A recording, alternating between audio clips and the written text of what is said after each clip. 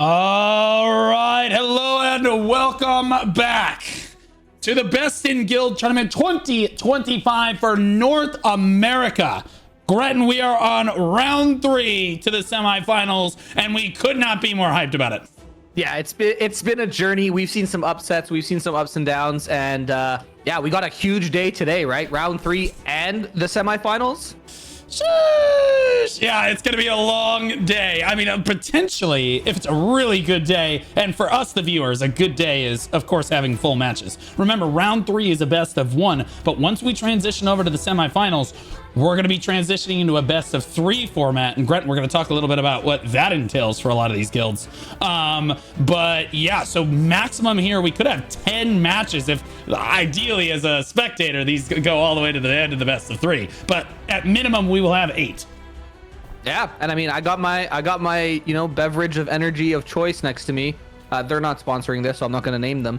But I'm ready to go. I can cast until 1 a.m. for all I care. Let's do it. Okay, right on. He is locked in and ready. The first lobby is getting ready to go. We're going to take a look at the first few matches for today. Our first match, and again, every single one of these is going to be an absolute banger because we're so far into this tournament so far. But the very first one is Supple versus Visa. And I'll be honest with you, Gretton, I'll let you introduce Supple. So I'll do the honors for Visa first.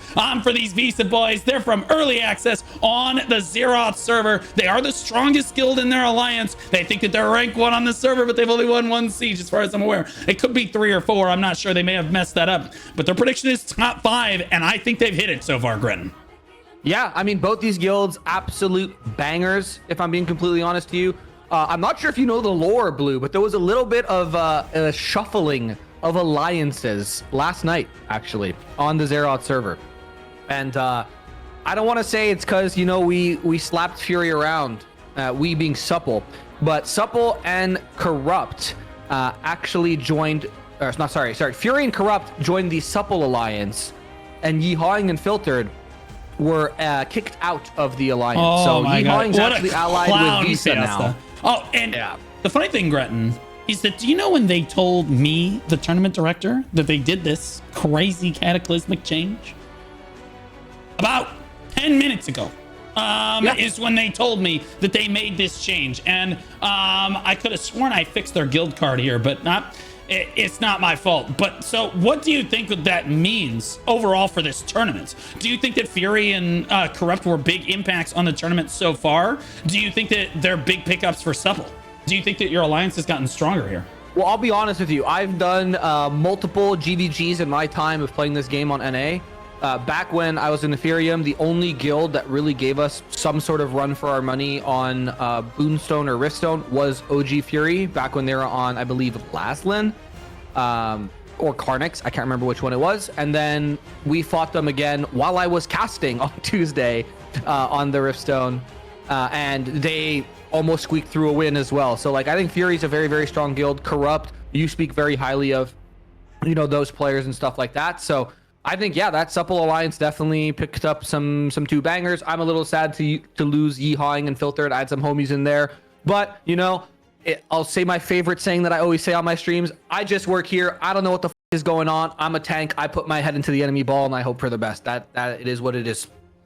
Yeah, I'm gonna be honest with you. I am all for the underdogs here. I do think that Visa has had amazing showings in this tournament so far, and so I'm all for them trying to win this round. They're my prediction for winning this round. I understand that Supple is probably the overwhelming favorite, but you know what? I have faith in these Visa boys. Do you have faith though, Gretton, as someone that plays in Supple?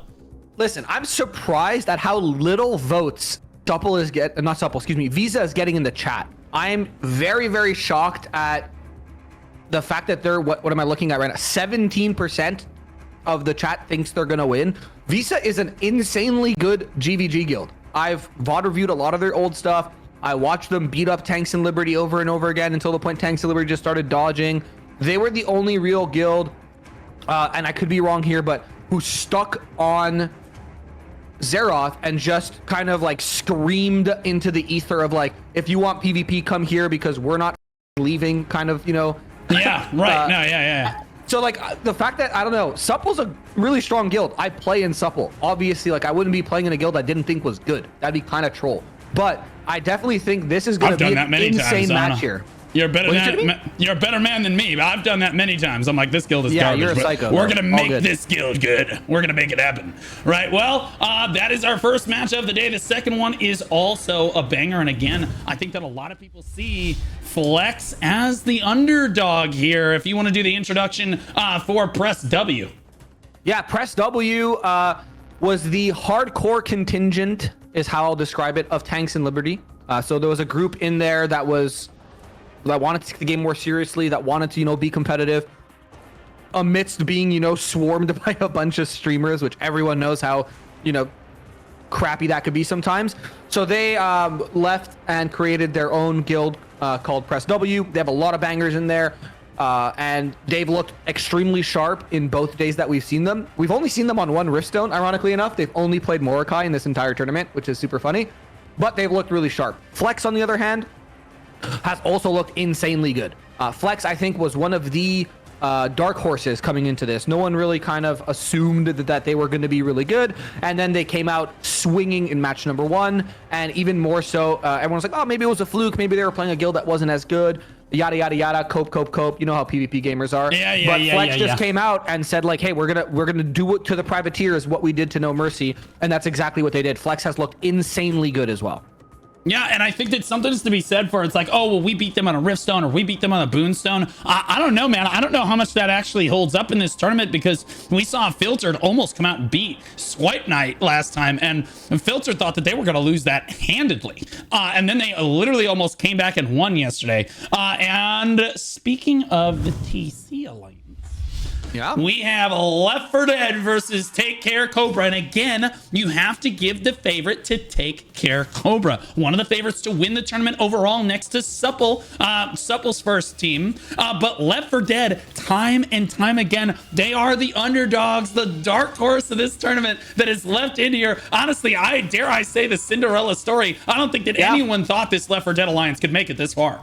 I'm going to be completely honest with you. I will root, unless they're playing Supple, because it's in my contract. I legally cannot root against Supple. But any other guild who is a free-to-play server guild who is still in this tournament, I instantly will root for. That's my new rule as of now. You've made it this far.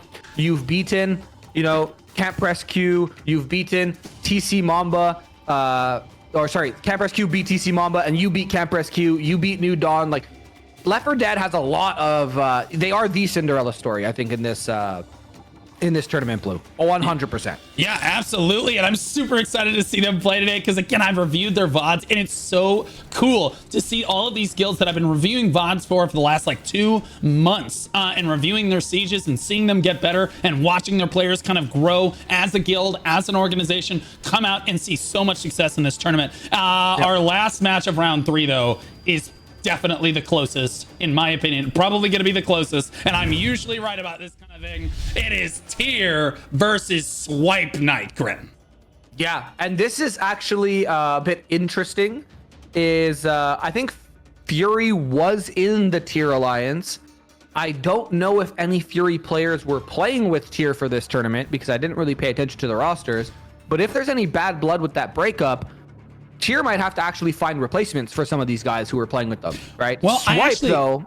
I think that Tier and Bricked were basically the only 2 guilds fielding people. I don't think I saw like almost any corrupt members. I almost didn't see almost any Fury members at all in the Tier lineup so far. And I think the same goes for this. I spoke with Prox before the match. They said that they're going to be fielding basically primarily Tier and Brick members once again. There it is. So like, and I'll be honest with you, they're definitely my favorites to win this one. I love my Swipe Night boys, but Tier represents the Black Desert community. Some of the better players for the Black Desert community, and I got to side with my homies on this. What about Swipe Night? For sure. Yeah, Swipe Night, I mean, what's there to say about Swipe Night? I think they're the Rocky Balboa of this tournament. They've taken beating after beating in terms of, you know, alliance relationships, servers that they've been on, getting the short end of the stick, and they're still just banging. It doesn't matter. They're just here. They're one of the, they think they're the second strongest guild in the Take Care Alliance, and the fact that, you know, Take Care Cobra and Swipe Night are the only 2 guilds that are still left in this tournament, I'm inclined to agree. I'm very curious to kind of see that if Take Care Cobra beats Left 4 Dead, and if Swipe Night beats Tier, it'll be the only, I believe, inter-alliance fight that we have seen in this tournament as well, if Swipe Night and TCC meet in the semifinals. Yeah, I completely agree. I think that match is going to be an absolute banger, and I cannot wait for it. And then the semifinals, potentially, it doesn't matter who makes it to the semis, those are going to be even better matches, and that's the best thing about a tournament format like this. One big thing I want to talk to you about, Grenton, is did the bubble changes come through last night? Oh boy, did they ever. There is no more on-scenes protection or whatever the f it's called. Once you take a portal, you are active and able to get hit. We tested it, we being me and like 6 people, and there is quite literally 0 iframes. I know when you take a summon gate, there is a 1-second iframe for your character to actually render in. There's none of that.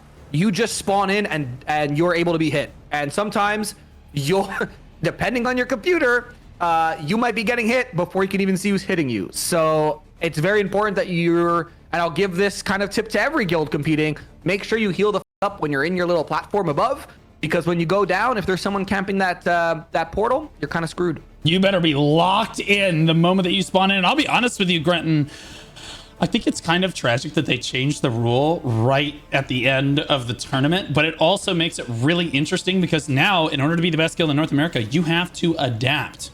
Right? Yep. It's what guild can adapt the fastest. And I think that is actually a big part of being the strongest guild in North America, is being able to adapt to something like this, a big change like this. I actually don't agree with no invulnerability. I'm not sure why they removed it altogether. I'd like a 3 to 5 second, I think. I mean, for war games, maybe 5 seconds, but for like Siege, I think 15 seconds is very reasonable on that one. And I think for a lot of the Rift Stones and Boon Stones, I thought that 10 or 15 seconds would have been fine as well. I think ripping the bubble away entirely means that we're going to see a shift in where these guilds actually choose the fight. Like, instead of fighting on the Riftstone itself, we might see them fight on the spawn points. And it's exactly what you said too. It's all about these top guilds being able to change the way they play and adapt. And you know what else is very important for, thinking on your feet and adapting? What? Today's sponsor. Oh my gosh, yes it is! Icon app, guys. We did pick up a sponsor for the Throne of Liberty community and this Throne of Liberty tournament. Icon app, or Icon Digital rather. The command is Icon app, as you can see in the chat right there. They optimize your computer PC for large-scale PvPers for any game that you want to play at all. They will give you 30 to 40% more FPS. Basically, you download their app. The app is actually completely free. And it's everything free with the app. It's all the diagnostic tools. It's really light. It doesn't take much computing power at all. It's really easy and intuitive to navigate. And then if you want to pay the subscription model, code Blue Squadron, again, that supports the tournament, that directly supports the Throne and Liberty community. You can optimize your PC. It's 30 or 40% FPS. And I'll be honest with you, in a tournament like this, Grenton, that could be the difference. Matter. Yeah, absolutely. And listen, I've been casting for the better part, actually over 10 years now. Ad reads is what I do best, and sponsor segues. So stay tuned for more of those. But especially when there's no font scene, being able to get more frames and potentially, load the game faster is kind of important in terms of, not dying if you have a SNS with Bellandir just sitting on the portal waiting for, his next victim to come through. Yeah, completely agree. As we get ready for Visa versus Supple here. And again, Grenton, of course you're choosing Supple, but I'll be honest with you, it's an underdog kind of day for me.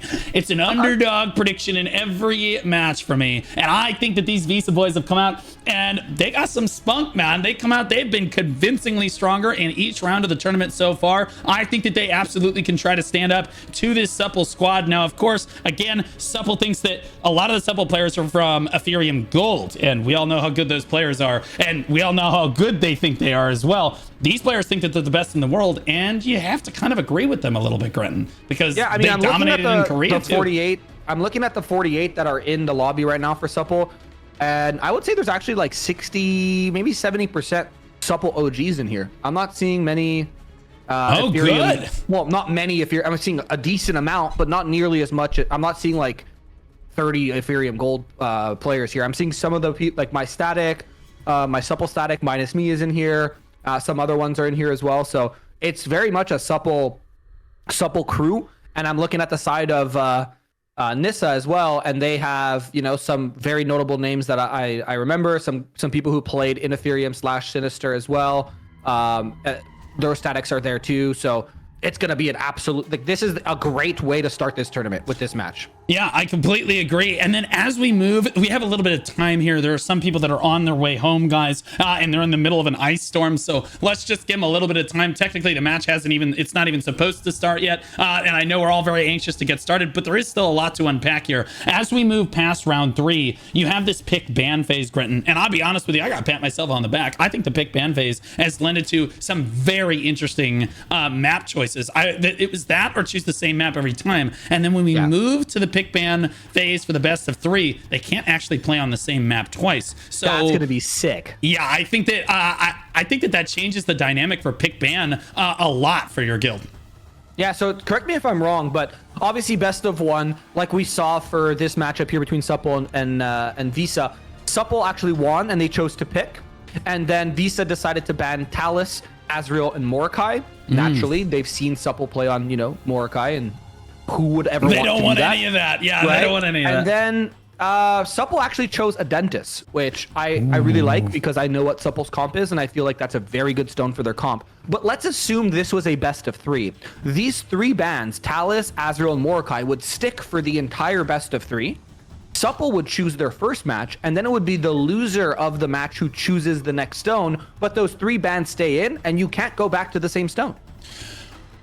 Well, the bans are lifted. The bans are lifted. So, but you can't go back to the same stone twice. So I think that if we kept the bans at each round, you'd end up in potentially, if you go to round 3, you've got 10 maps banned because you have excavators banned permanently from the tournament. You'd have 10 maps banned. You're limiting yourself to maybe like 3 or 4 maps, and you might end up playing on something like Malachar. So we're lifting the bans each round. They can choose to ban new things, but they cannot play like excavator. They basically, that map becomes exiled. The map they just played on becomes exiled, and then whichever guild lost gets to choose pick or ban, and then the other guild must choose. So like, let's say for example, Supple were to move on, they choose pick in the first round, they were to win, well, they're gonna have to probably ban in the second round. I see. Okay. So that's actually a lot better because it could get a little you know, stinky if the only map left in a best of 3 final is like, I don't know, Malachar, you know, like if that's the only thing that was left, if the bans didn't get lifted. So I'm happy that there is a little bit of counterplay and agency that both guilds have, whether you win or lose in that first best of 3. But that, we're getting way ahead of ourselves because we have some, what is it, 4 insane matches that are best of 1s. Guilds are still on the chopping blocks. They have 1 foot in the door, 1 foot out of the door. And yeah, it's going to be an absolute barn burner, as they say. Right on. Well, make sure you get your predictions in for Supple versus Visa. We'll put the guild cards on the screen one more time for you. And again, I am excited to see these Visa boys go toe-to-toe with Supple here. I think that they certainly have an uphill battle prepared for themselves, but most of the people in the lobby here are from Supple Oni, which I like because it makes it really easy for me to tell, hey, they're not cheating. Yeah, I mean, that I think even in round 1, Supple maybe had a handful of people, maybe less, from Supple Phoenix. Or I think that's what the other guild's called. Yep. So Supple, it definitely gets a little messy when you have, you know, an alliance that has 4 guilds who has like 5 from this guild, 12 from that guild, 20 from the other guild. It gets a little bit spicy, but obviously Visa pulling in just Visa members is what it looks like here on their team comp. And again, like I said, I think out of the 96 names in this lobby, I have either played with or played against 94 of them. From what I've seen. And I've played against a lot of these players as well, and with a lot of these players as well, because, you know, I was with Ethereum, and a lot of them basically came over to Cherno during that entire reshuffling. So I know a lot of these players as well here. As we are just about to get started, we're gonna hit go. It is a dentist for the first match of the day here as both guilds start to spawn in. Wait. Oh, they're spawning in right away. Blue. Oh my gosh. Holy mo, yeah, they're going for it. I'm just basically headed straight over to the blue dots over here. Supple spawning in right away and running straight at the Riftstone. It's going to be an all-out brawl because you know there's no more bubble to work with, Grenton. Yeah, exactly. There's 0 bubble, and I think the strat here, both guilds actually getting right into position early. Supple getting into what looks like their defaults, and Visa's actually all going to be kind of cramped up right now onto this bell tower, this ruined area. And just look at the difference in strat. Both these guilds exceptionally skilled in GVG conflicts.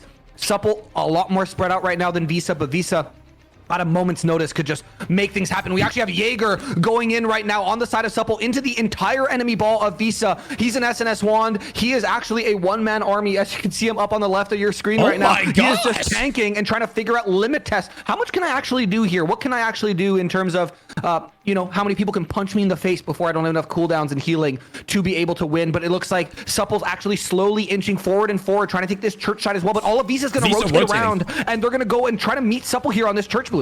Yeah, oh, but Supple trying to eat their tail here as they run up their backside. Visa scrambling to get up to the high ground, but Supple, half of Supple already meets them up there. The other half of Supple is climbing this cliff right here, and they are struggling like I am. No shot. I'm stuck in the rock of the... No. Oh my gosh. No way. Gretton, go ahead and call it. I will screen share on Discord, and I will figure out how to, you know... That's crazy. That is crazy, bro. All right, here we go. And now we have Gretton's POV because, yeah, the game is good. We're good. There we go. All right, good well, stuff. You get the kill feed at least because I'm in one of these guilds. Perfect. I don't have I just need to fix a keybind to hide my UI. Give me 1 second here because I don't actually have a keybind for that. Okay, but Supple and Visa honestly duking it out on this high ground right now. It is tough to see Escape Blue. Honestly, I can try Escape Ring real quick while you try this. Where is the escape? There we go. Alt-B. We're good. Teleport to a safe location. Oh, no, I don't think that is going to work, but we will see on this one. Either way, both guilds going at each other right now.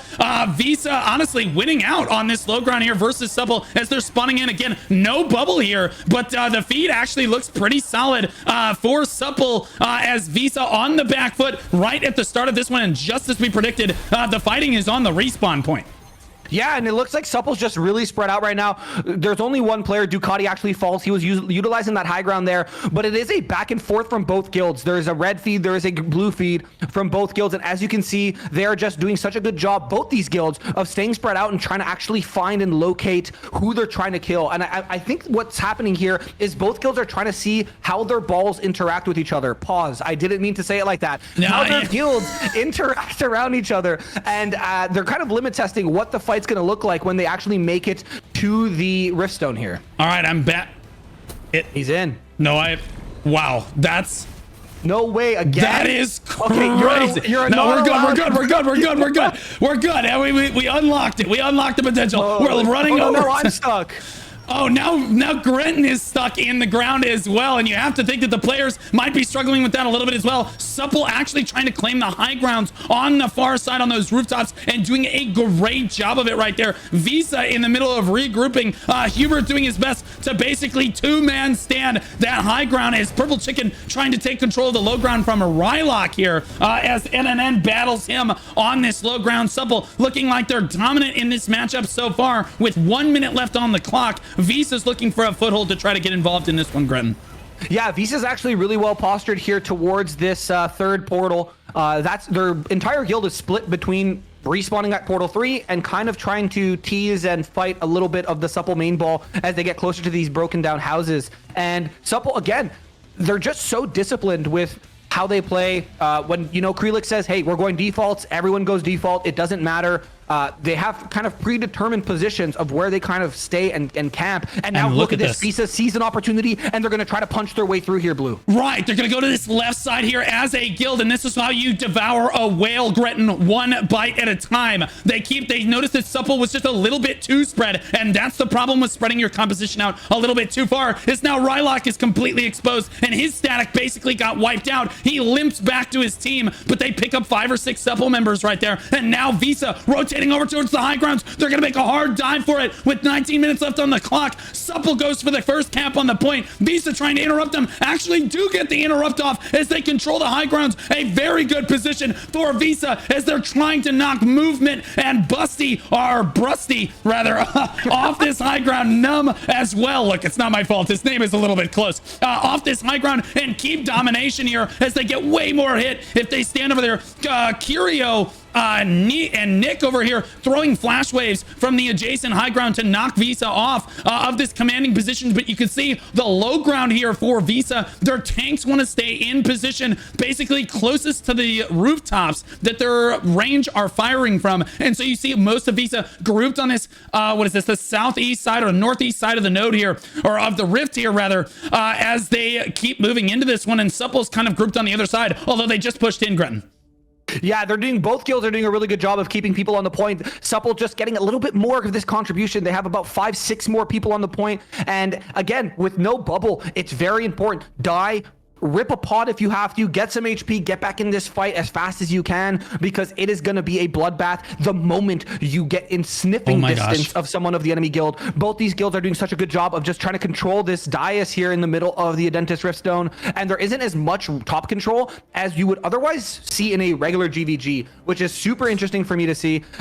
It looks like Supple is again just clearing out this Visa ball on the Riftstone, and I'm not sure if Visa's kind of calling for a, hey, like, just let them wipe you and we'll slowly regroup, or if they're actively trying to contest this cap here, Blue. I think that Visa made a huge misplay there. Supple definitely had the strategy. They only had one person on a high ground. Curio, from my understanding, was the only player from Supple that wasn't actually trying to actively dive onto the point regularly right there. And Visa they kept their entire range, like 10 or 15 people, or at least 6 to 15 people were firing from the high grounds. You could see Visa with a lot of people up on these high grounds. That means they're not contesting the point. And very critically here, that means that Supple is going to get this cap off early on. And I think that that's a huge misplay for Visa, is they were trying to play a little bit more conservatively. Yes, it gives your range a little bit more damage, but it means that you can't contest on the low ground as convincingly. And Visa just did not adapt quickly enough there, Gretton.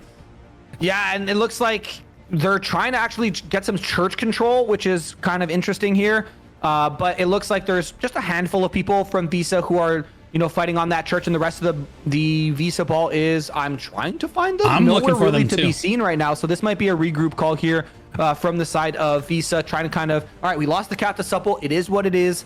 Let's try to retake this stone now. And now we're kind of going to a regular GVG situation, a regular Riftstone battle. This is no longer a war game. This is, I think Visa's treating it more like a GVG, like, hey, we got wiped, let's regroup, push with full strength. And I think today we're going to see a lot less of this, you know, trickling in sort of playstyle, because people can't use that Fonzie's bubble anymore. Yeah, and you're seeing one of the Visa statics is actually huddled behind the church over here on this left side. As I'm watching them, and you can see them working together to try to fight the Supple statics, but there's two Supple statics here. But no, it was a bait. They baited another Supple static in, and now they're all way too deep as all of Visa spawns in at the same time. They do get knocked up by Arrow right there, buying his boys just a little bit of time to get backed up right there. Maddie just tries to go for a full disengage.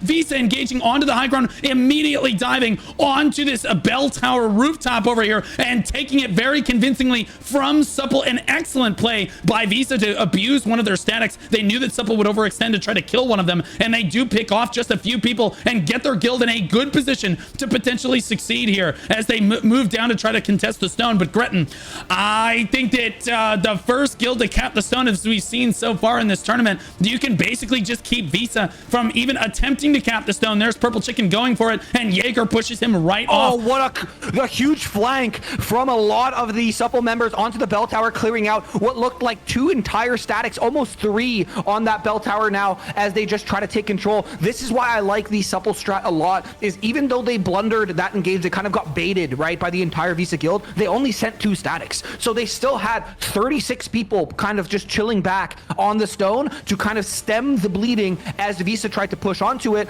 and then those respawns came in, and like we just saw, hit a sick flank against the side of Visa. Now we have Jeff trying to actually cap the stone, and they're looking to make a play for this Rift Stone here, Blue. Yeah, Purple Chicken going for it as well, but again, just interrupted over and over, just like we saw Pleb interrupt for Tier against Take Care Bears. And then again, in the other match that we saw on this as well, you struggle as the second guild to get the cap off. Oh my goodness, almost got it there for NNNN right there. Hubert in the middle as well. He looks like he's trying to cap as well. Visa actually doing a great job. They have a fair amount of people on the stone, but they're all clumped up, and the Supple ball collapses down from both sides. Look at the fire coming in from the Visa backline, desperately trying to give their front line any sort of space onto the stone right here, any sort of support. NNN needs to get screw it, just N needs to get a little bit of a heal here, but he just doesn't find it. He is going to go down on that one. And again, Visa with some great plays to try to push onto the stone. Supple not nearly as dominant in this match as they were in their previous matches of this tournament, Gren. Yeah, it seems like they're definitely fighting a guild now that is of their caliber, so to speak. A guild that, you know, prides itself on being an extremely strong PvP unit in the side of Visa, right? So it's definitely not going to be just either guild walking through the other one. It's going to be a lot of micro play, a lot of, you know, macro level strategy like we saw with that Visa push from Portal 1 just moments ago. But still, Visa has yet to even cap the stone, aside from that initial cap where both guilds got contribution, then Visa kind of pulled back off. But it looks like Visa's trying to funnel the Supple Alliance into this little choke between the church and this two-story house, where they have people kind of perched up on the top. But now here comes the kill squad from Supple onto the church side. Clearing that out easily right there, Gretton. And it's very interesting to see the dynamic. You know that these guilds are very strong and they know what they're doing on this Riftstone. When you see all of the front line basically perched there, you're always watching where the enemy ranged players are, and you're standing on the opposite side of the kind of the dais here in the middle from those ranged casters, so that you can't get hit by them. You see, as Visa takes that high ground there, you'll see the majority of Supple stand on the other side of the stone where I'm standing now, and that way they can't be in range of those people, and they still control the objective. And likewise, you see that for Visa going down as well. If Supple controls this rooftop as they do over here, you should see Visa mirror that and stand on the other side of the dais. You see Hubert diving down for Visa, a very tanky frontliner for Visa right there, just absorbing punch after punch. Supple now knows, okay, well, we're not going to kill him very easily. We need some staffs to start knocking him down, as one of the statics does bite here, throws some damage onto him, but he should be able to get a heal from the high ground. There it is, his healer just in range of him, keeping him healed up. And that's just how well the Visa statics are working together. There's the front line for Visa diving down right there, and you can see most of them staying on this left side of the Riftstone because they hold that high ground right there. And you see most of Supple grouped on the right side of the Riftstone, and you can see Jaeger and all of these players on the wrong side taking so much damage to the Visa backline like that. But movement, Gretton, that static with Ray up there just dove onto the Visa backline, not able to make anything happen though, and Visa will hold it. Yeah, and we see one of the players here saying that the point is bugged. There is an interact bug right now, it looks like, in the game. It could just be fixed by morphing into literally anything. Dash morph, orange, it doesn't matter. If you morph, you're then able to interact. It's something that I noticed was an issue on a Dominion event earlier today, so a lot of people, I mean, both guilds should be aware of it at this point, because I fought both guilds in a Dominion event earlier today. So it is, everyone's going to have this issue where interacting is not going to be as fluid as it was in the last couple days of this tournament. But again, this is something that is not exclusive to one guild. So now it looks like the side of Visa, excuse me, has figured out, you know, how to kind of actually properly interact with the stone. But they are kind of losing the top control of these roofs, and it makes it really, really hard to cap and even defend the cap on the side of Supple. Yes, they almost got a cap off, exactly, because now they're owning these roofs around. The only thing that I see blue on is the church side and the bell tower side. Other than that, it's a lot of red, but it looks like finally the reinforcements from Supple are coming in and clearing out the perched up pigeons and DPS players from the side of Visa. Yeah, and I think that honestly, again, it just shows how well these guilds have prepared for this Riftstone scenario here, and it's an all-out brawl. I don't think we've seen it this close, and I don't think anyone thought that Supple would be this challenged, as these players, again, have basically been unchallenged in their conquest of the North American server. They've gone server to server to server with Ethereum, and now Supple, and they've just been basically dominant, and now you're seeing they're in an all-out skirmish with Visa, and yes, they do have the upper hand, but Visa Visa is actually diving in. They do get a cap off on it, and they're winning some of these small skirmishes. They're winning some of these positional battles against this Supple clan. Yeah, and that was one person in a sea of blue who got the cap off on the side of Visa. Absolutely insane. But Visa just jumping down into a blender of flash waves from the side of Supple. I'm not sure I agree with that call, but I do like that they're trying to get onto this point aggressively on the side of Visa. The fact that they can just respawn and funnel back in from point one, which is exactly what they're doing, is very, very good on the side here. They need to start clearing out people. On my screen, I can see the kill feed. It's only blue right now. Blue Squadron. I needed to specify your name. Blue, yeah. That's why we call it a blue feed, baby. Yeah, it's a lot of blue right now. I haven't really seen red yet, but Visa looks like they're going to be posturing to do some sort of retake. They do lose the cap, so they do need to actually spin it one more time, and it looks like that's exactly what Purple Chicken and NNN are trying to do here. I think that they fumbled a little bit, Grant, and I think that they panicked because they said, oh my gosh, we got the cap off, and I think the call was drop what you're doing and dive the stone, and if you drop what you're doing, Supple is just going to kill you. You cannot stop fighting these players, or they will just solid blue feed you, as we're coining it. That's what, honestly, that's what we called it in BDO. That's what we're calling it here. Yeah, you can't have Blue Squadron without a blue feed here. But Supple, honestly, just basically, they don't have to play for the objective. They can just kill dots. Visa are the ones that have to play objectively. When they do get this cap off, they need to make sure that they don't play too objectively. The best players in the game, Gretton, and I say this time and time again, for large-scale PvP, the top fragger is not necessarily your best player. The highest DPS is not necessarily the best player. Your best player who is able to go, your best player is the one that's able to go top 5 in your guild while still listening to the shot call, while still playing the objective. They are still able to pick up those kills. They are still able to make plays happen while listening to the calls. Anyone can just run around and get their own kills, but it takes a truly exceptional player to be listening to the shot caller, listening to your static, and following up on big plays while not just playing for yourself. Yeah, and it is very, very difficult now for Visa to find a foothill here, excuse me. And NNN actually looks like he's going to get a cap off, and he does. He actually manages to solo cap in the face of Supple entirely, and they have 20 people on the point now. And this is exactly what Visa needs to get back into this game, Blue. Yeah, Visa. Oh, my boys from Visa on the point right now. 21 people on the point and flooding in. Supple getting full routed on that one, and it looks like they have a much better strategy coming in for this one. They didn't just dive onto the point. They actually took over it, wiped out enough Supple, and were able to cap the point and then have more people. But it looks like the respawns from Supple are coming in now, but they all get knocked up. Is that going to be enough for Visa to swing it back around? It's nail-bitingly close. It does look like it's starting to favor Supple just a little bit, but you can see on the right side of your screen, 18-16. It's super close, Gretton. Yeah, and it was looking so good for Visa, and their respawns are actually doing such a good job of keeping this slowly in their favor. I saw a ton of blue on my screen in terms of the kill feed for a moment there, and yeah, they're doing it again. Visa's just doing such a good job of getting points, getting feet back on the point, and no matter how many times they die, they're just respawning, getting back on the point, respawning, getting back on the point, incrementally. Blue, this is exactly what they need to cap the stone. Right, and you see this time and time again. Visa again upsetting their opponent here. Supple is just not prepared to be on the back foot of this fight, but the Visa boys clawing for life in this one. They are starting to get thinned out a little bit as Supple finally gets a little bit of traction under their belt. Supple coming in from the side there with a few of their statics, but Visa diving back onto the point. They still have more people onto the point. They got it up to over 31% there for a second, Gretton, and it's honestly, we're under 6.5 minutes now. I think Supple's starting to sweat a little bit.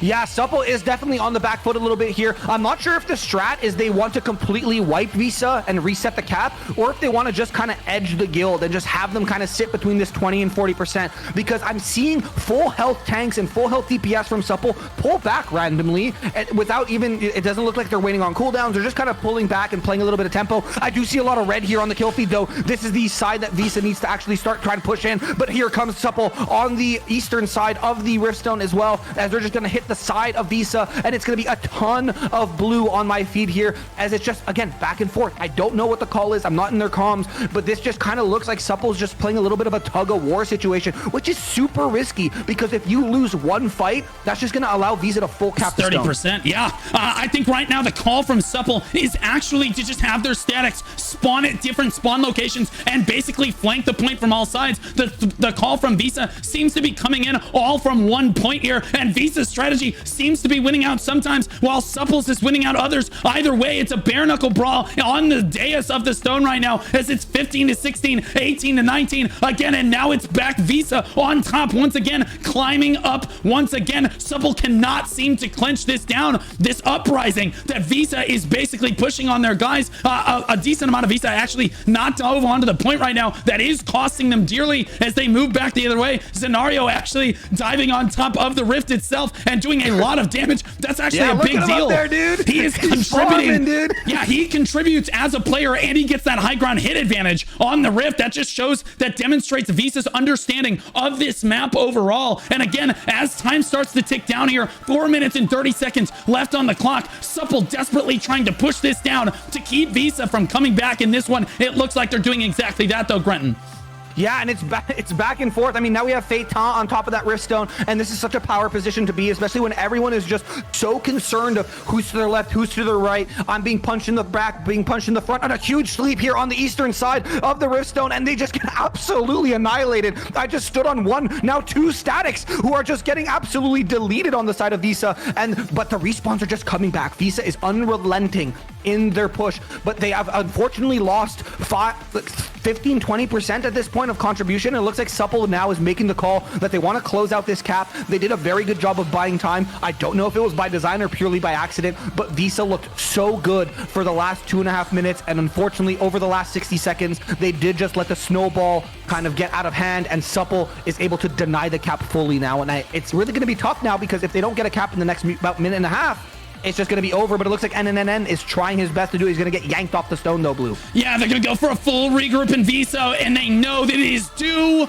or die for their alliance, for their guild in this tournament right now. As they back up, they need to get regrouped as quickly as possible. They're knocking that one Supple static off that high ground as they retreat down to the low ground. Some of Visa actually dives down. It looks really cluttered like this. This is not what you want to see. Supple should mop this up, no problem, as the statics from Supple actually just winning out in a relentless match against Visa here. But the team coordination between their individual parties ultimately winning out, because I'll be honest with you, the shot calls have very little to do with this. You need to be able to play together with your team effectively if you're gonna win a match like this, where you're basically just skirmishing on repeat. Visa with not a very good regroup right there, and they have just about one more chance, Grenton, to make anything happen here.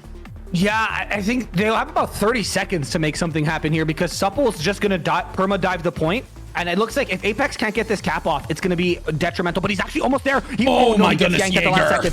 He has maybe one or two other opportunities to get this cap off. If not, it's just over. They're going to throw him up in the air. I don't know if they have enough time with 2 minutes left, with the fact that the portals are this close and that people can just kind of turbo dive the point. So I'm very curious to see what's going to happen here, if Apex can even get it off. He has to be so close to CC immunity at this point, because he has not only been thrown up, knocked down, but he has been getting permanently slapped in the face by a Nirma SNS in the hands of Jaeger. So Purple Chicken's actually going to throw his hand in the ring now, but you have to be very careful of this. You don't want to have different people alternate caps, especially if one is close to getting CC immunity, because only one person can cap at a time. Now Purple Chicken's going to get interrupted. He's going to try again. Boom, getting interrupted again. And now they're just trying to just get something going. But Supple, look how spread they are. Even if you cap the stone, Blue, how do you clear out all of these players? And they are all on the low ground right now. I just checked the high grounds. There's very few people standing on the high ground. It just becomes an all-out brawl for the dais. Visa knows that their time is running out on this one. Supple knows that they just basically can't make it happen here. Jaeger keeps getting healthy. I keep thinking this is where Jaeger Jaeger dies and they're able to get a cap off, and then he catches yet another heal. Jaeger just will not go down, standing tall on the point for Supple right there, keeping Visa from getting cap off after cap off like that. Too many Visas standing on the high ground firing now, and their health bars on the low ground are suffering for it. But look at the low ground health bars for Supple. They're trying to heal each other back up. Tweaks is really low. Untitled is really low. Cythria is really low. Visa diving in to try to clean it up, and they absolutely will. The healers from Supple seem to not be here or clocked in right now, but it doesn't matter as there's only 50 seconds left on the clock. And this one, Gretton, I think they're just gonna run out of time. Yeah, Apex, it looks like they're just gonna even maybe let Apex get the cap off. No, Loki says, sorry, bro, we're not gonna give you even a shred of hope in this last 30 seconds of the match. And now I think it's just the call's gonna be made. Hey, don't let them cap and just have fun, boys. Go punch someone in the face, do what you gotta do. GG's to everyone. It was actually an insane Riftstone from both guilds. And I mean, like, Supple and Visa both look insanely good. I wish this was a best of 3. I do too, honestly, because I think that this could have gone either way depending on the map. Supple definitely looked a little bit more dominant, no question. Their statics working a little bit better with each other than Visa, but you can see the edge is just there. When Visa are clicking on all cylinders, you saw them battle back the other way, but it's Supple Oni. The leaderboard's coming up Supple Oni as well. Supple will move on to the semifinals. Visa will be eliminated. 3 million damage for Radiant on the clock there. Before you jump into to all of this, I just want to highlight one thing for the perma copers in the chat. In the top 10, there is 3 people who played with me in Ethereum, and it's position 7, 8, and 9. Sorry, 4 people in the top 10, and it's 7, 8, 9, and 10. So what you're saying is the top 6 are all Supple. So what you're saying is the players from Supple are actually better than the players from Ethereum. Yeah. There it is. Okay. The DPS, not the tanks, though. I'm the best tank to ever play this game. I'm just fomenting insurrection, if you will. 3 million damage from Radiant right there. 2 million heal from Dawn. That can't be the highest. There's no way. As we scroll down, look for the best healer in the lobby. 6.7 million from Supple Oni's Eli. Looks like he will be the strongest in the lobby, but certainly a lot of good healers that I'm seeing in here. 1.6k damage tanked from Hubert on the side of Visa. Let's see if anyone can beat 1.6k, and that's a pretty high number for what we've seen in this tournament. I'm not gonna lie, dude. Hubert Cumberdale is probably the biggest damage spun I've ever seen in my entire life. That guy, I've seen so many VODs. He's in my tank Discord, and he just posts clip of him like absolutely disgustingly tanking a ton of people. That guy is just unrelenting. So yeah, he is a big damage spawn. You were mentioning Jaeger a bit earlier about the fact that, you know, he was just unkillable. Jaeger's job usually is to heal the shot caller and or me. So the fact that I don't think he had to do much of that in this war game just allowed him to focus on himself and just spin that point perfectly. So W Jaeger, I guess. Right. Huge first match right there. And I think that Supple might be a little shaken up. I'll be honest with you, even taking that win, I think that the confidence that you see out of Supple may have been a little bit shaken there, because I think that they think that it should have been a little bit more one-sided. I mean, I think both guilds had some very good engages. Supple just looked in control the whole time. Like, even when they did, absolutely.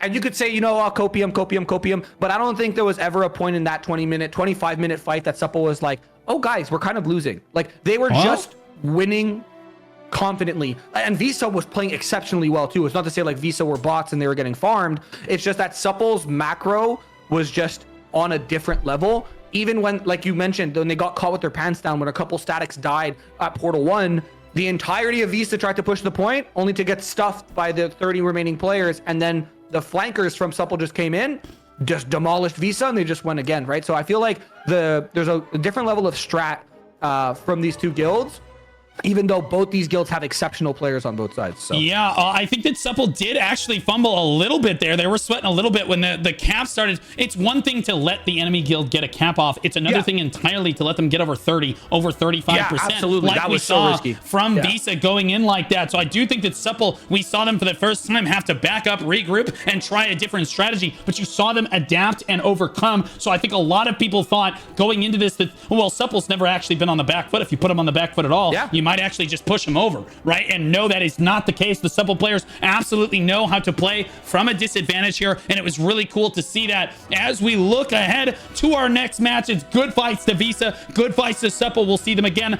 tonight in the semifinals.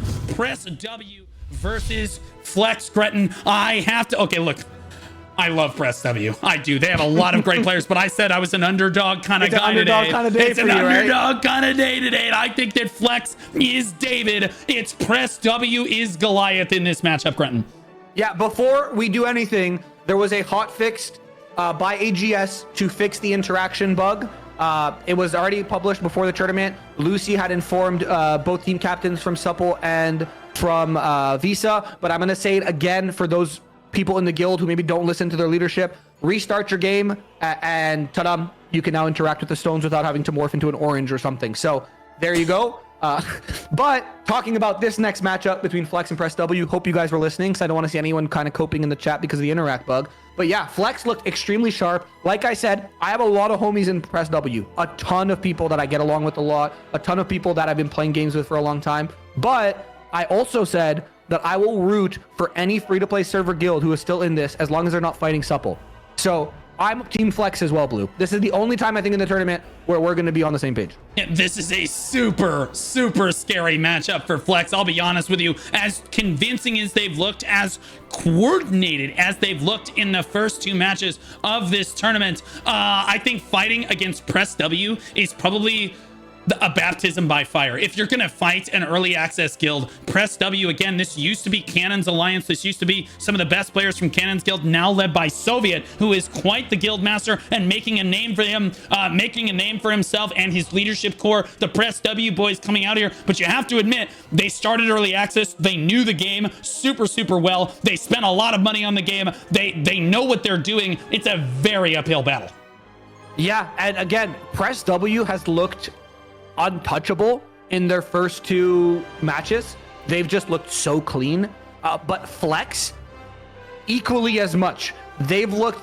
So Press W just kind of, as the name suggests, pressed W into their enemy and won. And Flex, even when they got caught off guard, even when they got caught on the back foot, they still won the engage. It was absolutely insane.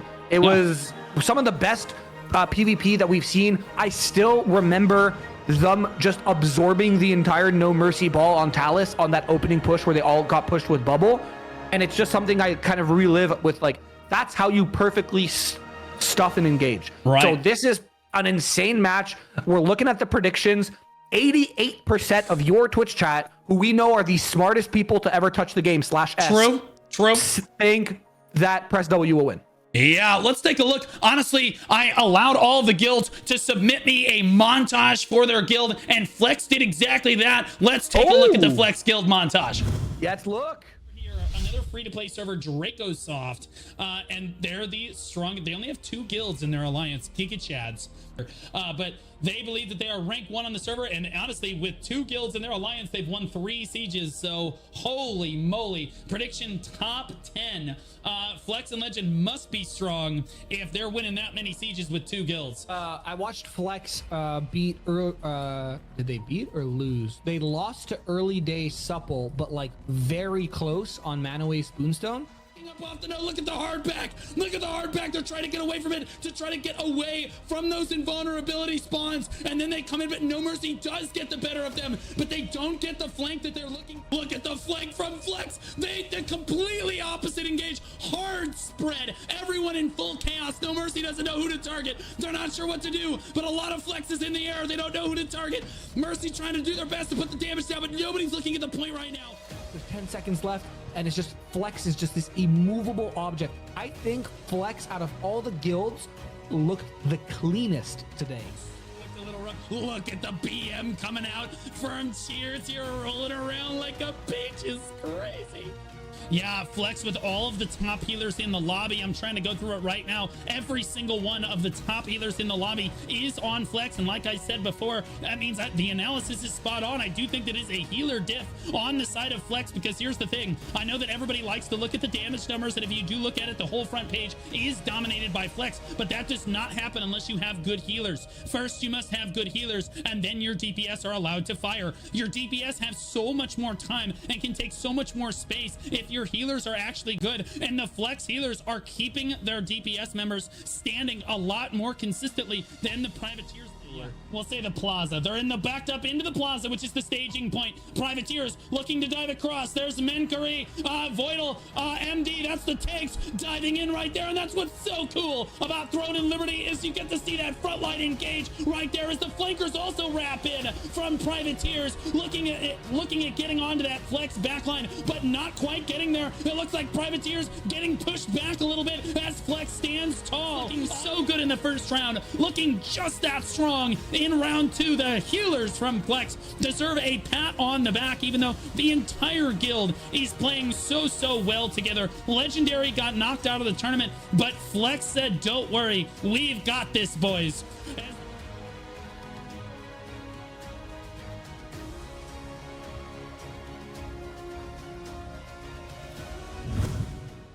Right, and Gretton, pretty hype montage right there, hyping up those Flex boys before they get into this one. It does look like the lobby is ready to go. Let's talk about pick ban real quick. Ban, let's see who.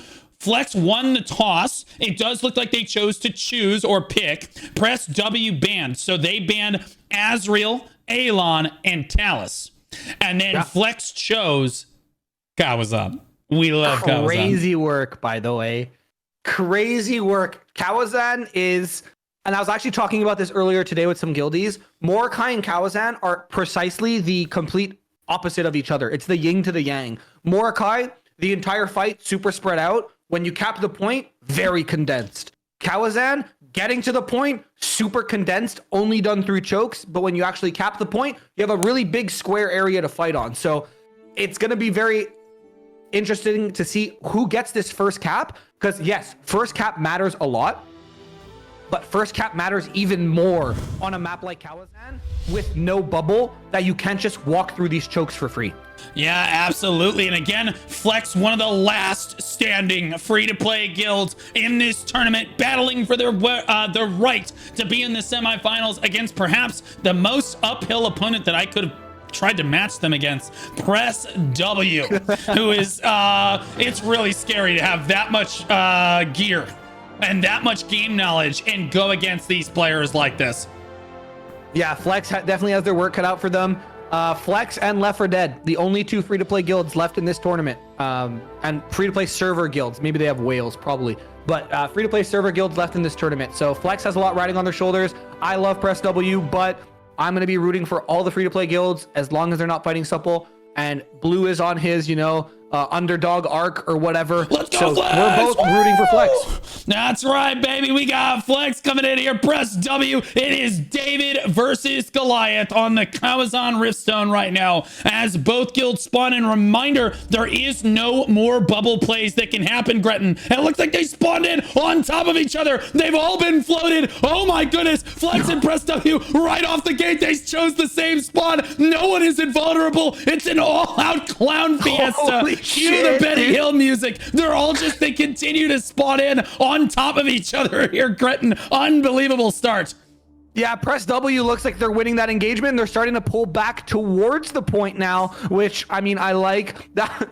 This is the craziness. You have a 33% chance to just land on your enemy if you all both just try to take the portal instantly. And it looks like Press W is just slowly but surely inching their way into the Riftstone area as they just try to continue to just stuff this engage from the side of Flex. I wouldn't hate seeing Flex, take a different portal, try to wrap, or try to, just hit it from a different side, because all of Press W is still just hanging out in this choke. Yeah, Flex is actually pushing through this. They're actually eating. This is a terrible strategy for Press W. Their entire tail is getting eaten alive as Flex pushes through as a complete unit here. Actually taking a lot of damage now too, but you can also see there are a few members of Press W that do not take damage. It's like finding someone in an open world dungeon and you're like, oh, I'm gonna beat PvP this guy, and you hit him with everything you got, your biggest focus fireball, your biggest nuke. He takes no damage, and you say, oh, I'm so sorry, sir. And then you run away as quickly as you can. That's the situation that Flex might be in here, as they're fighting an uphill gear battle. No question, Grenton.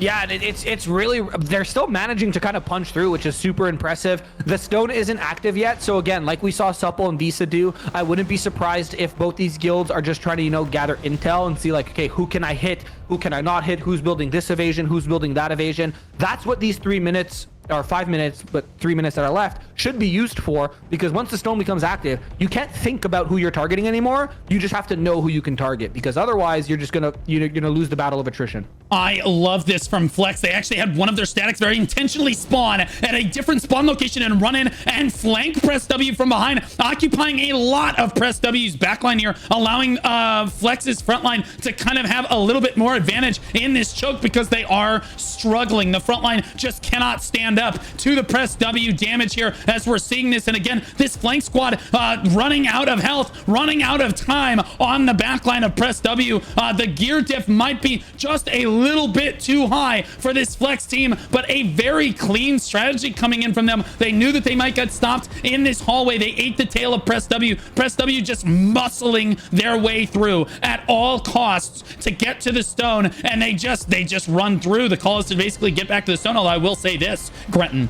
if Press W loses enough members, enough ones and twos, and Flex controls both hallways in, they can't just run back with with Bubble, Grenton. Flex can basically just keep picking them back off and not allow a regroup from Press W, and that's exactly what has happened, as Flex crushes through one of the sides of the choke and crashes onto the point from both sides. Press W is starting to lose control, despite actually having a almost insurmountable gear advantage. They're somehow trying to fumble this.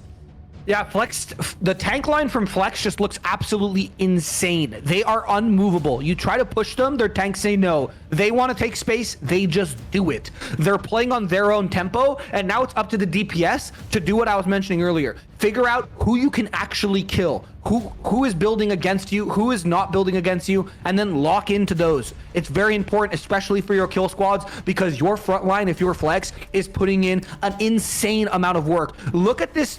Look, there's so many Flex right members side of here, the stone, Grenton. this like eastern side of the stone. Yeah. This tank wall from Flex is just not moving. They're not dying. They are just holding the space and able to allow their backline to free cast. It's now up to that backline to choose proper targets. Yeah, and the Flex, it looks like they have a much stronger regroup here. Flex looks like they actually might have more people on the stone, which is a very important thing, as we tick down 35 seconds on the clock before the stone actually becomes active here. And I think that Press W is starting to thin out a little bit. I don't think that their strategy of basically just muscling through and just winning is necessarily going to be as effective against the guild like Flex. And you have to say, starting as a free-to-play server against some of the players that have played in Korea, the players that played on the open beta, Flex coming in and saying, we can master the game in a lot less time, and gear or not, we have better strategy than you. Look how many red health bars are actually on the point right now. 5 seconds left on the clock. We'll see who will get the first cap off, Grenton.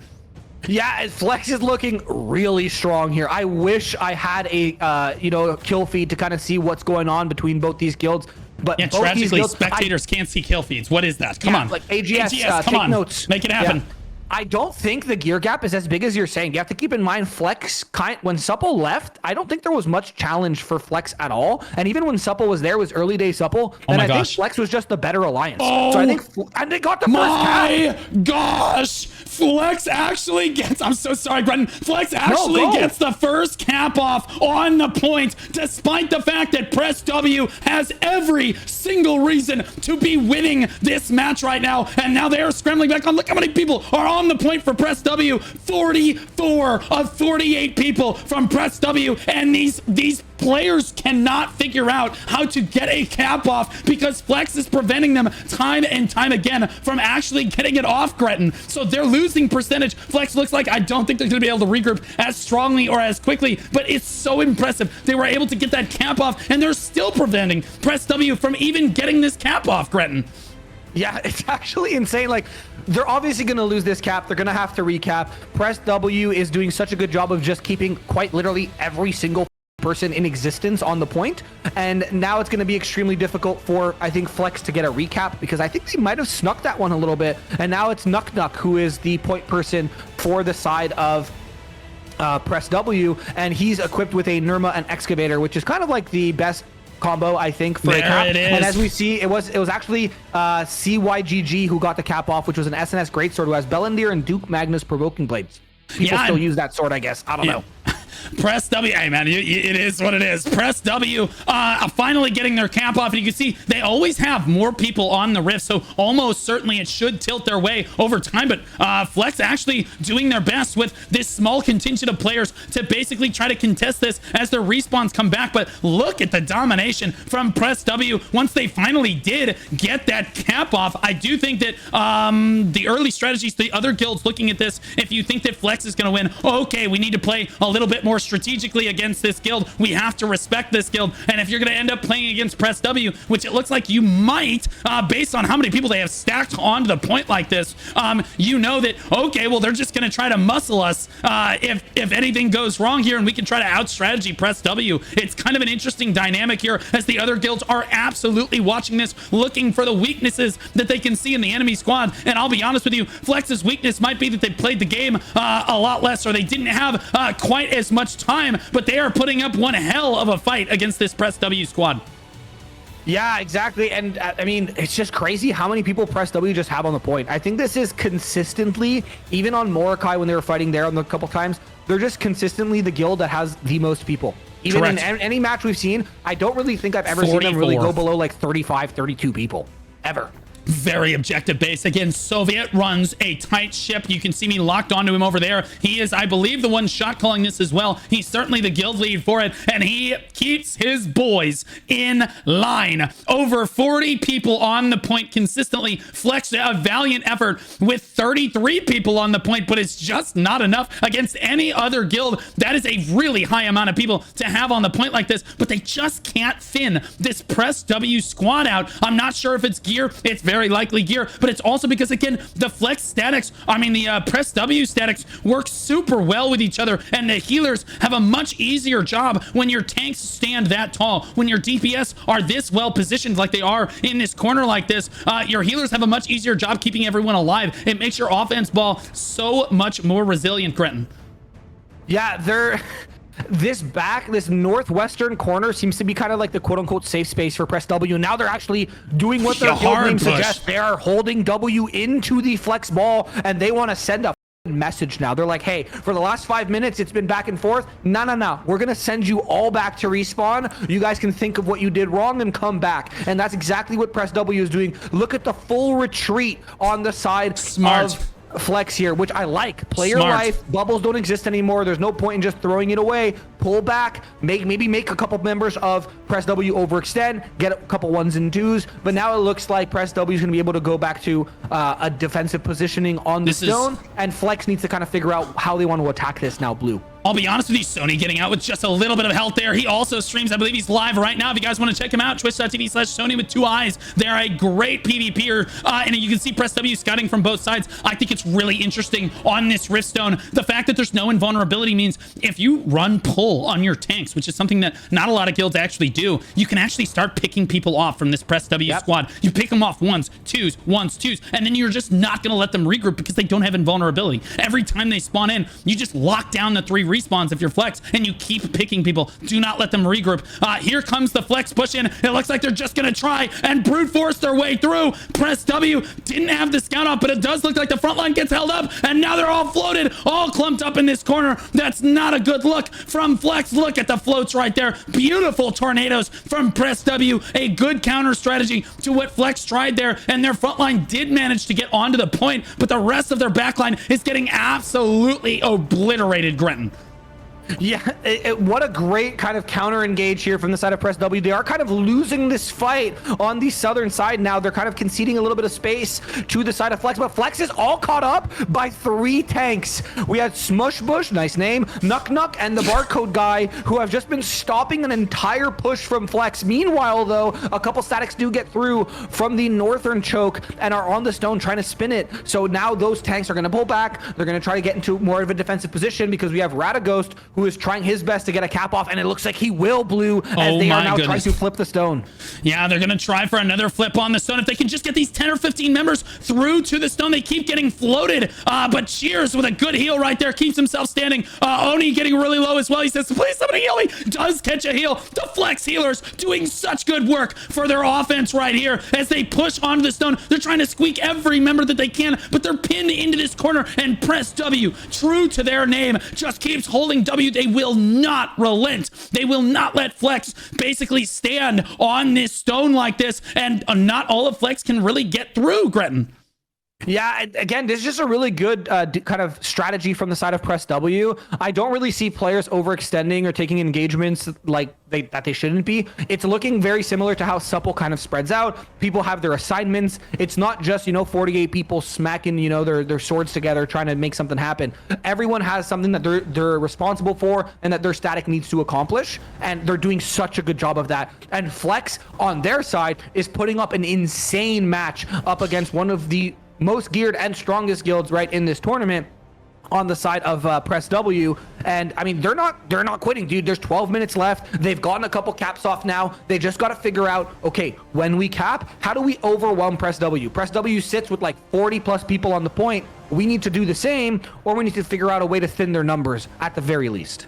Yeah, I think, oh my goodness, they're going to go for yet another cap down like this. Flex keeps getting the door shut on them because Press W just cannot be wiped off the point. And I'm not sure how you deal with this. You have to just take every one of your statics, basically has to be communicating perfectly for Flex to basically be all targeting the exact same person and just run down one player at a time as you work through your cooldowns like this. Flex basically scrambling onto the node. It just doesn't look like they can get this cap off as this barcode name standing here doing his best to try to keep people from Flex from getting this right here. Ozzy also doing the same thing. Cazador trying to get the cap off but keeps getting interrupted for Flex here as Flex is honestly able to stream pretty freely from Resurrection Point 1 onto the Rift itself.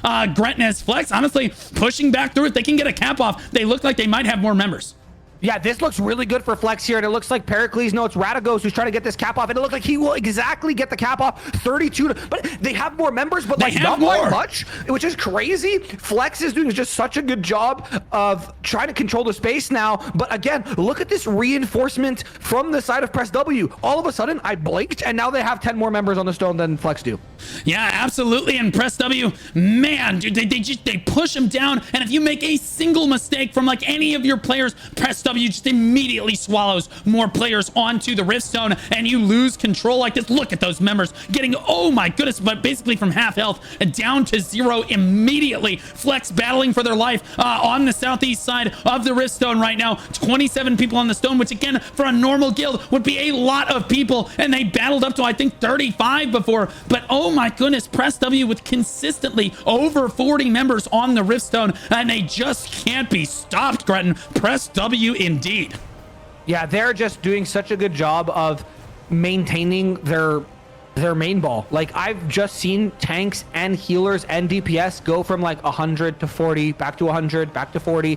I think, honestly, I'm very curious after we could take a look. I think this is a healer dip. I don't think Flex tanks are playing bad. I don't think Flex's DPSs are playing bad. I just think the healers from Press W are the unsung heroes of this entire comp because they are just doing an insane job of keeping their main ball alive. Yeah, I'm looking through the healers right now, and most of them, yeah, are from Press W and their alliance here. Pretty much every one of the top healers is from the Press W guild right now. Yeah, Velocity as well. So yeah, it actually is a big healer diff, but you have to say, you can't just say, oh, well, they're just better in this case. I think that the Flex healers have their work cut out for them, certainly, as they have a lot more healing to get done, and they have a lot less protection overall since they can get focused down a lot more easily since Press W isn't under as much pressure. They get another cap off here. 33, 36 people on the stone for Flex. What an impressive feat. Even Press W struggling to get kills onto the Flex members. How do you get 36 people onto the point like this with such a gear discrepancy like this is absolutely impressive. Press W not able to find and lock down the targets well enough here, but Flex constantly just filtering out. Again, it's just so hard for them to keep people on the Riftstone with the oppressive Press W statics working really well together. The Press W healers not under almost any duress. They can get all of their heals off basically all the time. Sony just never drops below 10% life whatsoever, and he's just allowed to free fire on this Flex ball, and they just work through them slowly but surely, Gretton. Yeah, and again, they get their cap kind of snuffed out a little bit. It is what it is, but instantly right after, Cena's now trying to get the cap off on his squad as well. But again, we saw the kind of heal gap from the Press W side, but like you saw, Flex is doing a really good job of just trying to live. It's just a battle of people are just getting bloodied and punched over and over and over again. And it's really just up to kind of whoever throws at this point. These two guilds are, I would say, Press W definitely looked a lot cleaner so far on this Riftstone, but I wouldn't say these two guilds aren't equally matched, and I don't think Flex is out of it even with 7 minutes left in this contest. I definitely think Flex can come back, can try to maybe get a sneaky cap off, and then they gotta just try to play tempo. You can use guild skills in this. You can use range, you can use mana regen. Obviously on a stone that is this tight, range means a little bit less, but it could be a kind of differential between winning and losing if you can coordinate some, pretty solid pushes because of the additional range that you're giving your guild. Yeah, you're looking at spear, greatsword, spear, dagger, and finally number 4 here, it's a bow staff, which you would expect here, and then another spear, dagger, some bow staffs, and more spear daggers on the damage leaderboards here. It looks like Flex did get another cap off Press W, allowing that. Some people in chat saying that some of Flex is absolutely geared, and I absolutely think that they are. Maybe Flex's flank squad is geared, maybe their front line is super geared, and we saw that their tanks are really geared, but it's not about the strongest link in the chain, Gretton. In a tournament like this, it's about your weakest. Yeah, you're absolutely right.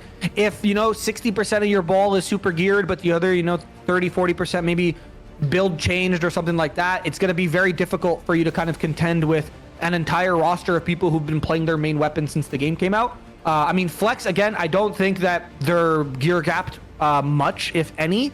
If anything, it's maybe a bit of runes, but I think that they're just getting outplayed right now by Press W. I think they have their the opportunity statics are to win. certainly playing super well together. Really yeah, Press W's statics are certainly playing super well with each other here. Cars standing and doing what he can. The healer's just not able to keep him as healthy as he wants to be. Flex actually taking position on the opposite side of the rift here as they basically stare down at the Riftstone. I'd love to see them basically try to regroup and push in from two sides here. Maybe catch Press W. This skirmish strategy you've been doing for the last 20 minutes, it's not working, Gretton. You've got to back up and try something different. Press W is winning the small scale skirmishes like this, whether it's gear or whether their statics are just stronger than yours. You need to admit that, frankly, and try something different. Flex just pouring onto the point right now has to be a big misplay for their guild. They have got to back up and try something a little bit different. Maybe it's because they don't want to get caught in the choke again, but even still, you could say, okay, all respawners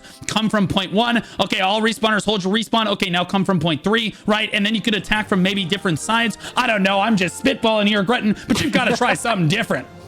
Yeah, you have to. You're exactly right. For the last 15 minutes, they've been trying the same strat over and over and over again with like a little change here and there. Okay, we're going to flank from the north. Oh, or we're going to, flank from the south, etc., etc., etc. But you do need to kind of just, I think, full reset. There is no reason you should just continue to try to brawl on the point when there's this little time left in the fight. Full reset, push on, win decisively if you can, and then cap the stone. And if you can't, it is what it is. GG, go next. You have a really good VOD to review, and you can kind of, come back stronger for the next tourney. But I do think just wasting time here and fighting and just trickling in 1 and 2s is doing your entire guild a disservice if you're trying to win this tournament. If you're just trying to get, static and micro PvP practice, you, Grenton, by all means, just brawl for the last 4 minutes. Right, I just don't see the Press W health bars declining at all right now, and it's because Flex, and this is just a misplay. This isn't a gear diff right here. This is Flex just trickling in 1 at a time with their guild members and just dying 1 at a time, and that just allows Press W to basically steamroll you 1 player at a time. Now they finally do back up down the hallway. They are going to try something different with 4 minutes left on the clock. Could it be too little too late? They're going to have to make a big flip right here. Flex postured on one hallway over there. You can see them in the hallway. We'll see if they're going to come through the other hallway as well. There is. Oh, there's the other Flex members coming from the other way. Press W is actually not looking at him, though. It doesn't look like there's Sony. He tries to get the scout off right there on it as they come around the corner. The first Flex engage comes through. They're trapped in the hallway. The other players are coming in as well. Press W with their work cut out for them, basically trying to hold off a push from two sides. Look at the floats on either side, Gretton. It looks really good for Press W, controlling both chokes at the same time. Flex does get through. They might get the cap off. They're not quite going to get that cap off right there, but Flex with an excellent attempted engage, but Press W holding both chokes, Gretton, so well. You see what I mean? If they just did more of this throughout the match, I feel like this been might have way been a better. different outcome. They do get a cap off, but they're still down like 9-10 people. But Wait, they're able are to, they actually, though? no, it's dead even now. It's dead pen Are even. they They're though? actually, wait, hold on. Did I speak Wait too a soon minute. again? 40 members for Flex on the point right now. Finally more than Press W and doing exactly what I said. I'm taking full credit for this as a shot That's caller. all you if they win. That's I all literally you. was like, they do exactly what I tell them and they start winning. Look at that. That is crazy how that works. Absolutely insane. Flex finally pulling enough members onto the rift. But the problem is, I think that Press W is just going to overwhelm them over time, Grutton. Yeah, they got a really good punch back in terms of, okay, we cap the stone, we can fight them. Now they have to control the tempo. Look, every quadrant is a little skirmish in itself. And this is where you have to win your individual fights as a Correct. static, because right now you're losing. There's only 2.5 minutes. If you lose the cap now, it's over. You need to punch back. You need to throw everything you have here if you want to win. But it looks like Press W is just overwhelming the stone. It is now 25-40 in terms of people for Flex versus Press W on the Right stone. on, and the Press W fans are very happy with this outcome in the chat as we get down under 2 minutes. Flex's hopes are running out for this one, but valiant efforts, though. I think it showed right there that if they had just been playing it correctly from the start, this actually may have gone a little bit in the other direction. Certainly, they were still fighting an uphill battle because their individual static members are just not as resilient as the Press W lineup. Maybe it is a healer diff. Maybe there's a little bit of a gear diff. Either way, it's a Press W diff on this one. Press W, it looks like, is going to dominate. 1 minute and 35 seconds left on the point. Flex's hopes have basically run down. It will be Press W versus Supple in the semifinals, Gretton. Yeah, that's going to be a barn burner. I'm going to say that like What at is least a 3 barn times today, I burner, think. Gretton, for us casuals? What's a barn burner? Yeah. It's going to be one of two things. Press W. I mean, listen, we don't want to count It's out going to be Flex lit. yet, but That's how the kids say it nowadays. They say it's yeah, going to it's be gonna be litty. lit. It's either going to Yeah. be the most one-sided stomp you've ever seen or the closest game you've ever seen. Oh, man, it's I'm not so going to be excited. anything in between. Right on. Well, Flex honestly getting another cap off on this point once again, but gonna get snuffed out with 50 seconds left on the clock. They're probably just calling for people to go have fun, get as many kills, get as much damage as you can. Press W looking dominant in every round of this tournament. They played in all 3. They didn't get any buy rounds. Say what you will about this guild. Soviet is leading a bunch of super gamers in this one, and he will lead them on to the semifinals of this tournament. 30 seconds left on the clock. It does look like Flex again finally starting to get more people onto the rift, but it is too little, too late at the end of the day. Finally, with 43 members, where was this before? Probably because Press W is just having fun with it now because they know that they cannot lose this at this point. But Flex with a valiant effort, one of our last free-to-play guilds to go down in this tournament, making it all the way to round 3 like this, fighting valiantly the whole time. A big shout out to the Flex members. Yeah, huge W for Flex. 07's in the chat, GG's in the chat for them. Flex were insanely strong in this tournament. They just met their match. There was no... I mean, what the hell is this? Spear Greatsword, 4 million damage. Spear Greatsword? Maybe he swapped weapons at the last second. No, he's a Spear Greatsword.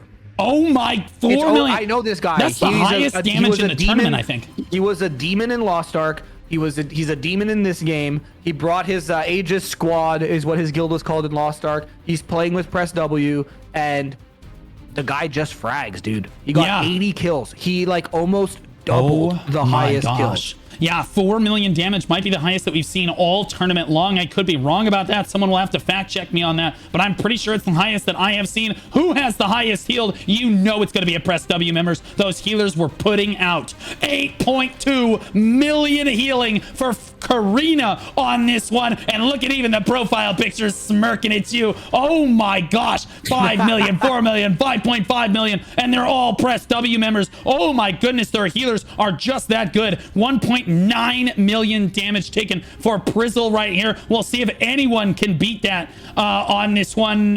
2 million from Saltiest from Flex right there. And that's what people were saying in the chat, is that Flex actually's frontline is the tankiest that we've seen maybe in this tournament. Their frontline is really strong. Yeah, I think when you VOD review this, if you're Flex, little word of advice is get your DPS and your healers to look at the VOD at what your tanks are doing. Because there was a lot of time where those tanks were making giga space and there was just no capitalization. But again, it is what it is. It happens. Flex, you guys performed amazing in the 3 rounds of this tournament. GG's. Unfortunately, your tournament run ends here. And it's going to be a Supple versus Press W semifinals in the upper bracket, which means, Blue, we're going down to the lower bracket. That's right, and we are ready to go. It is Take Care Cobra, one of the favorites to win this tournament, versus Left 4 Dead, who again is the dark horse. I think of the tournament, I think if you asked if one guild was not going to make it through, it wouldn't be Flex, it would have been Left 4 Dead, because honestly, people, myself included, have clowned on them a little bit for being a little bit disorganized, but they've come in every round. They look so prepared, and they've taken Talus, Riftstone every time. And look at the pick ban, Gretton. Oh yeah, let's talk about the pick ban, shall we? That's crazy. So, TC won, and they chose to pick. Left 4 Dead instantly banned Azriel, then banned Malakar, and then banned GA. So TC said, okay, well, we can't have our open field of Azriel. How about we take the open field of Talus instead? So that's where we're going to fight. Yeah, and so we're going back to Talus, Left 4 Dead's home turf here. They are the underdog, and so I am rooting for them in this one. Left 4 Dead with rank 1 on their server, 3 sieges won. Their prediction was top 5 to 10. They have already made that prediction happen. But how much further can they get against Take Care Cobras? This is Take Care, and a lot of people think Take Care. This team, this roster of Take Care Cobra has done more war games and more scrimming against every guild on the server than any other lineup. And so you have to be at least a little bit scared of them, Gretton. Yeah, I think if you ask me, even being in Supple, if you asked me at the beginning of the tournament, who do I think is going to win this? I would, put my money on the safe bet, which would have been TC, purely because they've done the most war games. You have to keep in mind, though, now that Bubble's gone, a lot of TC, when they were doing war games, they had really good regroups because of the fact that they could just waterfall in with statics.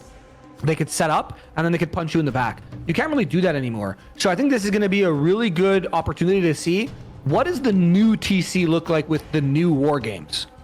Right. And honestly, again, the respawn, that's the thing, is why I think this match actually might be like super close. Again, I think this is technically the last free-to-play guild standing.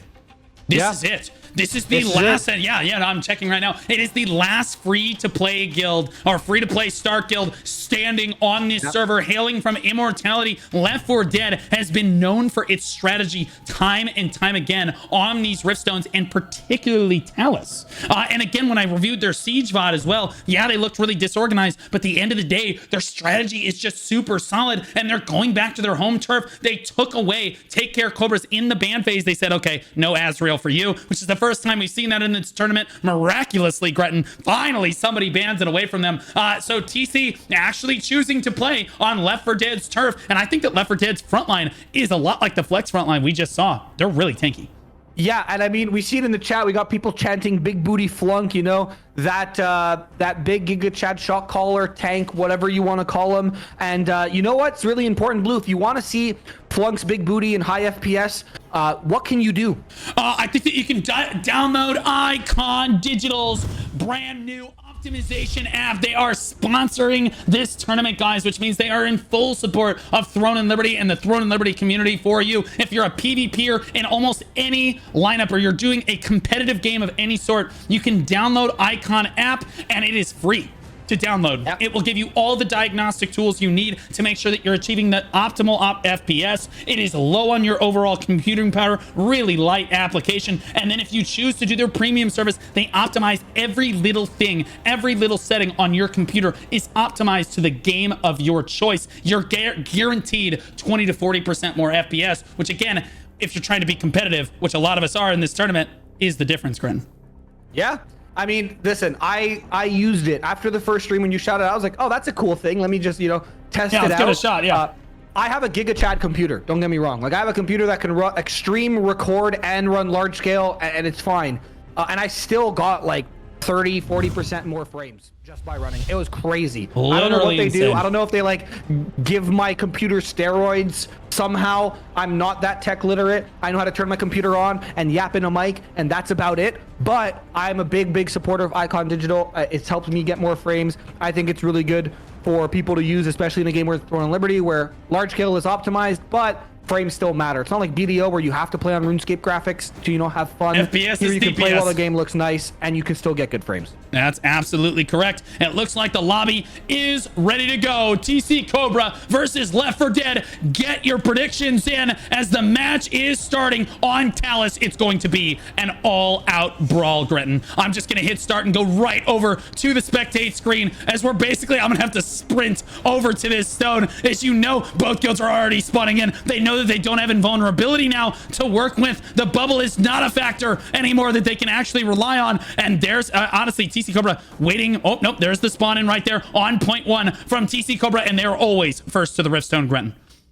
Yeah, and they're there, and they're there fast. And look at this. It looks like all of Left 4 Dead is spawning to the northern side, and it's gonna be a good old, Aragorn speech and run into the orc army of Mordor as they try to charge into TC's strongest guild here. Yeah, the upper hand is certainly in TC Cobra's favor on this one, as TC Cobra actually filing forward. Left 4 Dead sees it though, and they're already backing up. Excellent coordination from Left 4 Dead to quell that engage. TC Cobra actually having to disengage here, as it looked like they wanted to get involved but couldn't find the engage right there. Left 4 Dead very critically backing up, and that shows you how on a knife's edge this match actually is going to be. Take care, actually finding their first victim right there. Here's words coming in. That's the shot caller for Left 4 Dead, so you know they're ready to engage. There's the first engage right there as Left 4 Dead hugs the cliff side. TC Cobra waiting with their flankers on this side over here, and it looks like they've pulled the trigger. They're gonna collapse down on Left 4 Dead, but it looks like they've been held up by the by the Left 4 Dead front line on this one. The flankers did not get necessarily as far in as they wanted. They didn't manage to lock down one of the statics, but Left 4 Dead actually winning the frontline battle against TC here, Gretton. Yeah, and there was actually a huge flank squad from the side of Left 4 Dead as well that hit TC's backline at the same time, and that's why we still see a ton of red and blue here fighting. It is an absolute brawl. I was expecting a much more decisive first push here from the side of TC, but Left 4 Dead is just doing such a good job of showing the world that, hey, just because we're not on a early access server doesn't mean we're gonna fall over to a guild like TC. The free-to-play guilds will not go quietly into the night. Left 4 Dead regroups, pushing forward on TC, not giving them an opportunity to actually flank this, engaging this left side while their front line, look at this, they just don't take damage. The TC Cobra backline doesn't really know what to do, as there's two different engagements going on at the same time. It looks like Left 4 Dead running out of health bars just little by little right here, as TC Cobra stays just a little bit more healthy than Left 4 Dead as they back up and try to regroup on this one, but the stone still hasn't been available. This is just the limit testing, Gretton. Yeah, exactly. This is where guilds are, like I mentioned in our last match, they're trying to figure out who they can hit, who they can't hit, what engages are going to look like. There's a lot of info that could be gained from both guilds in this initial 5 minutes. Both these guilds, by the way, TC was on Magna and was able to free farm a ton there before they came to Zeroth, so they're geared to the teeth with Arc Boss weapons and the such. And obviously, being on a free-to-play server allows you to do the same. So we're seeing probably fully bissed out 96 people in this lobby, punching each other in the face. we're going to have a showing for the next 20 minutes. That's for sure. Absolutely. TC Cobra, look at the perfect line of backliners here with the frontliners out in front of them. Absolutely beautiful positioning. And this is what you expect out of this TC Cobra lineup. They have more practice than everyone else, which means they've played together more than anyone else worldwide, probably, on these different Rift and Boonstones. Even the Koreans, I don't think, utilize war games as much as TC Cobra does. And look at the coordination win out on this one. Left 4 Dead struggling to gain a foothold as TC Cobra takes inch after inch after inch from Left 4 Dead with only a minute left on the clock. It could just be Left 4 Dead backing up a little bit to regroup, to dive their tanks through to the Riftstone. There's actually another fight going on, it looks like, over on point 1, Gretton. A lot of TC Cobra actually keeping Left 4 Dead on this left side. The two statics, the flankers are fighting each other. Left 4 Dead getting taken down, though. Boat is going to go down as well, but now there's at least 12 Left 4 Dead members, Take Care Cobra members, rather, not actually involved in the fight. So Left 4 Dead is actually probably going to be able to push this one back with their respawns, but it is pretty deadlocked right here. 30 seconds left before the Rift, Gren. Yeah, it looks TC finally, I feel like, has found who they want to hit, who they don't want to hit, who they want to avoid, who they want to capitalize on. And now they look very commanding in not only their positioning, but how much they're just keeping the entire ball of Left 4 Dead pushed far back. There is a couple tanks just sitting on the stone right now. They're going to try to cap that in the next 10 seconds. So I wouldn't be surprised to see Left 4 Dead start spawning at Portal 1 when they die, just so they can kind of, get past this blockade. It's like the Trade Federation and Naboo. Just, there's no way in or out from this portal on the 3 side. Big booty Flunk actually made it all the way to the Rift and is keeping Kit QT from capping it. That's going to pull. That's just enough. TC Cobra just loses control of the blockade. Left 4 Dead's going to push all the way through. Big booty gets the first cap. Gets the cap on the Riftstone. Absolutely unbelievable. Flunk dives through the entirety of TC Cobra, forces all of TC Cobra to falter just for a moment. Left 4 Dead sees their opportunity, gets through it, Gretton, and actually gets the cap off on the Rift, but they just don't have enough people on the stone yet. Yeah, TC is doing a good job of just swarming the stone. Thornmail is actually going to join the cap now for the side of TC, and they're going to start climbing this contribution meter so fast. They have 20 more people on the stone than Left 4 Dead does. Left 4 Dead, unfortunately, I don't think are super tank heavy. I think they have that one static and then maybe a few more. So fighting on this small sort of, cobblestone area around the stone is going to be a little difficult. But still, all of their players are just still north. They're just wasting time and fighting north. Maybe the call is, hey, let's just let them cap it, or let's regroup and try to push them as a unit. But right now, TC, even with that little blunder earlier, are just, again, back in control of this match.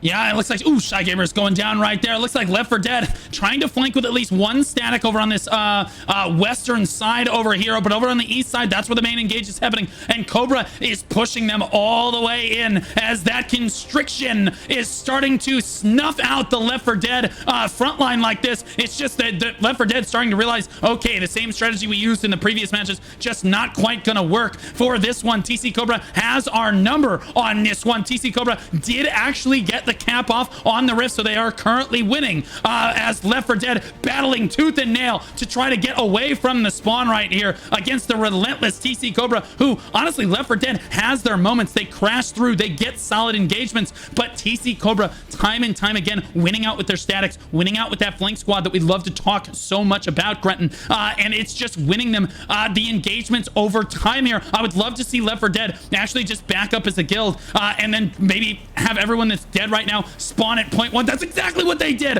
They spawned at point 1. They came from the other side. TC Cobra has already scouted it though and designated 2 statics over to this left side. Look at the coordination from TC Cobra. The adjustment right there. They're even in front of me right now. Left 4 Dead using that adjustment, but TC Cobra scouting it immediately and immediately allotting just enough resources, but not too many. They can keep the blockade going on this right side, but the left side, they've allotted just enough people, Gretton, to make sure that they can keep them from capping the stone. Yeah, and they're going to be coming back now to kind of, stop this cap. There's a lot of red near the stone, and I don't think TC likes this even one bit. So they're going to pull back some forces from that northern fight to kind of clear up the stone, kill Topaz, kill the other tanks that are around here, just to, give them a little bit more breathing room. But because they're doing that, now Left 4 Dead can slowly inch up But again, I just think TC is doing such a good job of controlling the space. They're only really conceding space when they want to, aside from that, time where Flunk just said, I'm gonna just hold W, guys, don't mind me. But TC, again, I think at this point have found their footing. So Left 4 Dead needs to figure out a way to kind of just outsmart them here.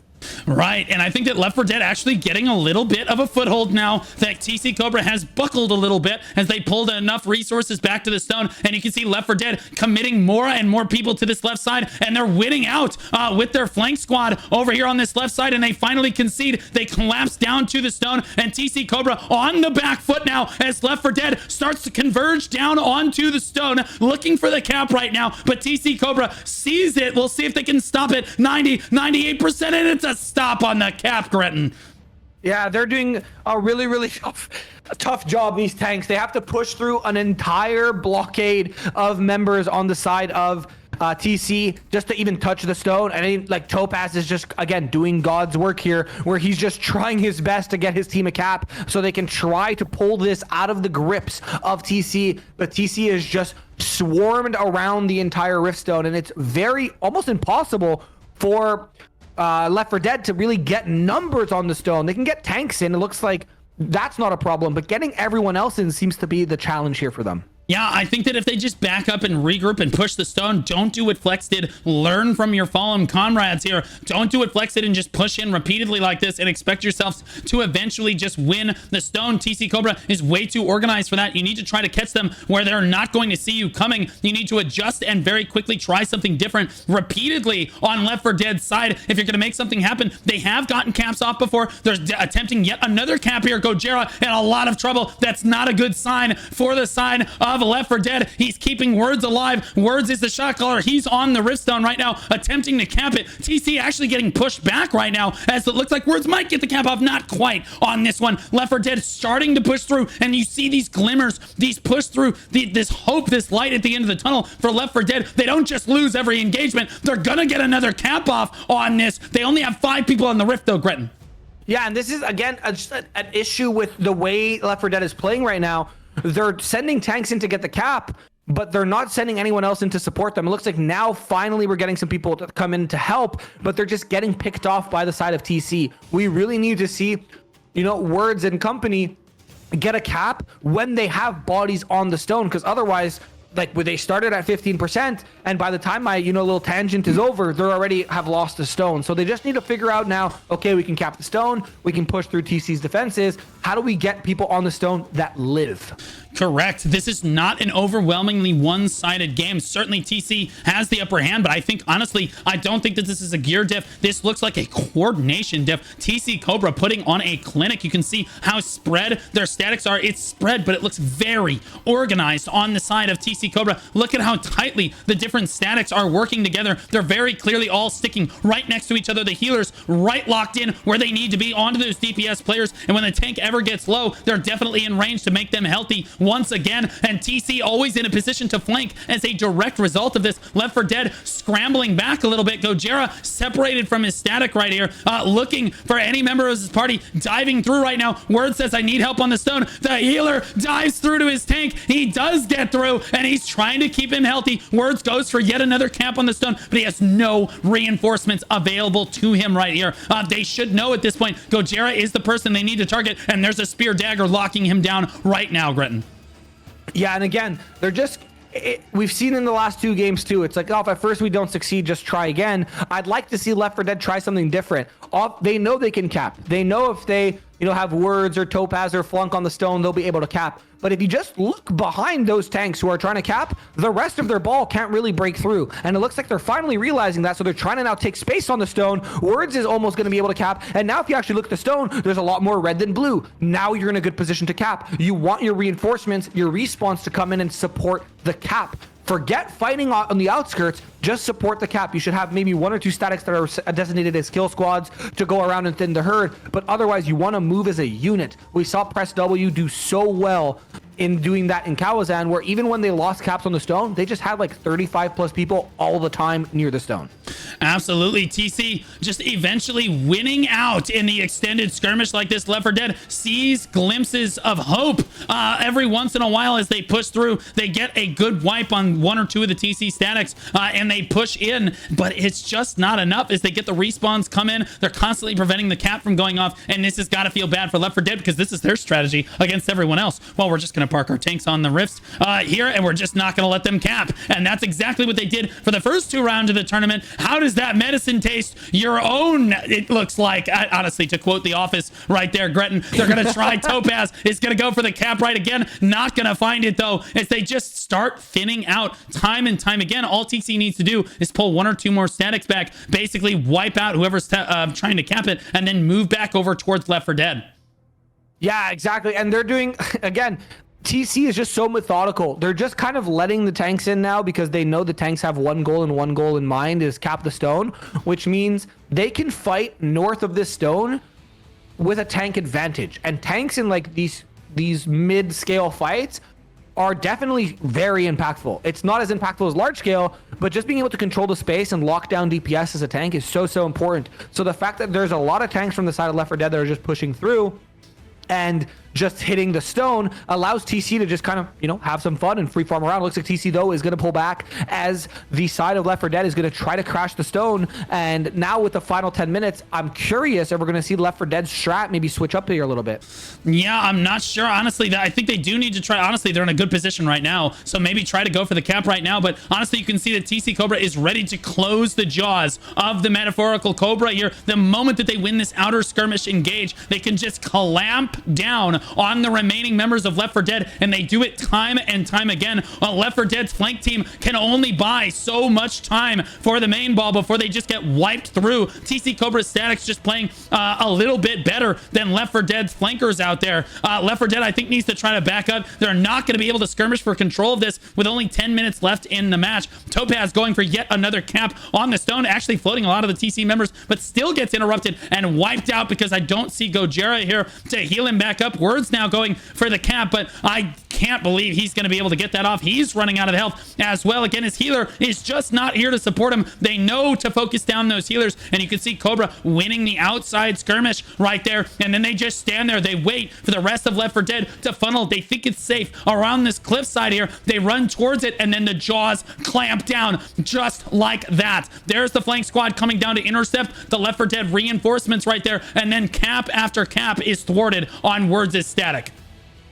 Yeah, exactly. I mean, TC is just doing such a good job of just dictating the flow of this match. It is quite literally impossible for Left 4 Dead to try to actually make space for themselves here because they have to kind of move with how TC is kind of dictating they can move. So I'd be curious to see if there is a way for them to kind of, you know, switch things up. I'd like to kind of see what happened.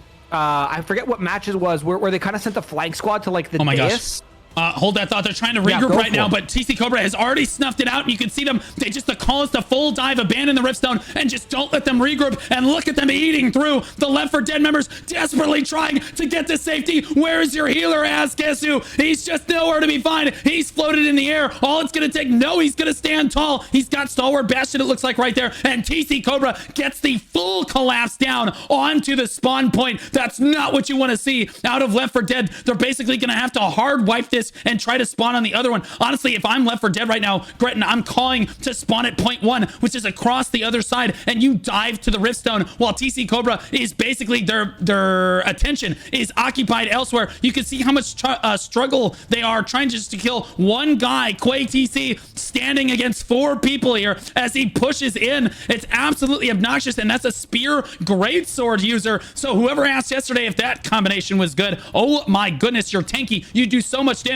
They can't stop you. But Left 4 Dead did look like they spawned a fair amount of people back toward the Riftstone, Gretton, as they collapse back down. But TC Cobra, again, they're one step ahead. Honestly, the entire match, they see Left 4 Dead backing up. They already know what the next the play is going to be. They're like, okay, just eat them, Pac-Man them all the way back. Do not let them get the regroup off. They don't have their invulnerability. Then their shot caller is already thinking one step ahead. What's their next play? They're probably going to send people to the other side of the stone. That's exactly what happens. TC Cobra counters it again. Yeah, TC just looks like they ego played that a little bit. I think they maybe, I don't want to say they were getting bored, but I think they're just like, all right, well, we're definitely winning the control fight. So if we do kind of overextend, it's not the end of the world. Let's just go have fun. Let's get active. And that's exactly what they did. They also left a couple statics back between Portal 1 and the Riftstone. I think they left one static back, and they were just having respawns from TC when they died spawn there. So they never really overextended per se either, because they had enough people to stem some sort of the half engage from the side of Left 4 Dead and pull back. And that's exactly what they're doing again. If you look, there's like what looks like 12, maybe 18 people by the stone, and then everyone else from TC is just holding W and pushing and wasting time and just fragging out here between Portal 3 and the Riftstone. That's right, Left 4 Dead pinned back against the wall. This is not what you want to see if you're a Left 4 Dead fan. 6.5 minutes on the clock, and TC looking very dominant in this match. But honestly, Gretton, even our one-sided matches like this keep getting closer and closer as the tournament goes on. As again, in the first round of the tournament, we saw a lot of matches where no one got a cap off, not one time, right? It wasn't attempted at all. And in this round of the tournament, every guild is getting caps off on the point. Every guild is having to defend. Every guild is having to play offense, come up with new strategies, try something different. Even in the dominant matches, you're seeing some of the guilds struggle a little bit. Yeah, exactly. And it's crazy too, because this tournament has really shown how strong some of these guilds are and how cohesively they can play together. And I mean, Left 4 Dead, we saw them in day 1 and day 2 of the tournament. They did not look weak at all. But when they're fighting a behemoth like TC, they're just kind of getting manhandled a little bit. So it's crazy to kind of still see that, the gear gap is, more or less gone. It's a lot of just individual static play of having good micros, target selection, and doing your thing with your team, and just macro level game knowledge and just being able to play better as a unit as well. And we're kind of seeing that here, because Left 4 Dead again looked really, really sharp in the last 2 times that we saw them fight, and then this time they don't look any worse, but they're just getting absolutely railed right now by TC. Yeah, it's tragic to see, because again, their statics are just losing out. I just don't feel like they have an answer, because they keep falling into the same prey every time. They think that they're going to win, and then TC is waiting in the wings. They've always got this static out here, 1 or 2 statics waiting to collapse down, and they're so patient, Gretton. That's what I love about them. They know they've got a couple seconds. Take a breath, breathe a couple Mississippi's in before you take the engage. Let Left 4 Dead commit to one side or the other. They run along that side of that cliff. They basically wedge themselves against the cliff and the jaws of TC Cobra, and then they just collapse down and make sure that they win that fight. And you see that over and over again. This is it's a little rough for Left 4 Dead with 4.5 minutes left on the clock. If we look at the leaderboards here, it's a lot of take care. Yep. I don't think anyone's surprised. Yeah, they're rebranding to Synhedron here, but yeah, we're calling them TC Cobra because that's what they signed up as, but they have changed their name. It's a lot of Take Care Cobra leading the leaderboards over Left 4 Dead here, but Left 4 Dead fighting for life as the final free-to-play guild of this tournament. As hopes start to run out with 3 minutes and 30 seconds left on the clock. They're desperately clawing for an attempted cap on the Riftstone right here, but what kind of name is that? That's a good question, Gretton. Yeah, I'm not sure what would possess you to rename your guild to Synhedron. Maybe it's Greek. I have no idea. It's not but at Greek. the end, yeah, I have no idea. But at the end of the day, Left 4 Dead looks like they're struggling against the TC Cobra lineup. Yeah. And I mean, there's 3 minutes left, and I think even right now, if TC just AFK'd and kind of let them get contribution on the stone, it still just wouldn't matter. I think Left 4 Dead just met their match in this fight. I mean, I just saw 2 TC Spear players just absolutely decimate like 13 players on the side of Left 4 Dead. Spear is a fair and balanced weapon. AGS and NCSoft, don't you ever forget it. Yep. You keep in mind, we did get the patch today that actually technically buffs Spear. So that's fun. Yeah, and I was talking with Cannon about that, and Cannon said it's because Spear is considered kind of weak in tier 2 in Korea. So for some reason, they decided to push that balance patch through to us. So now Spear is even more dominant in the metagame, and I'm not really sure what possessed them to push that balance patch through so quickly. A lot of people are honestly complaining, Gretton, about the bubble changes in the middle of the tournament. Sadly, there's not much we can do about that, but I'll be honest with you, Gretton. I think it's made it a little bit more dynamic. I think we've seen fighting in more areas than one, and it's forced guilds to adapt a little bit more quickly because they can't just keep spawning in with invulnerability and making these big bubble plays. Yeah, you're absolutely right. And I mean, spear in tier 2 is weak just because giant Cordy crossbow exists. So spinning is back on the menu in tier 2 blue. So all these spear dagger players are just going to reroll crossbow once they get their hands on a giant Cordy crossbow. It is an arc boss weapon, so it won't be, you know, as liberally allowed by them, because I'm sure we're going to have server merges and stuff before we even get to Landre. So it will be a little bit more coveted of a weapon. But that's probably why Spear is not performing as well. There was a lot of changes that were made in Korea that we got today, like the devoted shield from the bow passive now giving damage reduction. So there's a lot of different like stuff you could do as a guild with today's patch, aside from just seeing, in my opinion, better fights because the bubble's gone. Yeah, and we are seeing they did get one more cap off, and they're desperately diving onto the stone, but TC Cobra not going to let them have an inch as they constrict down on the Left 4 Dead squad. They all condense down onto the Riftstone here, squeezing the life slowly but surely out of Left 4 Dead in this match like this. Left 4 Dead did everything they could to try to make this a win. Failing to capture the Riftstone there will certainly be a TC Cobra victory here. Another spin goes off for Youssef, it looked like right there. No, Youssef did not spin, but somebody else did, and it got interrupted almost immediately right there. So spin maybe not the best in this current metagame, but it will certainly be back again. Yeah, it'll be back later. I don't know how long it's going to be until we get to Landre, but that would be pretty cool to kind of, you know, it's going to be just like for those who played Hyper Boost, it's Hyper Boost all over again in terms of how much damage Spin's going to do.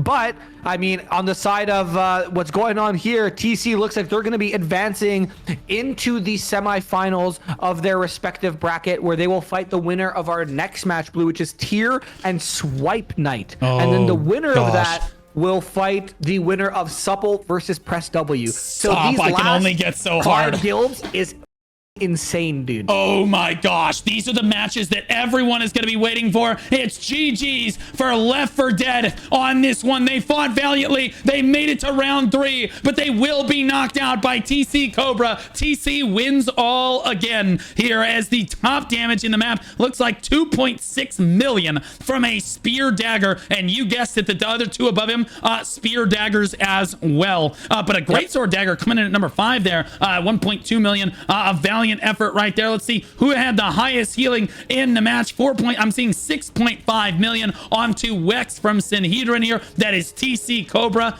Let's see, 6.7 million from Barcode, it looks like. And again, we can tell which members of Barcode are here. Yeah, it's a little frustrating as a viewer to know who is who, but we are tracking those players match to match as well. But it looks like Barcode is going to come out and be the top healer in this match, as he was outplayed in the previous match because he's garbage. But he did outplay in this one. He did end up taking it home. Damage taken looks like it's going to go to... Oh, honestly, only 900k from pulls for Left 4 Dead, 956 from Weeks from Synhedron here. Oh, there we go, 1.2 million from Gojira, who is the healer for the tank party. He has some of the highest healing in his guild, and he's got the highest tanking in the match, and he's healing for 2 tanks. That's unbelievable. Goat Jera, as we like to call him. Jera. Yep. Oh my goodness. TC Cobra pushing onwards, Gretton. Yeah. I mean, I don't think many people were surprised at the prediction. Obviously, leaned that way. But I mean, this is why I love tournaments like this, because I would never have known about Flex and like Gojira and all those guys if I wasn't casting or, you know, following this tournament. So GG's to them. They could also bow out with their head held high of this tournament, making it this far, and, you know, fighting against some very, very strong guilds. And they've unfortunately ran in on round 3 to the guild that is, again, one of the favorites to win the entire thing. So what are you going to do? You know what I mean? All right. Yes. And as we look at our final match of the day here, before we look at our final match of the day, I did want to give a shout out. Is my first merch officially launched? If you guys are super enjoying the tournament and you guys want to support the channel, the best way to do that is by buying a Basil plushie. Basil makes showcases here every once in a while on the stream. He comes in, and I plan on making a lot more Basil content in 2020. 2025, as he's a frisbee and agility dog. He's also a trained service dog and certified for epilepsy as well. People love Basil. It's a great way to support the stream. Exclamation point Basil is my first merch launch on the stream here. Now let's look ahead to the final match of round 3, and certainly the most hyped match. I would say it's the most hyped match of the day. But we have the semis after this, which are even more hyped than this. This is certainly the most hyped match of round 3 because Tyr and Swipe Knight are from competing alliances on Zeroth. For those watching from home that aren't too familiar with this, Tyr is one of the strongest alliances on Zeroth, and they know that they are. And honestly, Swipe Knight is a part of the Take Care Alliance, and they're the second strongest in the Take Care Alliance. And Tyr, who is representing basically their entire alliance in this tournament, made up of mainly Tyr and Brick Tyr, a lot of the Cho Nation members as well, and the Snake member, and some of the Snake members as well in Tyr. So a lot of the Black Desert community represented in this fight on the side of Tyr. I'm certainly rooting for him, but Gretton, I don't even know if we have an underdog here. Yeah, I don't think so. I guess chat will decide who our underdog is, I guess, because like they're both insane guilds. Yeah, and I think that people are asking where Fury is. The answer is that they're complete pussies and didn't actually sign up for the tournament because their leadership is dog water. But they actually, funny enough, they actually left their current alliance mid-tournament and went over to Supple with Corrupt on that. And that's okay because they don't have any attendance for anything anyway. And so honestly, some people are wondering if that was kind of a step down for Supple or maybe if that was a step up for Supple. But I've heard a lot of talk in the community about that. Tyr is certainly okay with letting go of them, and they were going to field mainly Tyr and Brick Tyr anyway. So I am super hyped up to see what they're going to have in store for us. What's your prediction for this one? I know, dude. I think I don't know. I think Tyr wins this, I think. I'm going to root for Tyr here because, again, my Black Desert homies, as much as you might not like Cho Nation, they were dominant and they represent a community that I've been playing with for a super long time. And then, of course, they have Vert as well. So I don't want to say I'm biased, Gretton, but... I think you are. It's okay. I'm biased to Supple, so you're allowed to be biased to someone too. I don't want to say I'm biased, Gretton, but I do have an autographed shirt from Vert. Here. That's crazy. So I am all for Team Tyr here. Let's see Mac and Vert come out, represent their community here, and take this win. I am very excited. The lobby is stalled just a little bit here as we're about to get into it. Make sure you get your predictions in. 2 minutes on the prediction. For this one, this is the last match of round 3, certainly the most hyped match of the day so far before moving to the semifinals. Let's go Tyr, but Swipe Knight, gosh, I love the Swipe Knight boys. I gotta say, honestly, like as much as I've been hyping up Tyr here, again, because they're my homies, Swipe Knight has quite an arc as a guild. They got backstabbed by 1 or 2 alliances. They managed to win against all odds in their very first siege. It's just unbelievable what they've gone through as a squad here, only to come out and perform this well in this tournament and stand tall as a group here. I think in mutual suffering, there is bonding, Grenton. Yeah, I mean, the fact they've stuck together this long is, I think, more impressive than anything else. Yeah. Soggy in the chat. Yeah, fuck Corrupt indeed. We love... We love the BDO community being represented on the other side. Let's be honest, Corrupt would have just lost to Cho Nation again anyway. Tale as old as time. Suck it, bitch. All right, and we are just about ready to get started here. It looks like the final match of the final player of the lobby did just join. Let's talk about picks and bans real quick, Gretton. Swipe won the coin toss, chose to pick Tyr banned. They banned Kawazan, Malakar, and Chernobog. A lot of players banning Cherno, but we actually haven't seen it played yet in this tournament, Gretton. And then the pick went to Talus. We're going back home.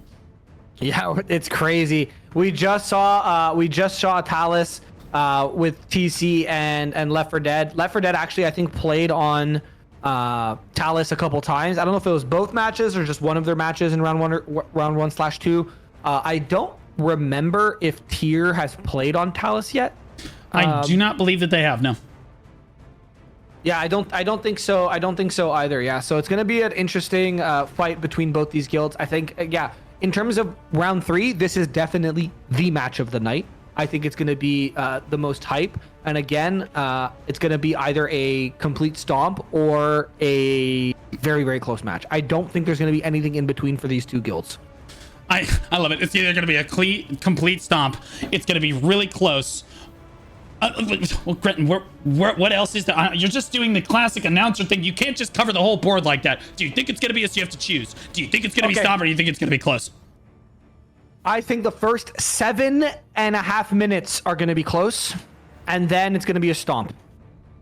Oh wow, that's okay. That was almost too specific. Now you're laying it out for me. me. Get specific, bro. I think it's going to be close, right down to the wire, the entire time here. As we are ready to go, 48 versus 48. We're gonna move into the Talus Riftstone for our last match of round 3. Make sure you got your predictions in because it's gonna be an all-out bloodbath, almost certainly at the start here, Grim.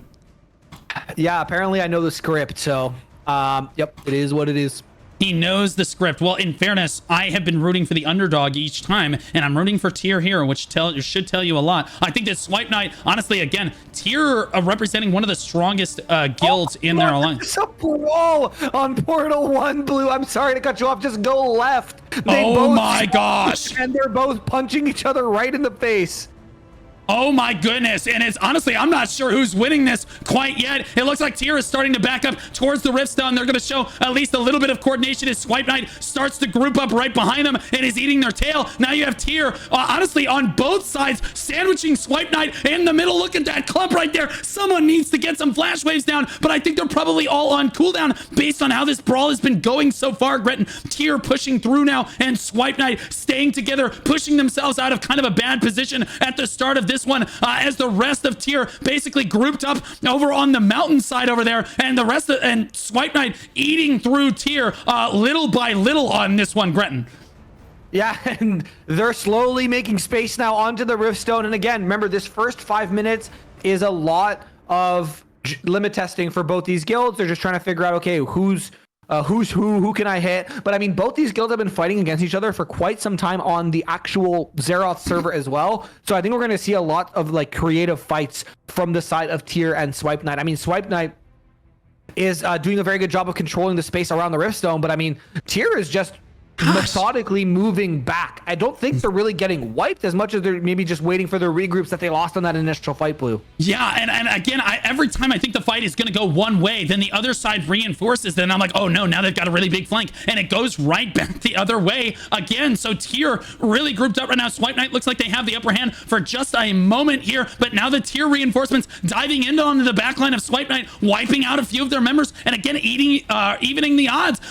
Tyr looks a lot stronger now, and Swipe Knight's frontline looking really unhealthy right now on their health bars, and now Tyr is pushing up, looking really strong, but again, here come the Swipe Knight reinforcements. This is so close, Gretton. 2.5 minutes before the Rift is even available, but you see just how close this match is going to be.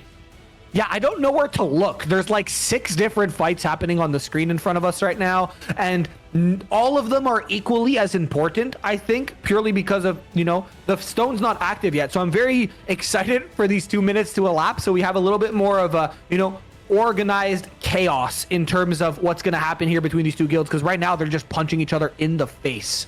Yeah, and we got Sony in the chat there. Everybody go give Sony a follow. He's waiting for that. They have to be getting ready for their semifinal match right after this, and they're watching because these could be their opponents. If they win the semifinals, they're looking at these guilds. They're trying to study them. They're trying to look at these statics. Who are the members that they need to focus down? Sony is locked in, and I have seen that man perform so well in the World of Warcraft tournaments that we've seen as well. Super competitive guy there. Tyr pushing through, honestly looking really good on this engage, basically phalanxing their way through. Swipe Knight and Swipe Knight desperately trying to patch the holes here as they look like they're a little bit on the back foot. Tyr a little bit more clumped up right now, and they've held the upper hand for at least the last minute or so as time ticks down. 1 minute and 20 seconds left on the clock, and Tyr holds the upper hand, but that doesn't mean that Swipe Knight can't just push it back the other way. Look at Pleb's positioning in the middle of the enemy ball, looking for any sort of CC that he can find, looking for any sort of lockdown onto these DPS members of Swipe Knight. And then you see the damage dealers from Tyr basically diving in, getting their damage down, and then poking right back out again. But again, here we go, 50 seconds left on the clock, Gretton. Who is going to get the cap first?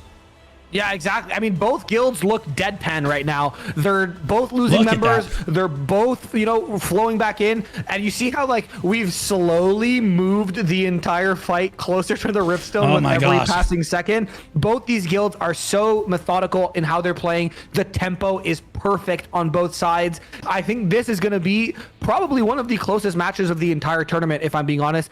Dare I say, maybe even closer than the Tsunami infamy match that we saw in day number 1.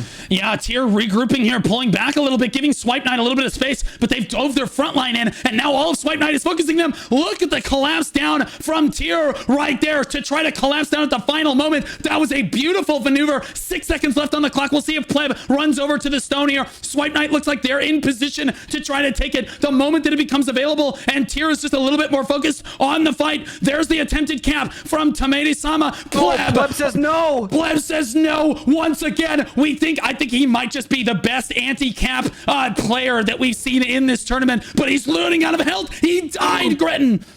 Oh, they might actually get the cap off here, and they do. They have 17 people on now, 22, and you can see them just both guilds flooding the stone now. Oh my goodness. They know how important this first cap is in a stone like Talus, and it's going to be an absolute bloodbath for the next couple minutes here as both guilds are going to try to just maintain as much control as they can. And as you can see, not a lot of people are actually foot on the stone. They're kind of playing around, but it looks like Haiju is trying to cap it for his guild to at least let them participate instead of just draining the contribution from the side of Swipe Knight. But Swipe Knight's reinforcements are just coming in with a vengeance. Blue, they're pushing forward so confidently, and they're just able to control the space near the stone. And now Tier's going to crack in here in this northwestern side, Blue. Yeah, Tier coming back in and trying to get, they're just forcing their way onto the stone right now. Look at that coordination from there, and that's exactly what you expect from the strongest guild in the world, from Black Desert. That coordination, these players, a lot of them have been playing together for many years, and they said, no, you will not win. Only 5 people on the stone for Swipe Knight right now.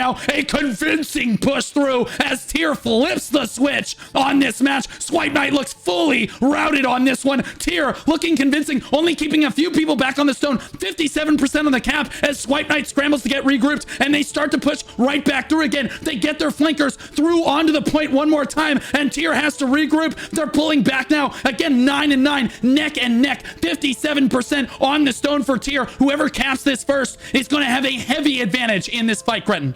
Yeah, those flankers did a really good job of just pulling the main ball of Tier back towards the stone, and the respawns, they kind of split their respawns on the side of Swipe Knight between 3 and 1, and they're just kind of trying to sandwich Tier here. And look at this, they're able to just start to actually control tempo even a little bit as Tier is needing to crash the stone. They want to try to get this cap as fast as possible so they can, you know, focus on controlling the actual players and not really controlling the space. But look at the amount of dedication that Swipe is putting on to try to get people onto the stone. But Tier is just unrelenting. They look so sharp right now. They are actually just playing insanely well.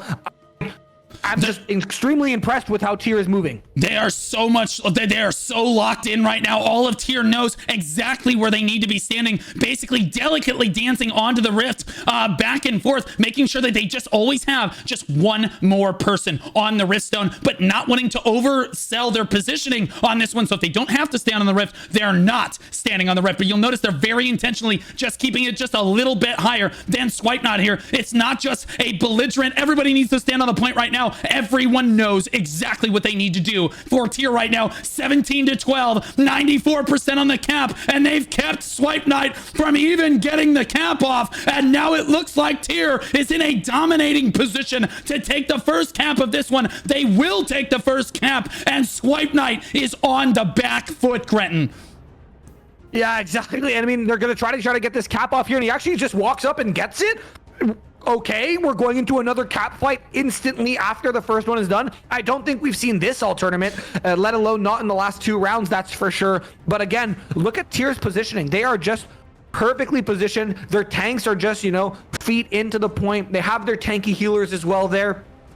and then their DPS are just kind of hovering around. But now the flankers and the respawns from the side of Swipe Knight are going to be coming from the north side as well, and they're going to try to do this sandwich maneuver that worked for them previously once again. And look at the amount of people from Tier that are just playing on the eastern side, right on this mini cliff side. If they get knocked off, that could be really detrimental for the side of Tier, but they're just doing a really good job of just inching in and out like you were mentioning earlier. They're kind of teasing the Riftstone, so to speak, and they're trying to pull the Swipe Knight main ball out of position. Oh my goodness, Tier getting really low on their health bars right there, but still taking control. Pleb gets so low and gets just a heal while he's in the air. What the presence of mind from the healers here. Now keep in mind, Pleb is a SNS wand, which is why that is so impressive. Normally you would expect him to heal himself. He is gonna go down anyway though, and that shows you just how close this match actually is. But the healer's presence of mind to know, okay, I'm gonna have to heal him here. Now back to the DPSs again. Tier coordinating with each other in their static so well with one another, but static battling back here. It looks like they're gonna lose this cap out once again, but it's so impressive, Gretton, to see Swipe Knight stepping forward and getting these caps off again and again, where every match so far for Tier, it's been Pleb, it's been Gorga, it's been the Cho Nation frontline, it's been that Tier frontline basically preventing cap after cap, and this time it's so close. You're seeing Gorga go down, you're seeing Pleb go down, you're seeing the frontline from Tier get absolutely melted as their tanks just don't have the sustain to basically lock down the point 24/7, which is opening the door for Swipe Knight, and that's exactly what we just saw again. Yeah, but I mean, Tier's doing such a good job of like those tanks are dying kind of when they need to, because they're able to then come back with full cooldowns. But this is the first time that, you know, Swipe looks in a really good power position in terms of when they cap. But just look at the cavalry come in from the side of Tier and dwarf the amount of people that Swipe Knight has on the point. They really need to figure out how to live on the point. We saw this earlier on Talus as well, where, you know, one guild would cap, but they just didn't have enough people on the point. TC did a really good job of just controlling who they let live on the point and who they didn't. And I'm seeing another masterclass in that in the side of Tier. Yeah, again, Swipe Knight's frontline just not holding up quite as well as Tier's is. The healers just doing a lot of work. It is nail-bitingly close, 15 to 15. But again, Tier just juggling people on and off the point to make sure that they're always just taking away that contribution very steadily there. It does look like they have the advantage here. Let's take a look at the leaderboard so far. You can see Tier is actually leading most of the damage leaderboards here, but who is ahead for healing? 850,000 healing for Tier on that healer right there. 819,000, 2.7 million. These are all Tier's healers. It might just be a healer diff, Grenton. Yeah, I think so. I mean, they're just outlasting, but those spear players on both sides are just putting in a ton of work on the outskirts, just getting in and trying to kill people before the healer can even react. Because, I mean, if someone is just chilling with 20, 30% health, they're going to get topped off very quickly with the level of skill that these healers have on both sides. And now you see Tiers kind of try to move the fight away from the Riftstone, which I kind of like here, because I don't think fighting in these close proximities is to their advantage necessarily. They're able to win very convincingly when they do so, but I think they definitely like fighting a little bit more spread out. So now they're going to be crashing back onto the stone, it looks like, as Tomato Sama is trying to actually get a cap, but he's going to get absolutely destroyed and taken out of the picture. And Pleb and Gorga and offense are trying to stop the cap of Gargalon, these, by the way. And he's just going to continue to try and get this cap off, but he's just getting manhandled by these tanks.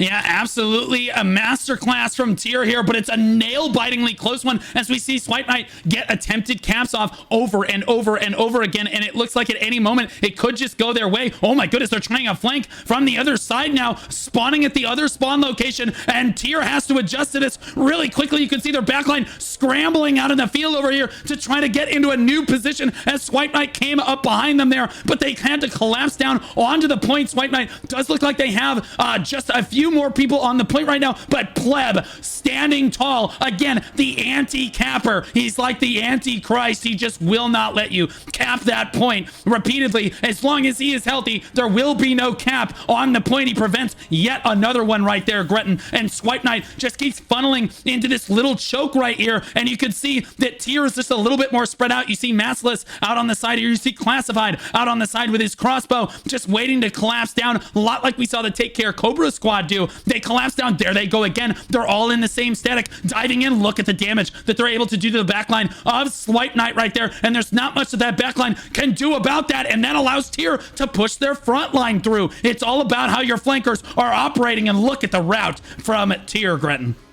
Yeah, Tier's looking super sharp on this stone, and I like the fact that we're on Talus twice because we saw TC play, and the winner of this is going to fight TC in the semifinals, so we can kind of already start seeing who maybe has the advantage going into that semifinal match, whether it's Swipe or TC or Tier, whoever ends up making it through. But I mean, Tier looks so clean right now, and I mean, it's very difficult if you're Swipe Knight because you're getting caps off. But again, just like the side of Left 4 Dead, you're getting mowed through when you try to actually get people on the point, and you're never going to win by just winning the skirmishes on the outside. You have to fight on the point. Yeah, and Pleb actually did in a very small blunder right there. He may have been CC'd, but he did allow Swipe Knight to get another cap off, and yet we have yet another battle for the Riftstone once again, as it's again Tier just funneling. You see a few more people step up to step onto the point, and you see Nerve right here basically kiting the outside, and then realizes he's in the wrong spot, so you see him dive onto the point. He's like, okay, this isn't safe anymore. He's trying to desperately find a new location to stand. This is how good you have to be to play at this level. He realized very quickly that Swipe Knight was coming up behind him. They had spawned at a new spawn location, and you see him switch sides of the fight repeatedly here as he basically juggles around with his static to try to stay alive and get as much damage down as he can. Tier all the while with just a few more people on the cap, Gretton. Yeah, it's absolutely insanity. I was watching Nerve as well jump around in his little chicken morph as he was trying to find a little nook to sit and start charging his flash wave and start laying into the side of Swipe Knight. Yeah, the healing is absolutely insane right now, and it is kind of neck and neck, excuse me, on the actual point itself, as both teams are trying to just, you know, Tier's trying to hold their own, Swipe's trying to punch through. There is still 9 minutes left. We have half the match still to go. And again, oh, I just saw guild buffs get popped. For which side was it? It was the side of Tier. Tier actually just popped range buffs, which I think they'll have for the remainder of the actual contest. It is a 10-minute buff. So very heads up by Tier. Yeah. Oh, and I think we just saw it get answered by, no, I think it was the mana region that actually got popped by Tier as well. Yeah, again, and look at that. Tier with popping their buff right when they feel like they need to, even though they have the upper hand. They know that it's close enough that they could lose at a moment's notice if they're not careful. Daemonic here, I believe that might be Dominic. I'm not sure from Cho. His name is a little bit different, but Daemonic here basically kiting the outside of the fight. He always catches a heal when he needs one, and he's always positioned right where he needs to be for Tier, basically skirting the outside of the fight. He only really steps on the Riftstone when he absolutely has to. And then he's basically putting down damage at every available opportunity. He's basically tabbing through and trying to find an opportune target. He says, no, that's not the weapons I'm looking for. That's not the class I'm looking for. That's not, oh, that's just somebody that I can kill. And then immediately focusing them down, Gren.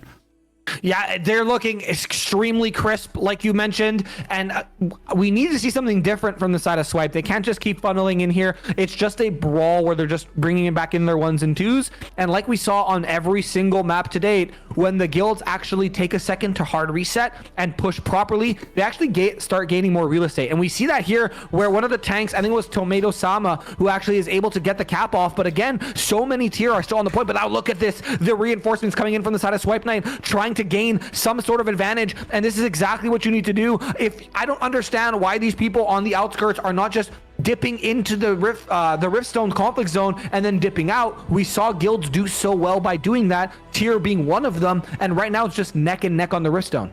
Yeah, and we see just how well the Tier backline is positioned. Swipe Knight, I think the biggest difference here, Gretton, is that I've seen Tier's flankers are doing such a great job of constantly targeting down these squishy targets from Swipe Knight that they can actually kill here as they run back to the fight. They already know the names that they're looking for. Swipe Knight not actually focusing down players like Nerve. Look at Nerve standing and firing from this backline here, basically free firing, no pressure at all. There's no flankers through here. Finally, Kishi comes through from Swipe Knight here, and Jaeger, but he's just a tank. He's not going to be able to do very much. They lock him down immediately, and they handle him. No problem. He is going to get healed right back up. Oh my goodness. Finally heals himself right back up there. But again, Tier's backline just so much safer here than Swipe Knight, who has to play so precariously. But Swipe Knight winning out on the Rift right now, 33% Gretton, and they are for the first time starting to spin this match the other way with 6.5 minutes left on the clock.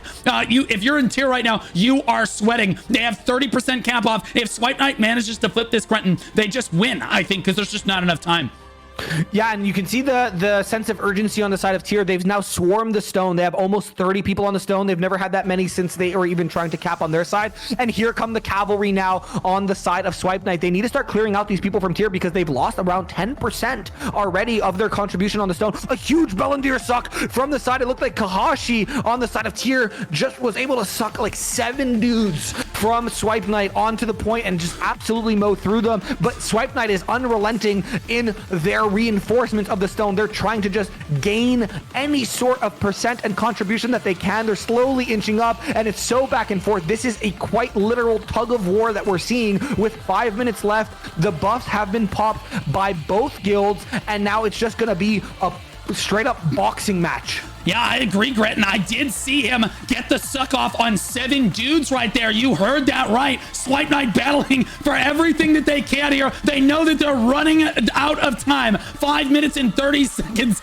left off on the clock for this one. Swipe Knight funneling onto the point. Tier knows that all they need to do is hang on. Just barely more people on the point right now, and it's a crazy match. Normally, you see many more people trying to cap the point, but this match is consistently 15 to 20 on the average, maybe for either guild, just teetering, but it always comes up Tier's way. The feed is coming up awful blue. The flankers are coming up awful blue, and it looks like Swipe Knight might just be running out of time, running out of options here, Gretton.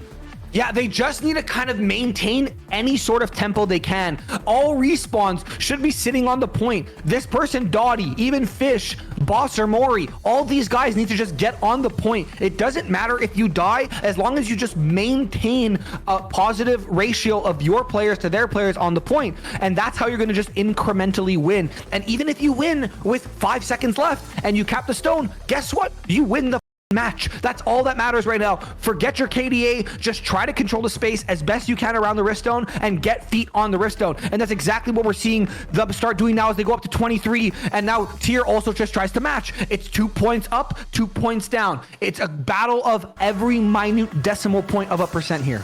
Yeah, and I think that Swipe Knight has realized that their flankers are just not as strong as Tier's are here, and they're realizing that the Tier's weakness is that their flankers keep overextending off of the point, and that's what's giving them these opportunities, these windows to try to get percentage cap off on the point. So they're basically just trying to get the flankers. Look at that overextension over there by Tier, basically swarming outside the point like this, and then Swipe Knight funnels people onto the point just like you saw right there, and then they just get a moment, a glimpse of air coming up for air on this one as they fight the rest of the Tier ball, and Tier collapses back toward them, and it's a front-to-back team fight over and over and over again that Swipe just can't win out on. Tier with their backliners diving around competitive, moving in on Acorn on the backline. Acorn running out of health, running out of options. He's gonna go down. Another one snuffed out in favor of Tier right there, and again, that just goes to show you the flankers for Tier doing their job. The healers from Tier all in the top 5 for this match that we saw earlier. Gretton, I think Tier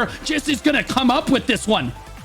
Yeah, Tier is looking so good. They were losing it a little bit there. Swipe Knight looked like they found their tempo, but Tier just punches back extremely hard. And it looks like here with about 2 minutes and 50 seconds left, if they don't actually start spinning this cap back up, they just won't have enough time. But that's exactly what they're going to do here. And you can see the moment that their number breaks 20, Tier also just gets the comms say, hey, more people on the point, more people on the point. And they're just able to kind of maintain an advantage, or at the very least, keep Swipe Knight's percentage only climbing by like 0.2 or 0.3 every other, 2 or 3 second tick. So it's so hard for Swipe Knight to try to gain any sort of momentum on this point. But as I say that, look they're at that. climbing fast. Look at that, and look at that Swipe Knight battling back here. Tier trying to stand strong like Nippon Steel, like Toyota Camry driven for 200,000 miles. Tier just keeps pushing back onto the point here. That's an old Show Nation saying, you just had to say it right there. Swipe Knight battling for what they can on this Riftstone right now, but I'm thinking they're running out of time. 2 minutes left on the clock, but Tier knows that they let off the gas pedal at all right now, and they lose this match. Even a single engage could go the way of Swipe Knight, and basically they could just ruin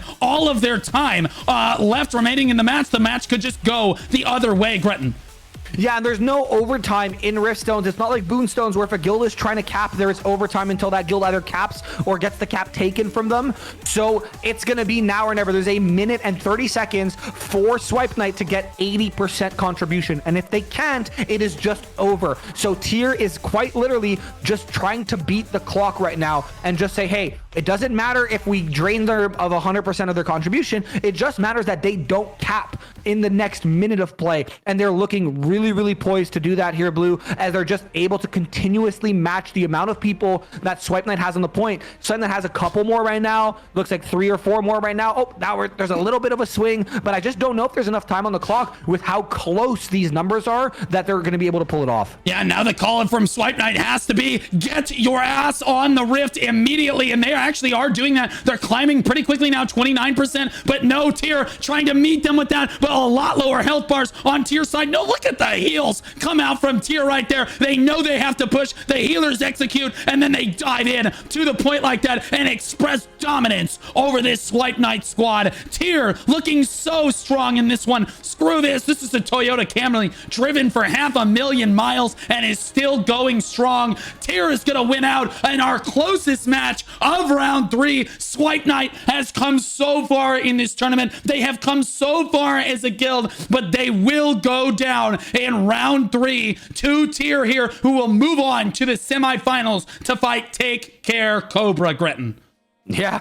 Absolute banger of a match there. Like both guilds, again, performed really well, but Tier just owned. They just kind of controlled the entire space. It was a really impressive showing by both sides, to be honest. Unbelievable right here. Tier 3 and Bricked owning the leaderboards here. As close as the match was, 2.9 million damage for Q in Bricked right there. Zaz Princess, that person has a penis, don't worry about it. 2.7 million damage for him as well. Eternal 2.7 million damage. Absolutely. Wait a minute.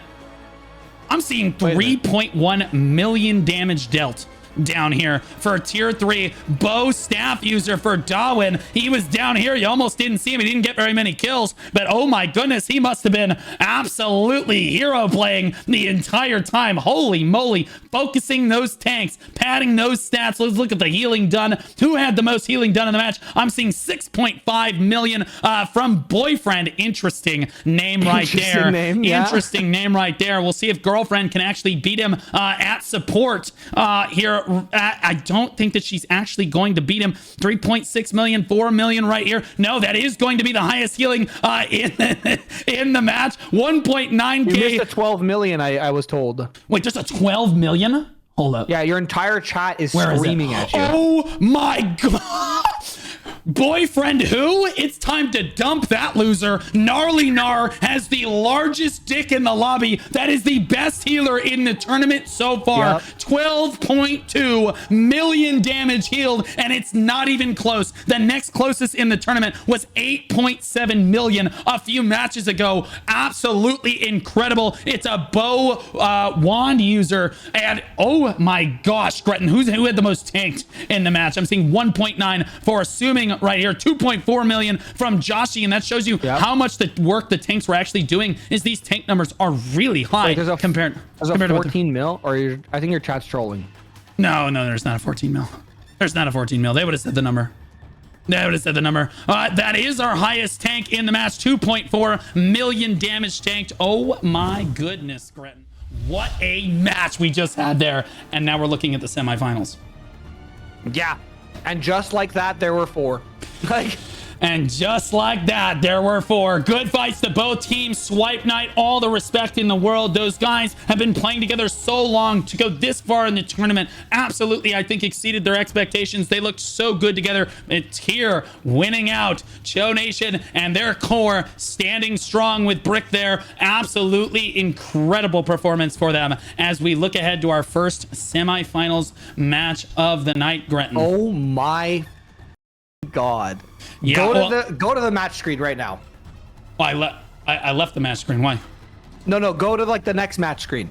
Oh, okay. All right. What's this whole? It's Press W versus Supple, yeah?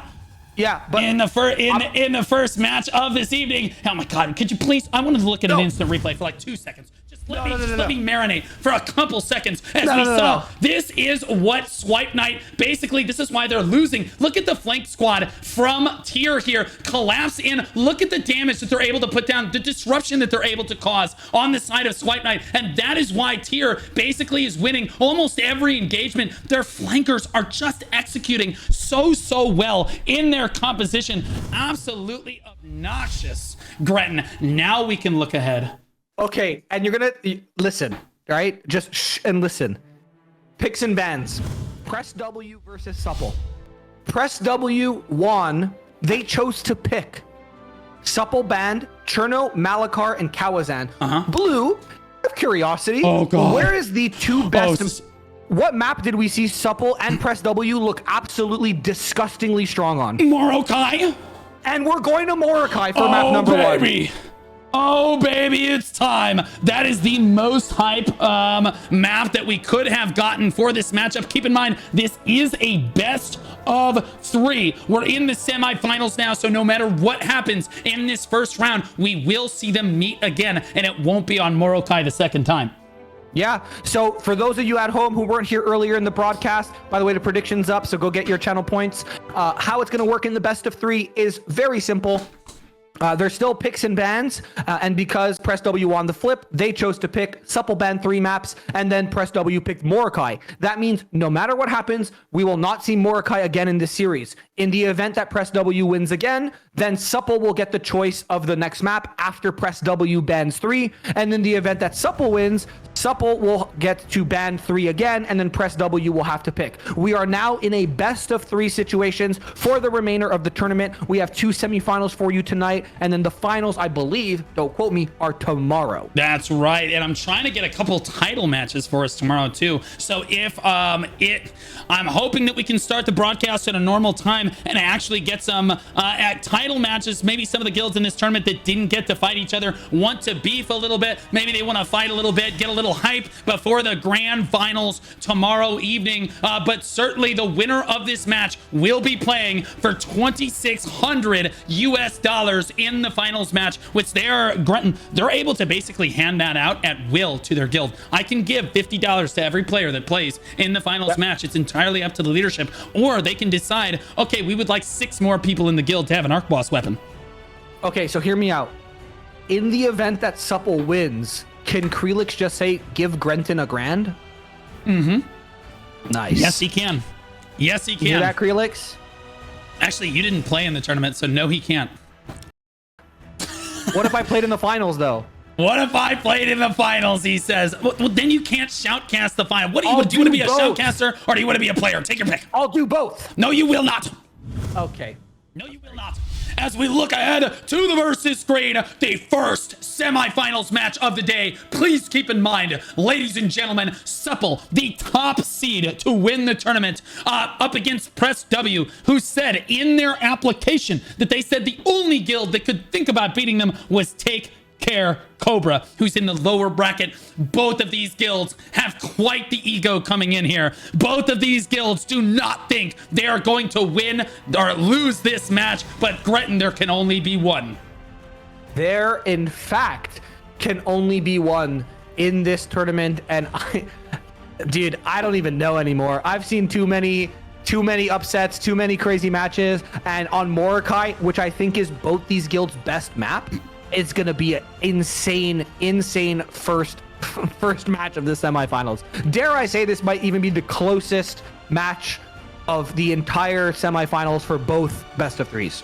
Yeah, and here we go. Don't worry, Morokai should be an absolute banger. Sadly, we literally spawn in Wakanda for Morokai, so I'm sure that both guilds are going to spawn in right away and start fighting each other. So, Gretton, if you see something, just start calling it out immediately as I'm running over there with my tier 4 mount as quickly as I can. But it looks really cool, though. I got the Crystalline Wolf. Easy W. Easy W, yeah, there's new mounts now today. Oh my gosh, I'm going to have to buy more. We're going to have to buy more. Up your credit card. Okay, I'm running over.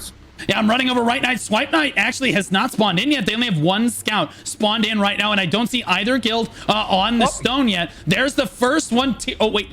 Who is blue? I have the wrong. Blue is press W. Okay, so I think it blue doesn't is exist press anymore. W. They I'll lost. change the names in just a moment, guys. Once I get in position, press W, sprinting to get on the stone. Swipe Knight meets them there immediately. It's an all-out brawl, Gretton. It is an absolute brawl. They get snuffed on their grapple up. I don't know if they even knew that. I don't think they knew Supple was there.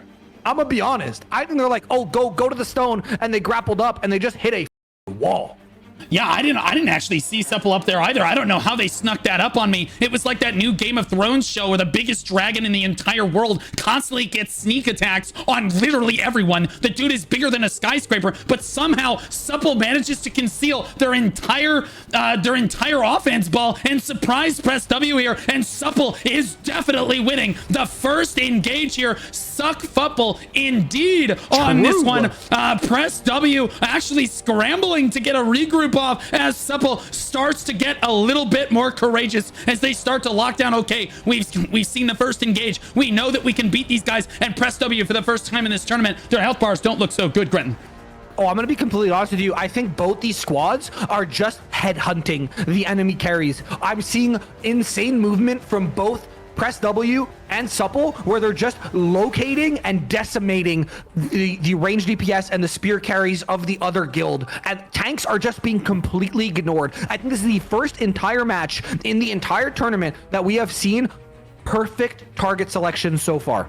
Absolutely perfect. And what's crazy about this is you have a lot of players that know that this is a lot of the core from Tanks and Liberty from Press W over here, and they were extremely strong. And then on Supple's side, you have some of the Ethereum Gold members who think that they're the best in the world as well. So on both sides, you have egos clashing here, and you can see that it is an all-out brawl. It does look like that Supple is getting the upper hand in some areas, whereas Press W, look at these statics coordinating on this high ground here. Dex actually rolling for his life, trying to get back toward his static right now as the fight kind of transitions over towards this tent on the northwest side of the stone over here. You see basically a huge clash down as the flankers basically constantly from both teams trying to do their job, trying to get in on the backline and disrupt the DPS from the enemy guild, but like neither one seems to be getting the upper hand. Yeah, it's a lot of, but that's what I'm saying. Like, it's a lot of just both sides are ignoring the enemy's tanks and front lines as best they can. And it's just DPS dying on repeat. And it's going to be so interesting when the stone becomes active of how they either change that strat or just lean into it fully. And they say, hey, it's just going to be better tanks win because your DPS on both sides are just not going to get to play the game at all. And that's what it's looking like right now. We see carries coming in on the side of both, Supple and Press W, and within 30 seconds they're just dead. Yeah, Krelix running around there for a really long time. The Supple's just a little bit off balance here, I think. Krelix ran around back and forth for about 10 seconds there, looking for a heal from literally anyone in his guild. It doesn't have to be anybody in his party. They can just reach over and heal him, but he just couldn't find a heal from anyone. So he finally just suicided into the enemy ball to get all of his health back. That is not a good look for Supple right there when your tank has to do something like that, but they are managing to win out a lot of these engages. The engage on the high ground looking very close right now. Press W actually looking like they're winning out on this high ground, but the rest of the Supple reinforcements running up here to try to make sure that that does not happen. Press W sandwiched right now between the Supple lingering spawns here and the reinforcements. They're waiting for their own reinforcements to come in, and they're stalled on the low ground down there, and Supple is starting to win out on this high ground engagement. Gretton. Yeah, exactly. I mean, the respawns from both sides just swing the fight back into their favor. It doesn't matter if it's Press W or Supple. The moment the respawns hit, the feed, at least for me, because I'm spoiled and I get to see the feed changes instantly in color just with the respawns. And I think that it's going to be very important that these players just kind of learn to understand, and the shot caller mainly, of the tempo that their guild is going to try to dictate in the next couple seconds now that the stone is going to become active. There is no more protective bubble around the stone, and instantly Jaeger is on it trying to cap. He is so laser focused on the objective that you can put 12 bad bitches right in front of him. He's still going to try to cap the stone. Yeah, and they're going for it. Both teams actually have their cappers right on top of the stone, and they're trying to stop the other team from capping while get the cap off themselves. It does look like that Supple will be the first ones that get that cap off. Press W now trying to do exactly that. Press W and get their cap off on the rift as well, or at least stack enough people on the rift to make sure that Supple can't get the cap off. Look at them all fitting in like sardines, but that means they're all clumped up. Gretton, look at the damage. Oh no, Press W does such a good job of stacking the point, but on a Riftstone with this small of a point, that shit will happen over and over again. If you stack on a point, they get absolutely blendered by like 8 different flash waves, and they're somehow still in it. They're still planted on the point. Those tanks and those healers from Press W are doing such a good job of giving them a fighting chance to continue to punch back against this Supple bombardment of flash waves and meteors and spears flying out of Narnia. It is an insane back and forth here for both guilds. Yeah, Supple actually taking dominant control of the Riftstone right now. Looks like Press W might be pulling back as their front line starts to wean out a little bit. No, now they're gonna run in together. Maybe they're grouping respawns together here, but they certainly don't look as strong as they did a moment ago, diving onto the stone right now. And Supple with dominant control over it very consistently. Look how well they are positioned. Front line perfectly stacked right here with their back line behind them, just like that, and they just don't want to let any of the flankers through. And as long as they do that, they can basically keep enough people on the stone, just enough people on the stone to keep Press W from capping.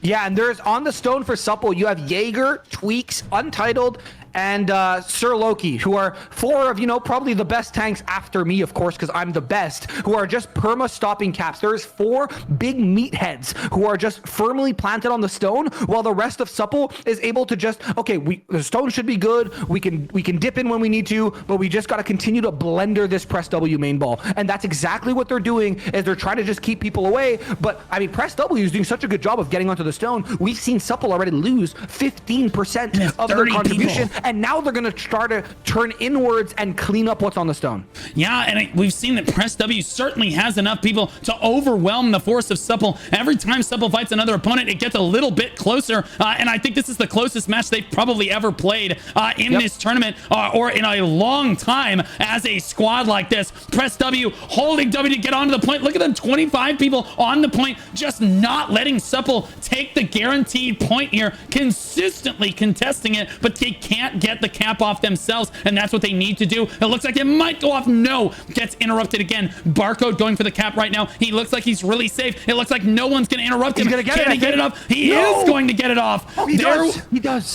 He does get it off, Gretton. Press W gonna battle back now. Now they have a lot of work to do on percentage, though.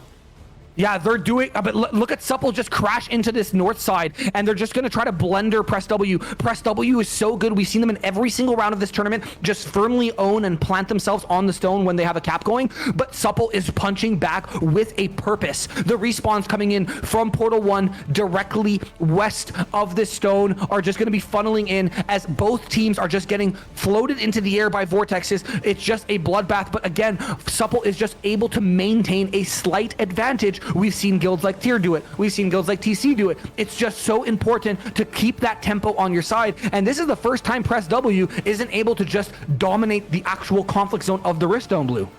Yeah, we're seeing them. Honestly, I think that they're a little scattered right now. I'm seeing some of the statics dive in towards the tents up there. Some people are looking at the rift themselves. You have a few members of Press W on this high ground right here, very acutely positioned here, but not contributing to the node or to the rift itself. And that is going to be a serious problem. Supple diving onto the rift. They know this is really important. They are going to capture the first rift here. Press W gets the door shut in their face on the first cap of today. 15 minutes and 30 seconds left on the clock, though. Press W has a lot of time to work with, and they are certainly trying to get their cap right back down here against Supple. Supple has looked like that their statics are working together just a little bit better, just a little bit more crisply than Press W. Press W's looked a little more rough around the edges, but look at this positioning now from Press W. They've got people up on the high ground here, Gretton, with some on the low ground, and they're trying to get this cap off, but look at the Supple flank.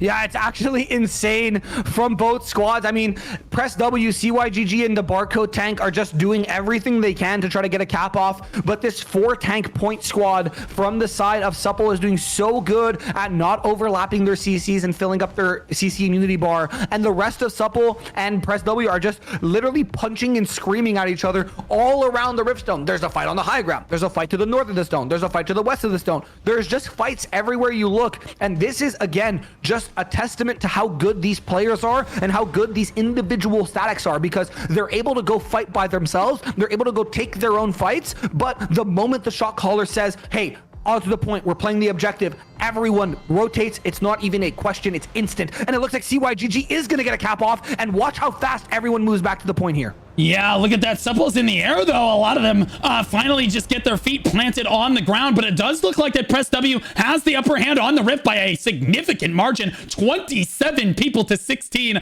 Press W nice and spread this time. They learned their lesson from the first engage there. Look how spread they are in here. And Supple desperately trying to push players onto the stone. And Press W also, again, desperately trying to push them quite off again. But again, look at that 31% on the cap, Gretton. They're battling back.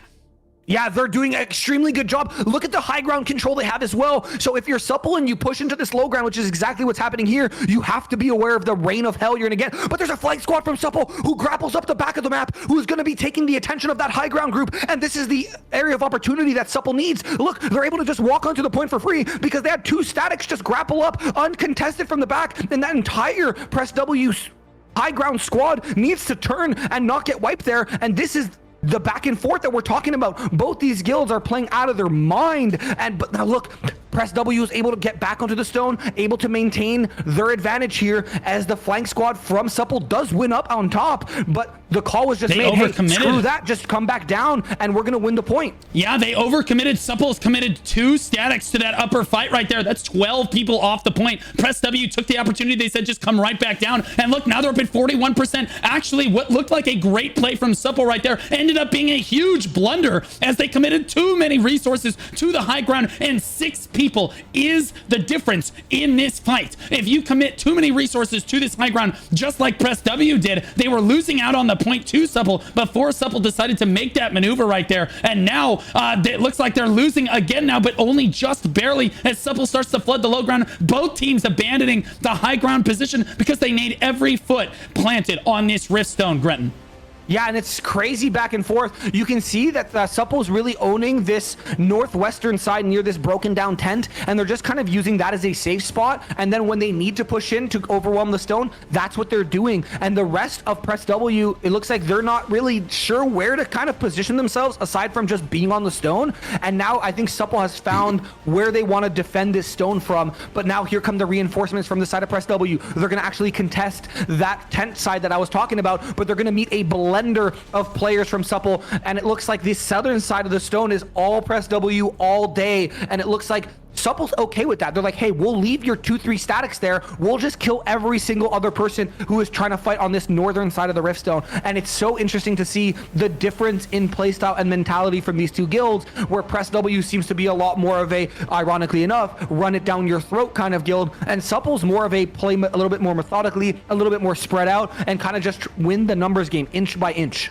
Yeah, and it looks like it's fascinating to see as we go through this tournament, Gretton, just the difference in coordination round after round. We see it increase. Again, Supple moving to the high ground there. Press W responding, saying, okay, hey, we need to have people on this high ground. Then Supple responding to them with a flank on the high ground with just too many people. Press W realizing that and very quickly adjusting and pulling everyone back down to the low ground again, and then forcing Supple to adjust yet again. It shows you just how communicative these guilds are with each other. Every single player in comms with their static. Every single player can hear their shot caller, and the shot callers on both sides very cleanly matched, Quentin.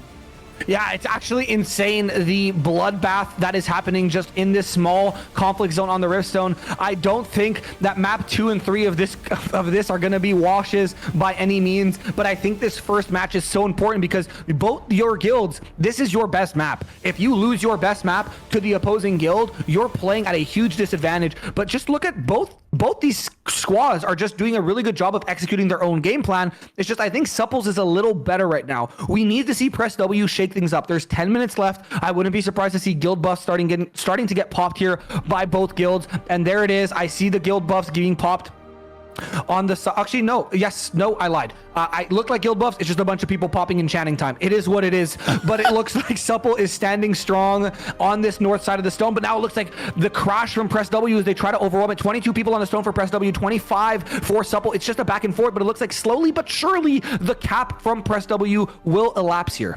Yeah, it looks like Press W just losing out on enough of the engagement. Supple slowly and methodically, like you said, just taking control, just winning out just that one static, one group of people people is making the difference in this fight. But it takes everyone together to get this match win. Supple with a dominant performance so far in this first round, but Press W giving them the fight of their lives at it, as they still have not managed to snuff out this point. Supple grouped up on this northwest side over here. Most of their players are over here, the Press W frontline, trying to meet them, while their DPS and their flankers basically wash it on the other side, and Supple's flankers try to meet them on the other side of it. And again, Supple just winning out oh so barely. Look at Raging FPS. He just can't catch a heal. He's having to rely on minor sustain. Dunkiro finally catches a heal right there, as Press W breathes a little bit of life into its heal squad, into its front line like this. It looks like Press W is going to lose out 1% on left remaining on this cap here. They're going to have to recap all together, Gretton. That is not what you want to have to do with 8 minutes remaining. Yeah, and it's just slowly but surely going to get pulled away from them in the entirety of this match. There's only 8 minutes left, and it took them, if I'm not mistaken, 5 minutes for that interaction to kind of finish. And now it looks like they're going to be trying to cap it again. Barcode's going to go instantly back at it, and they're going to be starting the rope once again. And that's how close this match actually is, Gretton, is that both sides are so occupied. You can't just have your tanks stand on it. You need them doing things. You need them CCing people, because that's how close the fight. Oh my gosh. Press W all got knocked into the air there, and then landed and just took a wallop of damage right there as they landed, as Supple again takes commanding control of the Riftstone here. And again, you can tell the match is very close, because the cap is almost instant. The moment that it went down, they went and capped it again. Supple unable to prevent them from capping that right there, despite the fact that he did it almost right in their face. Supple with a lot more red health bars, looking like swarming the Rift here, but just not quite enough. Press W swarming onto the node. They do have control of this high ground. We're going to see how long it takes Supple to actually respond to this high ground control. You see Protein looks up a little bit right there. There's Toshi and his, you should see his static flood up here as well. They're not going to let this high ground control go to them uncontested.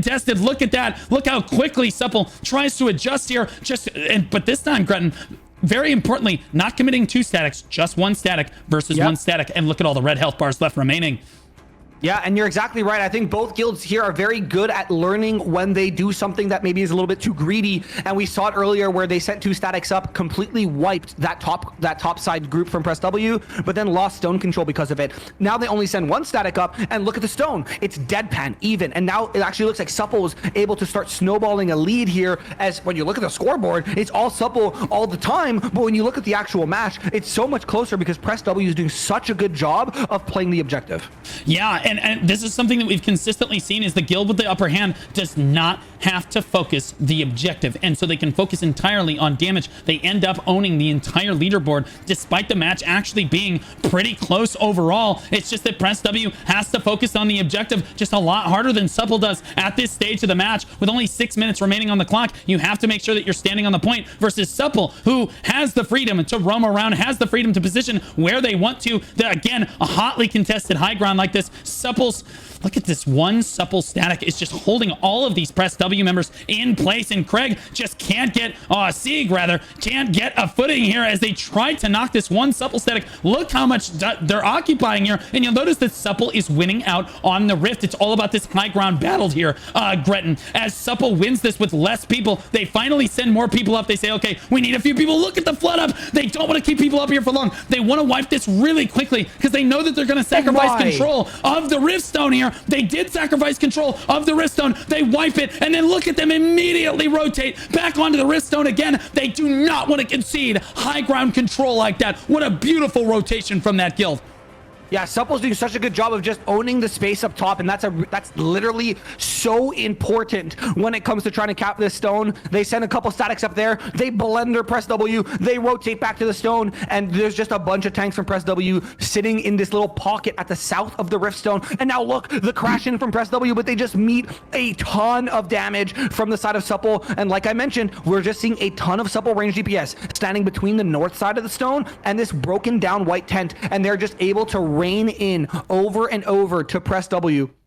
And again, we see the cap fade here from the side of Press W. That was another 4-minute, cap fiasco, if we want to call it that. And they're going to go right back into it as well. Barcode's going to die. CYGG very low on health. They don't even need to CC him. They just kill him and they go next. And now it's going to be just the tanks from Press W trying to get a foothold onto this point again. And now Supple can kind of re-spread out. They can go back to their default positions. They can start playing a little bit more spread and just leave those point tanks on the point like we saw earlier. And that's exactly what's happening here. And this makes it a lot more difficult for Press W to build an advantage because you don't really know where to hit. You're just trying to get one of your tanks to get the cap off so that the fight is now again localized around that wrist stone. Yeah, and again, I think that Press W here has to be wondering if we tick below the 4-minute mark. Okay, maybe we've lost this one, but it was close enough that we can actually come up with a win. Maybe if we shift the map a little bit, shift our strategy a little bit. They've gotten cap off after cap off after cap off, and you've shown how competitive each cap takes 5 to 10 minutes in order to thwart for Supple. That means it is an extremely close match, despite the fact that the leaderboard is owned almost entirely by Supple in this case. You're seeing Press W. I'm wondering what the next match is. What do you answer with? Because the map will be the difference. The strategy will be the difference. Hopefully they've been preparing for a situation just like this. Again, another cap coming in, and they have more people on the stone, but Supple looks like they might just out-skirmish them one more time. Every time they come up to this high ground like they like to do, Supple just immediately responds with just enough people, wipes them off, and then retakes the stone again. Look how low the health bars are. The blue health bars are for Press W here. You have to be considering the second strategy here, Gretton, as we move forward, because it looks like you're not going to win this one. Yeah, a really good spin here, but again, you just need to win this cap. There's not enough time. We've seen both these caps in this match from Press W take over 5 minutes to elapse. If you can't just decisively wipe Supple here, it's just GG for this map. Maybe you just, try something different, try something stupid. This is, again, only map number 1. This isn't map number, this is a best of 3. So you can just afford to just throw some shit at the wall and see what sticks, is what I like to say in this last couple minutes of the match. I think it's good enough. You chalk it up to, hey, we got outplayed on this one. Let's try to see how our comp can play into Supple's comp, maybe on a better map. Because now, with Press W losing this first one, potentially, they'll have the pick after Supple bans 3 going into map number 2. I'll be honest, Gretton, I'm a little disappointed in Press W here as they didn't try anything else. They clearly lost the open field skirmish like this, but they had every opportunity to try something different, to group up, to back up, to try anything else, to come from different angles, to catch Supple by surprise, which I think would have given them enough of the upper hand that they would have been able to position correctly and potentially win the match. But they just funneled in the entire time, and they just kept coming up a little short. At a certain point, you need, as a shot caller, to back up and say to yourself, okay, this is not quite working. We don't quite have the edge, but if we back up, we work together well, we have our statics spawn at different locations, we coordinate this a little bit better, that's going to be the difference.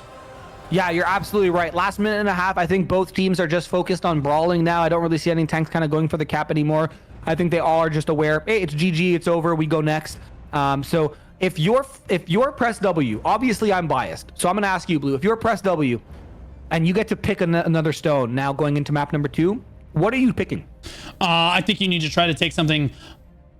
Honestly, you could take it one of 2 ways. You could take Talus and then say, okay, we're going to back up, we're going to group on them, and if we let them get the better of us, we just push the stone together from both sides. But like, that's not something that we saw here. Maybe you're trying, is it a Kawazan angle? You try to cap the stone, and you know it's close enough that if you get the early cap off, you just take the map, basically, because you can just prevent Supple from taking this over and over again. Maybe I just go to Kawazan and make sure you get that first cap off.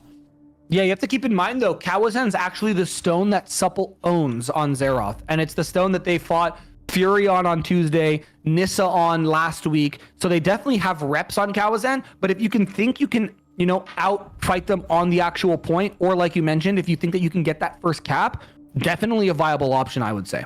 Yeah, you could also try all the high grounds, the bell. I'm blanking on the name with all the rooftops. A dentist. A dentist? A dentist, yes. A dentist is the wrist stone that maybe you choose here because, again, you can keep them from getting the cap off on a dentist quite well. You can abuse high ground. Supple can't push you off as consistently. You just make sure you get that first cap off. Like I said, maybe a dentist is the map that you choose to go to here. again, if Press W pivots their strategy really hard, Gretton, I think that they could try something like Talus, but if they're going to just run it down like this, I don't think that Talus is necessarily going to be the play. Either way, we look at the damage dealt. Oh my God. 4.1 million damage from a bow staff user. 4.1 again from another bow staff user, and they did not have time to troll their weapons this time, I don't think. No, they didn't swap onto different weapons. These are all main weapon combos is what I'm looking at on this front page. So I can confirm that. 8.3 million healing from Eli. Eli may have just been the highest in the lobby, notably 7.1 from Nuja as well. And another 7 million I think I saw here from Ross from Press W. So again, both teams pretty closely matched on that healer front. 1.7 million damage tank from Ozzy. I don't think I see there's another 1.78 from a barcode member. 1.78 from Chateau. Looks like, oh my gosh, 2.1 million from Horrendous from Press W. And look at that character model right there. His character's even screaming that, you know, that guy loves the front line. Yeah, this map one was really telling, I think, for both these guilds. I'm excited to kind of see what the picks and bans look like going forward. I don't know if you go a Dentist though, because you did just watch Supple play against Visa on a Dentist. That is true, but maybe you have a stronger strategy for it. Smoke. Yeah, I'm not sure. They look really good. That's true. You might not want that smoke. And what smoke are we talking about? Let's look at the instant replay here. Look at this coordination from the Supple squad. They see this this Press W squad grouped up on this high ground. Look at the commitment, Gretton, coming out from Supple. They move up here. They have a job to do. Kill these blue health bars. They wipe most of them out almost immediately. And then they immediately swap back. Look at them dive over the side of the mountaintop as soon as their job is done, right back into the fray. Not to let Press W have an inch. Yeah, it was...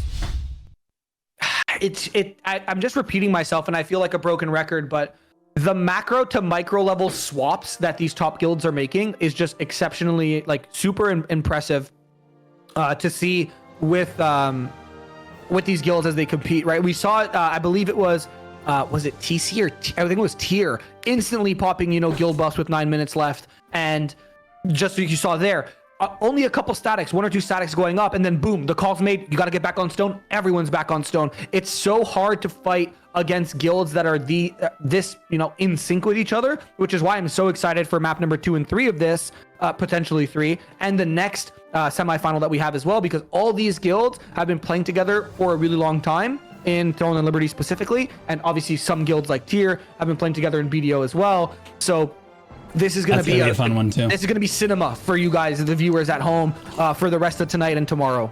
Yeah, Supple winning out in that first round there, sitting pretty, and like you said, that sets the tempo off. But I'll be honest with you, that's the interesting thing about best of threes, Gretton, is if you're able to come back in round 2, then you have the momentum swinging into round 3, and the reverse sweep is absolutely there. The potential is absolutely there. So Supple sitting comfortably on top of that win right there. Press W not able to get the upper hand on them, but honestly, on a better map for Press W, they might be able to turn that. So they need to stay locked in on this one. But I got, again, their coordination, some of the best I've seen from any guild in this tournament. Yeah. I mean, I'm not going to disagree with that. That'd be stupid. But yeah, I want to see what Press W, like how they bounce back from this, because they're a very competitive guild. They have people in there who are, you know, giga competitive, and they want to win. They're not just here for fun. Like, I mean, I'm sure you noticed a few more barcode names on the side of Press W. They literally took out their credit card, spent 500 Lucent to change their name so they wouldn't get feuded by Supple. That's how much they want to win this. Hey, man, a strategy is a strategy. And Press W, again, that has to be a little upsetting for them, because, again, when they applied for the tournament, they were extremely confident that only Take Care Cobra could beat them potentially, and now they met a brick wall, Supple, in that match right there. And I think that they're going, okay, well, let's go back to the drawing board a little bit here. We need to rethink our strategy on this one. Which map is it going to be? It does look like match 2 of 3. It looks like Press W so we're gonna have to hold on 1 second. Gretton, what do you think is gonna happen with this match? Yeah, so this match is gonna be super interesting because Press W obviously gets to choose the map. Supple, obviously, Mordecai is just insta-banned. So Supple then decided, hey, we're going to ban Kawazan, Malachar, and Cherno. And then Press W decided to go to Grand Alon. And I don't know if you know this, but GA has been historically a map that we haven't seen very close fights on in this tournament. It's usually been a wash. Same thing with that Morokai one. I wouldn't really call that Morokai between Press W and Supple a close match per se. I think Supple was in control and in the driver's seat for a lot of that match. But Okay, yeah. I do think that Press W picking GA, this is by design. I think they're gonna try to utilize their tanks and their front lines a lot more here. Yeah, and again, Grand Alon Riftstone is an interesting choice for a map like this. But again, this is exactly the kind of map that I should have considered Grand Alon. I didn't even think about it, but this is exactly what I would want to choose if I'm Press W here, because you can get that early advantage. There's less of that skirmish that you need to deal with on all sides, and you can kind of condense Supple down. If Supple does get the upper hand on you, you can condense them onto the dais and then attack from all sides. Yeah, and it's players are just funneling into the lobby now, and I don't know, this is actually going to be a bloodbath. You can't actually fly up. I know I mentioned it in day number 1 about on regular Riftstones for Grand Alon, you would fly up onto the little pillars.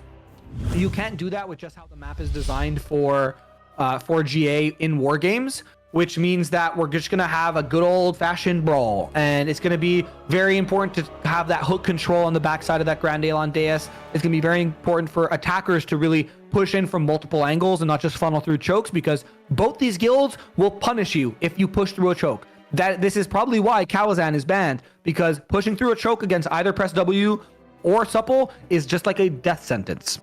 Right. And very interestingly, we can talk about chat's prediction for this match, because earlier on, 62% of the vote, almost 1 million points on Press W. After that first round, the people might end up poor, Gretton. Yeah. Guys, don't lose all your points. We still got another semifinal after this, and Blue doesn't stream he's not going to be streaming for 12 hours for you to generate points between today and tomorrow for the finals. So you want to keep your points. I streamed for 13 and a half hours yesterday. What do you mean? I try. So answer me this. This is going to end tomorrow. Are you going to stream for 12 hours before the final so people can farm points? Oh, absolutely not. There's not a chance. Oh, there you go. So save your points, ladies and gentlemen. It wasn't a shot at you, Blue. You stream more than I do. On the line. That way you can exert dominance in the grand finals with all of your points. True. I mean, listen, 100% of people who don't gamble lose. You know what I mean? But there's a chance you win if you do. It is what it is. Get it twisted. It is what it is. It does look like the teams are just about ready for our second match of the first semi-final round here in this one. So hold on to the edge of your seats here, Gretton. Did you see the dominant people? Again, I saw Bo Staff there, honestly, winning out more than the Spear Dagger. Despite the buff, I haven't seen as many Spear Daggers today as I've seen previously in the tournament. Yeah, so the Spear Daggers in these guilds are more a part of kill squads. They're more a part of squads that kind of play the outskirts and go kill the enemy carries, which is what we were seeing a lot of in that match, which is why I think the spears from Supple didn't really show up at the top of the leaderboard, because they have some absolute demons on Spear Dagger. They got like people like Xanto who are just able to kind of go in, dump a ton of damage, get a ton of kills, and actually get out safely, which just lets people like the range DPS from the side of Supple just kind of pump damage into the main ball of Press W, and then those Spear Daggers kind of finish them off. I was watching on my other monitor Sony's POV, and that, melee bomber core was having a lot of trouble just getting things going, because Supple just plays too spread for that Spear Dagger, chain damage to really have as much impact as it would against a guild who maybe is a little bit less coordinated. So I'm curious to see if, someone like Sony, who has multiple weapons, and I'm sure people on the side of Press W also have multiple weapons. I'm curious if they try to just switch up some weapons here on Grand Alon, or do they just keep it the same? Because Grand Alon, if you fight on that platform, it's going to be a lot closer, and it's going to be something that, you can actually use that spear AoE to chain damage together. Yeah, and it looks like all of the players have joined the lobby, and we are just about ready to go for this one. Just waiting for control of the lobby so that I can start the match here. It does look like Press W versus Supple a lot closer than a lot of people thought it was going to be. Grand Elon is the map of choice. This is do or die for Press W here as we spawn in on this one. And again, I have to run from Narnia. Yeah, we're probably going to get there after the first fight is done. So it is what it is. We'll see what's going on when we get there. But this is map number 2 in your upper bracket semifinal between Supple and Press W. If Supple wins this, they are going to the grand finals of the Best in Guild tournament. And if Press W wins this, we are going to a map number 3. So let me see a quick spam in the chat of who you think is going to win and why you think Grenton is the sexiest bald man, and it's not blue because he's ugly. Thank you very much. Aren't you still pretending to have hair?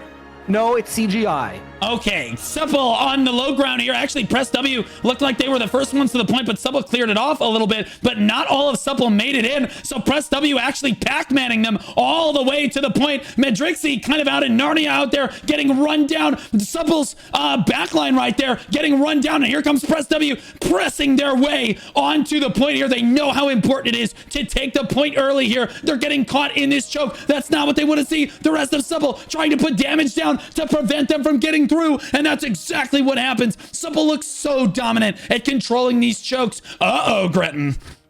Yeah, Supple looks like they're in a really, really good power position here on the side, on this Grand Elon Riftstone. I don't know if this was the plan on the side of Press W. Obviously not, but it looks like Press W is able to kind of get these 1s and 2s, and they're going to look to push through 2 sides now, but Supple does look poised to take this push. Maybe not, though. There's a lot of Press W who is just able to kind of walk up for free, but these range DPS from the side of Supple are just raining down absolute hellfire on the side of Press W. They're just trying to find any sort of semblance or inkling of, areas that isn't covered in red so they can just try to establish a foothold on the Grand Elon Riftstone. Yeah, it looks like they're just going to have to back up and regroup. Supple did take the Riftstone, but that does not mean Press W can't make a play to get onto the Riftstone. I will say, though, this is one of the Riftstones where you did want to abuse that bubble in order to get in here. Yeah. That being said, Press W does have multiple angles that they can come in from. They're just not abusing it quite yet, as they're just all trying to funnel through one tiny little choke and getting absolutely decimated by the Supple main ball right there. And just only one static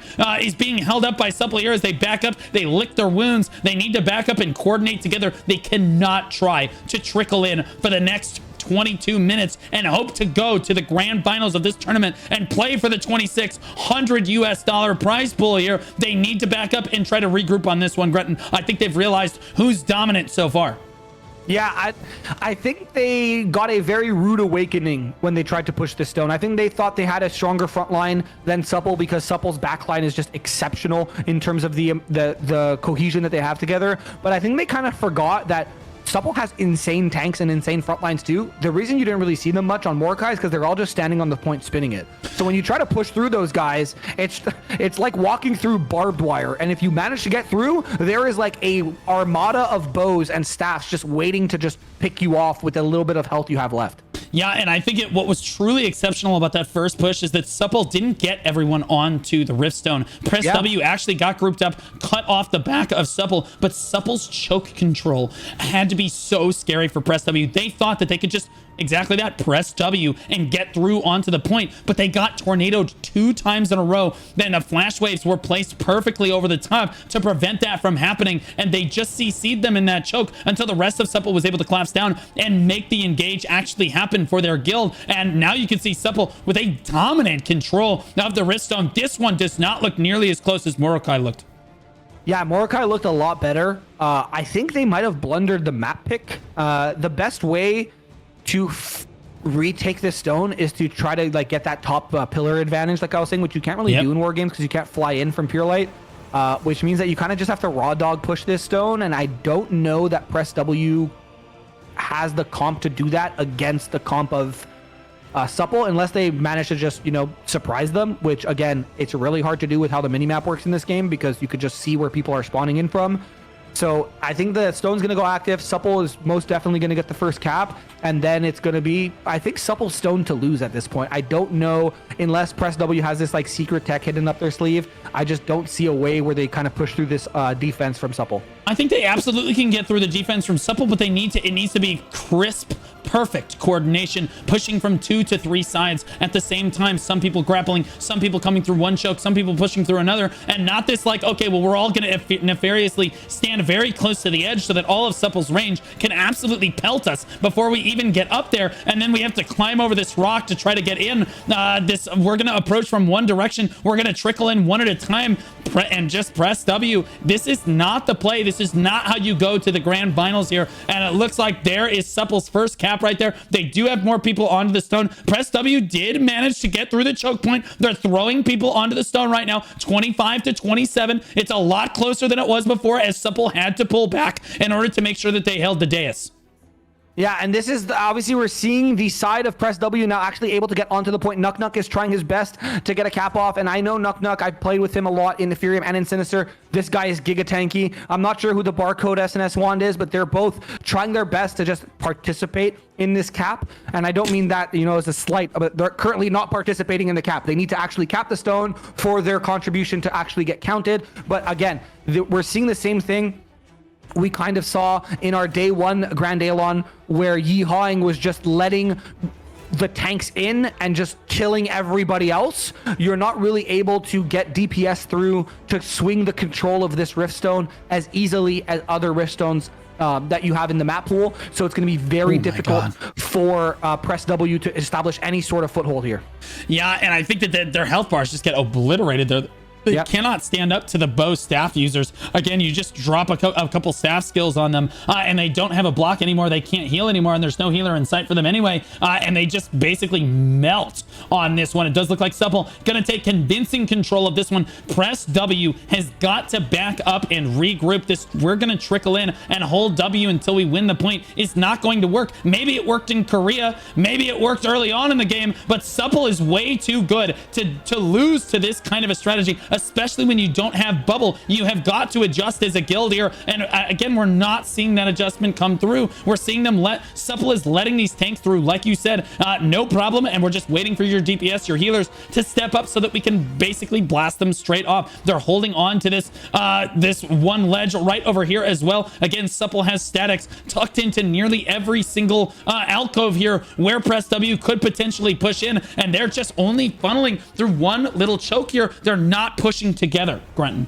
Yeah, and it's just a bloodbath. It's like Supple's playing CS:GO, and they're just holding corners and just like turbo race car peeking the corner and just shooting you in the forehead before they even render on your screen. They're just in such a power position right now, and all they're letting through are tanks and healers because they just don't care. They're like, hey, if you guys are in, it doesn't matter. We're just going to kill your entire DPS. But the issue that you have to keep in mind is if Nuck actually manages to get a cap off, then they're going to have to pull back their squad to kind of drain the contribution from the side of Press W, which means it might give Press W an opportunity to swarm the stone. Yeah, Press W actually getting a fair amount of members in here, but they immediately all clump up and look at them.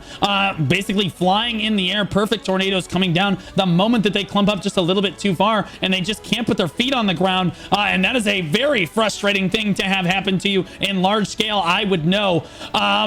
And okay, I thought that they said that maintenance was going to last for an hour and a half. I was like, what are we talking about right now? But no, it's just the auction house. We're fine. I was like panicking. I was like, there's no way AGS takes the servers down right now. We're good. Press W, pushing onto the stone one more time. But look at that. They get pinned in the corner. Look at the choke control for Supple. Not one time have they let a static from Press W, or multiple statics from Press W rather, push through a choke point uncontested without at least one tornado going off in that corner and allowing them to basically just turbo them down with flash wave after flash wave, and then focus fireball after focus fireball to basically just run down every single member that gets caught. Yeah, and again, they're just trying to funnel through as best they can. The barcode tank, Soviet even is on the point. Nuck. Oh my goodness, what an insane Bellendir suck from Big Loke, the god, who just sucks all the tanks off And again, just another Bellinger suck. It's just Supple loves sucking dudes, dude. I don't know what to tell you. They're just going absolutely crazy controlling this Riftstone, and the rest of the Press W main ball is just unable to just follow up and do anything. They're just being stonewalled. Shut up, chat. I know what that sounded like. It wasn't my intention. I'm just hyped. Leave me alone. Blue, you know what? Take it over. No, Dude. I completely agree. I think that Supple's front line has more suction than a Hoover vacuum on this one. As long as they're all men, that's what I'm hearing out of Gretton here. As Press W tries to swarm onto the Rift here, they actually do manage to get a little bit of a foothold on this one as Supple loses control, loses their grasp on the Riftstone. It does look like Press W is going to move through. Can they get the cap down on this one? Are they going to keep getting CC'd off? There is just no way. Sir Loki is just not going to allow it to happen over and over and over again. He just prevents every single cap on the Rift here. This is very sad to see from Press W. And again, Gret, I'm not sure why their shot caller is basically just inting them with the helmet on. I would love to see them back up and actually try something a little bit different, because clearly this strategy is not working. Yeah, I don't understand the logic here. Like, okay, you kind of trolled character select, right? You chose the wrong map. It is what it is. You can't push through them split. You like Supple didn't have full force on the initial engage, and you couldn't push through them. But you all tried to push the same choke. So pull back, let them wipe you, or just pull back, and then try split push. Try something different. Send sleepers in. Do something different. This is do or die. You're in the semifinals. Wake the up.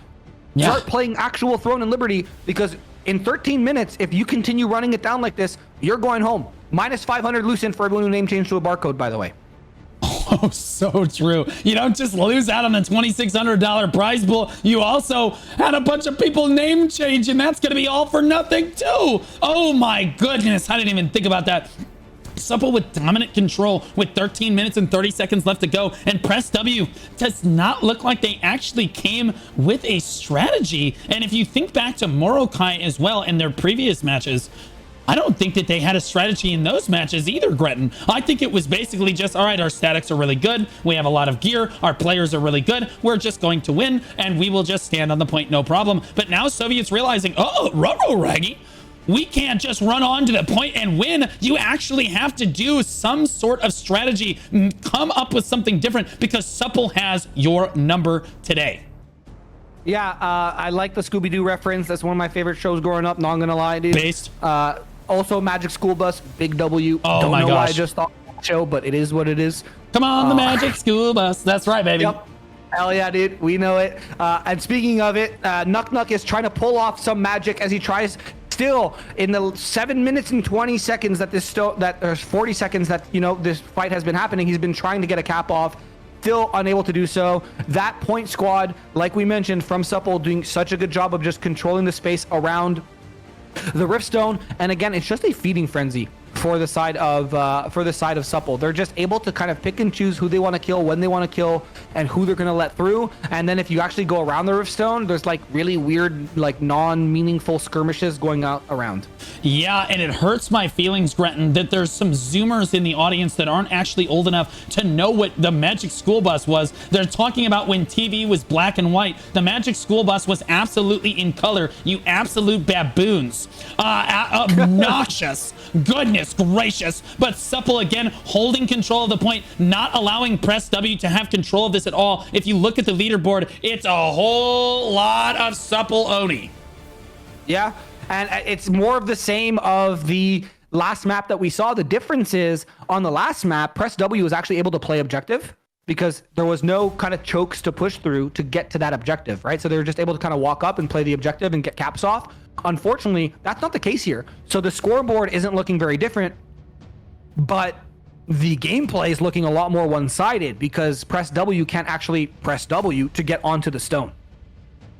Yeah, and I think that I just looked through the scoreboard here. Again, it looks very Supple Oni heavy, as you might expect here. But the healers this time, a huge diff on the side of Supple, doing a tremendous job keeping the Supple players alive. And you would expect that on a map like Grand Alon. Whichever guild is more dominant, you're going to think that their healers are going to do a lot more work. Look at the health bars just get shredded for Press W. The second that they stand near each other, it's just damage just sweeps in from all sides. And it just does not look super great. And again, we have not seen Press W take their fingers off the W key a single time in either match. They just don't have a plan, Gretton. It just looks very disorganized. I hate to say it. They haven't had a great run through this tournament to this point, but their strategy in every match so far has been to literally hold W until we win.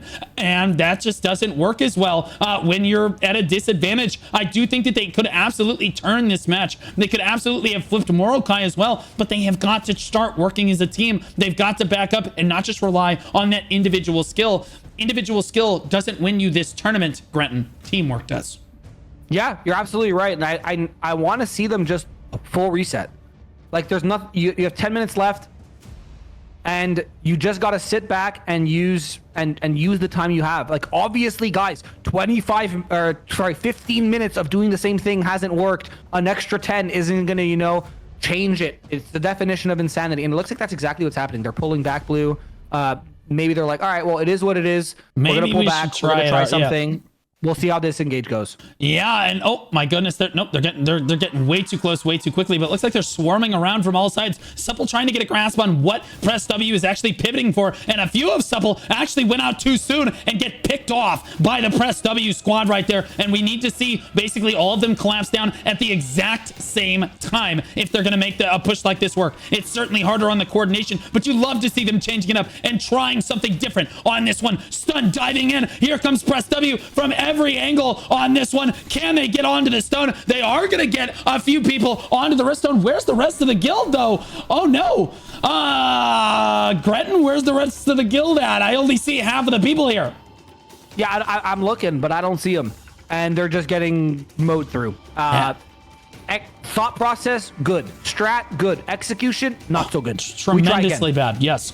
Again, I think that half of their players just did not... Oh my gosh, they almost got the cap off, though. A little bit more progress than we've seen from them all match long. Again, if you're going to execute a multi-prong attack like that, and this is, I think, Press W's problem, is they've never been put on the back foot like this and forced to think for themselves, how do we approach this situation where we're at a disadvantage? How can we take this as a shot caller, as a guild, and work together? Because you saw that was their first attempt to basically back up and work together. And yeah, they missed the push. They messed the push up because one team went in way too soon, so the coordination is just not there. Like you see in Supple, again, every single push from Supple, it looks like every static is basically being controlled by an overall, like one brain is telling the all of the Supple statics to do various things. And like arms of an octopus, they do exactly what the shot caller tells them, and they're all moving around as parts of a greater whole. And it does not look the same for Press W here.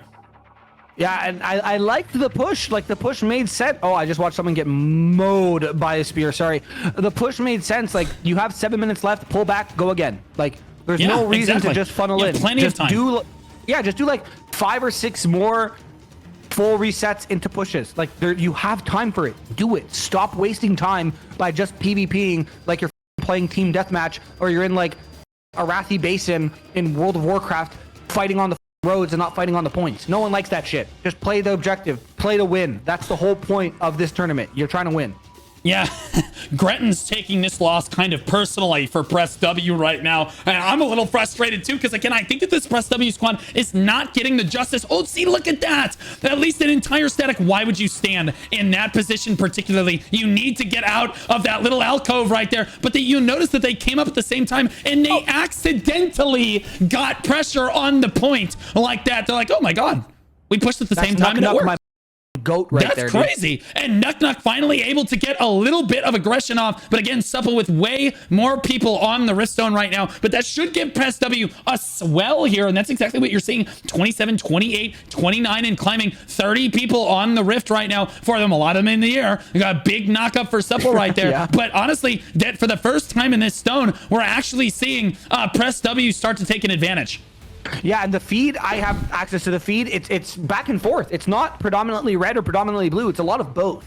And obviously, as I say that, I caster curse it, and there's a lot of red coming through, but there is some still blue fighting back. This is probably the best we've seen from the side of Press W in the last 20 minutes of this fight being active as we approach the final 5 minutes. But I just don't know if they can hold on. Look how spread Supple is, and look how tight Press W is playing. This is just not something you want to do, especially in the current meta. Flash waves are still dangerous. Spears even more so. And what do they like? They like big clumped up groups of people. You need to try to stay spread as Supple is doing, and they're just slowly losing people on the point.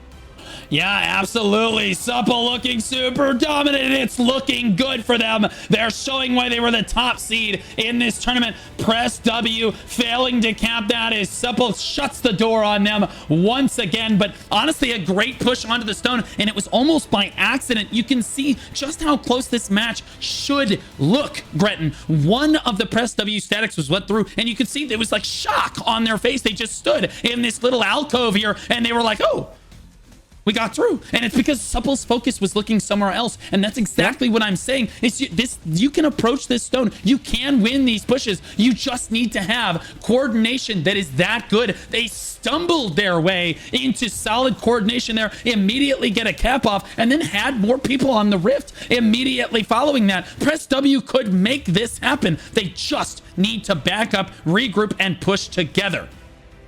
Yeah, and that's they're listening, dude. They heard you. They're pulling back now. There's a couple minutes left.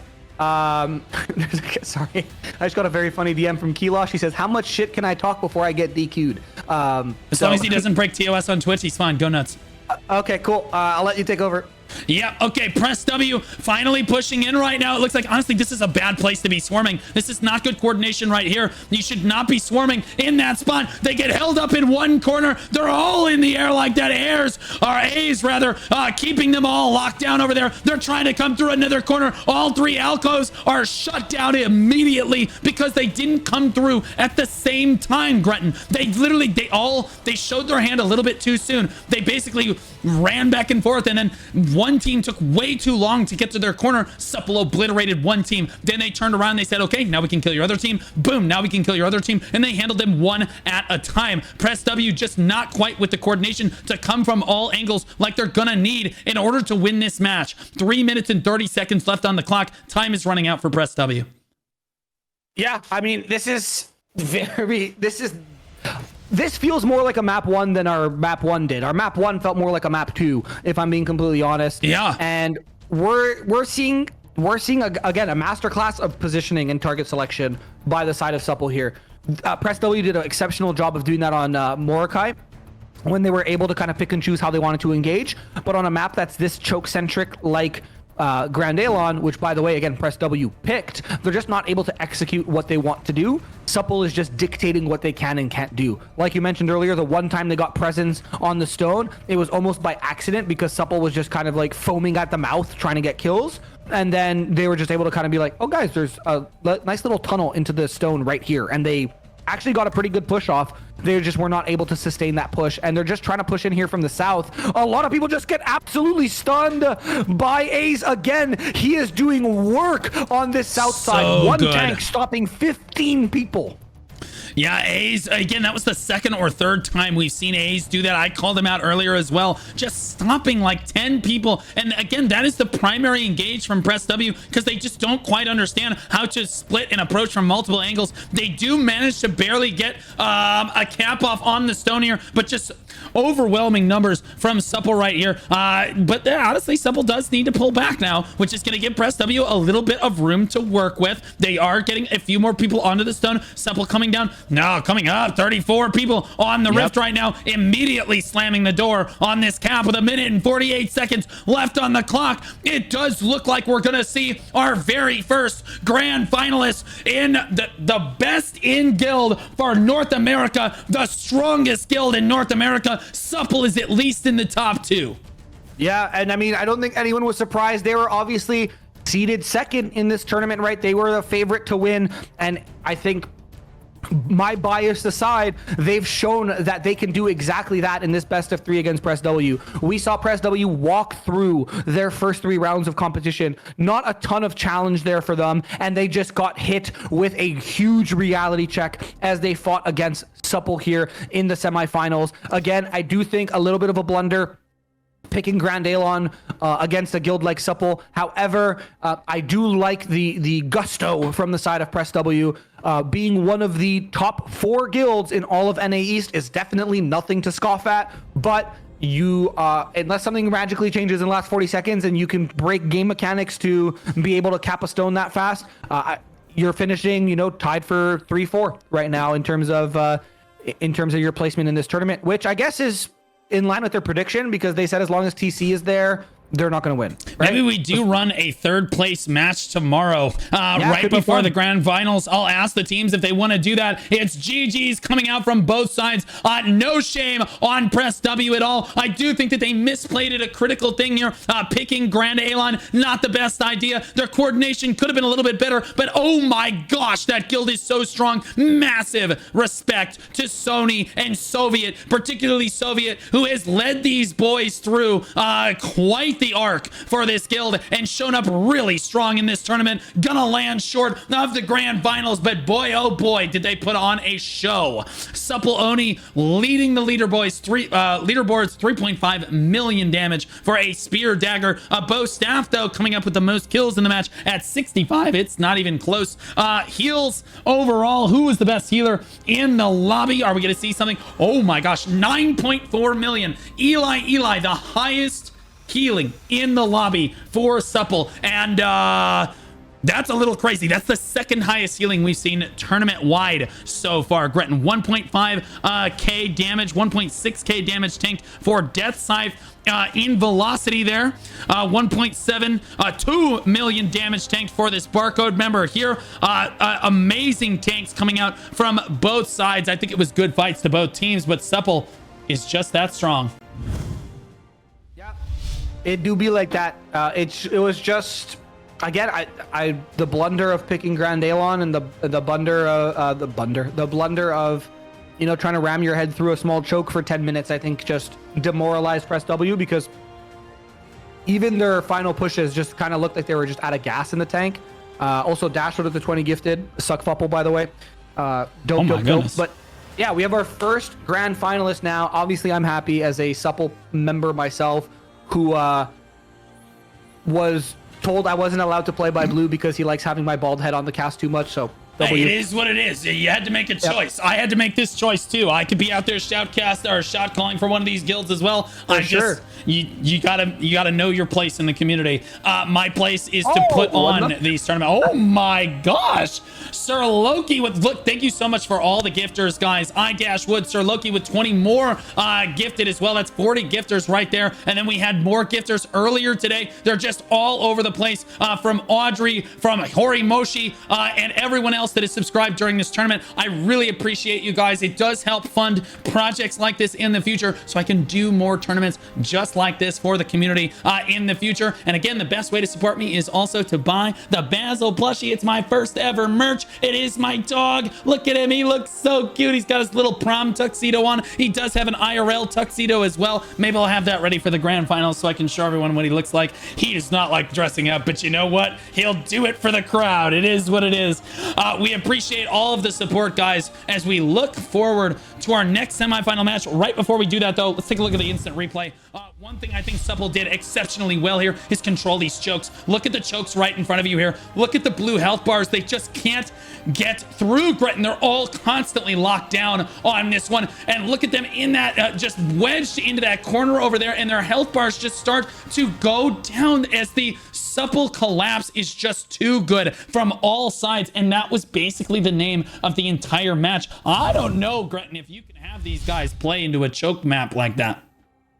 No, it is actually illegal. I think a lot of good knowledge and information was given to TC/tier, whoever makes it through the finals in that next match, on how Supple plays and the maps they like.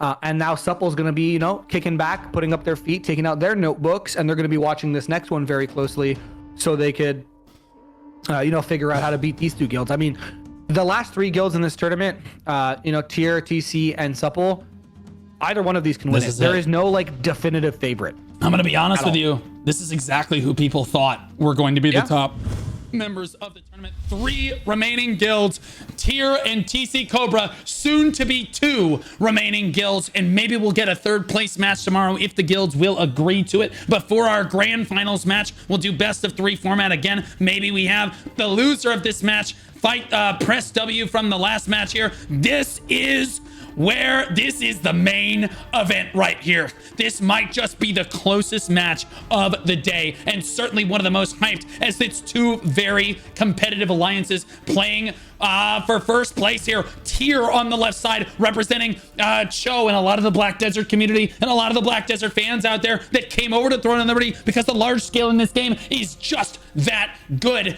And then up against Take Care Cobra, who is the second seed in this tournament, potentially the top seed in the tournament, but definitely the top seed of the lower bracket.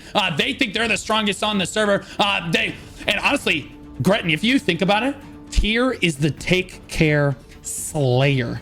In round 1, they took out Take Care Bears. In round 2, they took out somebody else. Round 3, they took out Swipe Knight. Tier has single-handedly eliminated 50% of the Take Care Alliance from the tournament themselves. If they take out Take Care Cobra, 75% of the Alliance will have been eliminated by one guild. That's insane. That's actually nuts if they do that. But I mean, they're going to have their work cut out for them. That's for sure. I mean, just talking about picks and bans a little bit here between both guilds. Tier actually won the flip for map number 1. And then TC promptly banned Adentis, which we saw Tier, manhandle Mamba on. They then banned Malachar and Cherno. Oh boy. And then Tier said, hey, you know what? Fuck it, dude. We're going to Talus. Oh my goodness. And again, we're seeing an all-out brawl in the very first round of this one. And I think that guilds are picking like the safer maps. Like, okay, yeah, we can spread out on Talus. We can spread out on Morokai. It's just kind of like the testing grounds on the first one.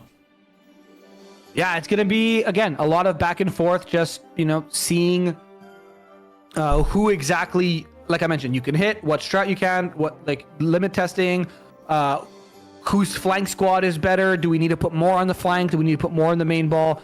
Map 1 is, and especially the first 5 minutes of map 1 is probably the most important PvP you're going to get in this best of 3, because it's kind of the lowest stakes of PvP in this best of 3 is that first 5 minutes. So try stuff, figure out what's better for your guild and how you can actually, beat the behemoth on the other side. Because again, like we mentioned, both these guilds are insanely good at the game. Tier, like you said, has some of the best and brightest from BDO, which, I mean, a lot of people meme on the game, but to be a good PvPer in BDO, it did take a lot of skill, which is a different type of skill than you need in TL. Like, I played a little bit of BDO. I obviously played a lot of TL. I wasn't ever very good in BDO because You're trash. I didn't want to put out hunt. Yeah, You're I trash, was just yeah. trash. I was playing an Awakening Sork with zero knowledge of the game, so go figure that I wasn't good. And I wasn't good at TL when I started playing either. It's just a different skill set. And I think that the BDO players, it finally clicked for them. I fought against Tier. I fought against Bricked. I I'm fought filling out against my water. Keep talking. Yeah, I fought against ISO. I fought against all these BDO players at the beginning of the game when I was in Ethereum. And it wasn't very difficult. But now I'm seeing them play, and it's clicked. They have understood the game. They understand the skill set that they need in this game compared to BDO, and it's terrifying. These guilds are insanely good at playing the game. TC has just looked insane all tournament as well. So, we'll see what it is. Does the, Cho Nation meme or copy pasta, I shouldn't say meme, does the Cho Nation copy pasta live on? Or are, Twitch chatters like Mello going to be yapping in chat because they weren't good enough to play the tournament? Time will tell, I guess. Oh, it is what it is. You love to see that. Honestly, I'm gonna be honest. People are asking, do they have shit talkers in Tier? I would argue that they have the best chat PvPers, for at least from the BDO community. Some of the best, anyway. I don't think Trep is not in Tier. So honestly, Snake is missing from this lineup. Snake are some of the best trash talkers as well that I know. TC Cobra over on the other side. Usually keep it honestly above the belt on most things, but Tier, honestly, it's gloves off, man. It is all bets off. And I'm gonna be honest with you with this one right now. Can we just take a moment to recognize the gravity of what we are witnessing? These guilds have been pushing so hard from moment one, from the go moment when the servers went live in early access. These players have not let up off the gas pedal. They have always been fighting. They have always been pushing their gear, working together to figure out how to get ahead. And a huge shout out to both of these guilds for making it this far, just like Press W, just like Supple in our first semifinals round as well. Tier and Take Care Cobra, the amount of like leadership that it takes to get a guild, to get a community, to get an organization to this point in a tournament that is this big is cataclysmic. So it's very cool to see from both teams, to see them come this far. And I'll be honest with you, Tier coming out sweating on this one, and Take Care Cobra has got to be pissed. They have got to be so mad because Tier has wiped out 2 of their alliance members, and Tier pretty convincingly beat Swipe Knight there. Swipe Knight was the second strongest in the alliance. Now they're here. It's honestly like that Grim Reaper in the door meme, Gretton. They wiped out the first, they wiped out Take Care Bears. The second door, they wiped out Swipe Knight, and now they're knocking on the door of Take Care Cobra, and we will see if they can take it home. 48v48 is the lobby. It is on the Talus Riftstone. Make sure you got your predictions in for this one because it's going to be an absolute banger as the match begins here. The final semifinals begins. Who will meet Supple for the 2,600 million. 2,600. My bank is like, have money. 2,600 US dollar prize pool in the grand finals, and it looks like the fighting has already started. Gretton. Yeah, be quiet now because both guilds are absolutely just brawling. Again, it's the same thing we saw the last time when TC was on this Riftstone in the in round 3 of the tournament, where they just all spawn here at portal 1. I can see those people on top of it, my bad. And they're just all brawling as they slowly move over to the Riftstone. This is again where you're going to try to figure out who you can hit, who you can hit, where their weak spots are, where their strong points are, and you're going to start forming your strat for the remaining 20 minutes of this fight. So there's 4 minutes of, fun time PvP limit testing, and then 20 minutes of full sweating, no payphone. It's going to be a bloodbath between these 2 guilds. Make sure you got your snacks ready. Make sure you're locked in because, by the way, Blue, just so you're aware, no matter the outcome of this best of 3, it is a Zeroth Grand Finals. Oh boy, and that's what everyone has always been saying. Zeroth is where the PvPers go to play the game. No players, Zeroth is not a free server. You're basically every rift, every boon, every single open world boss is always going to be contested by multiple alliances. That's where you get all of the fighting. It is not a dead server by any means, and that's always the siege that everyone is most wanting to see. Supple coming up with the win last week, but honestly this Sunday, based on the outcome of this tournament, we could see things heat up on Sunday. Yeah, I'm so excited for how this is going to shake up the landscape of NA East, and I feel like that's why these tournaments are so impactful, because you'll find guilds in these chicken coops of servers who are just really insanely good, and they might be like, oh, we didn't want to go to Zeroth because we thought maybe we weren't as good as these guilds, but we punched back. Dude, let's transfer, let's go, let's get in on the action. And that's why I hope, I don't want to spoil anything if anything's in the work. I didn't get a script leaked, but I do hope that we can put on stuff like this for multiple regions so we could showcase talent across the global Throne and Liberty community, because I think that this game, as long as the PvPers keep shit talking each other and keep playing the game, it's going to be one of the most fun PvP and MMOs for a while to come. Well, certainly I am looking, and don't tell anyone, Gretton, but I am looking at running another tournament for EU coming up here, potentially, if there's enough interest in the EU community. There's a lot I'm going to have to set up. I'm going to have to make an account over on EU so that I can spectate the matches, but we will try to make it work, certainly, as both guilds have now settled their feet in this match. I can't say convincingly that one team is winning and the other is losing. Tier and TC Cobra, I will say, Tier's flank squad looks like it's executing just as well, if not a little bit better than the TC Cobra flankers, and that has got to say something. Tier with a little bit more room, a little bit more, you can see, clumped up, a little bit more together and universally on the same page. They have control of the stone. TC Cobra starting to buckle a little bit under the pressure from Tier as we get a little bit closer to the Riftstone. People start to panic a little bit. The objective starts to become available. People start to lose their heads on this one, and this barcode member here looking like he's gonna go down. Not a heal in sight for him, and that's not characteristic of TC Gretton at all. It's normally their healers are right on top of it. Crunk God in the corner over there, you can see Crunk God got very low, but he actually caught a heal. So did offense for Tier. So again, Tier just winning out their healers, actually keeping their backline and their frontline standing a little bit more consistently than TC Cobra in these first few minutes. But honestly, it doesn't matter. Is the 50 seconds, that's when the objective opens up, Gretton. Yeah, and that's what we're going to see. Both guilds kind of switch how they're playing.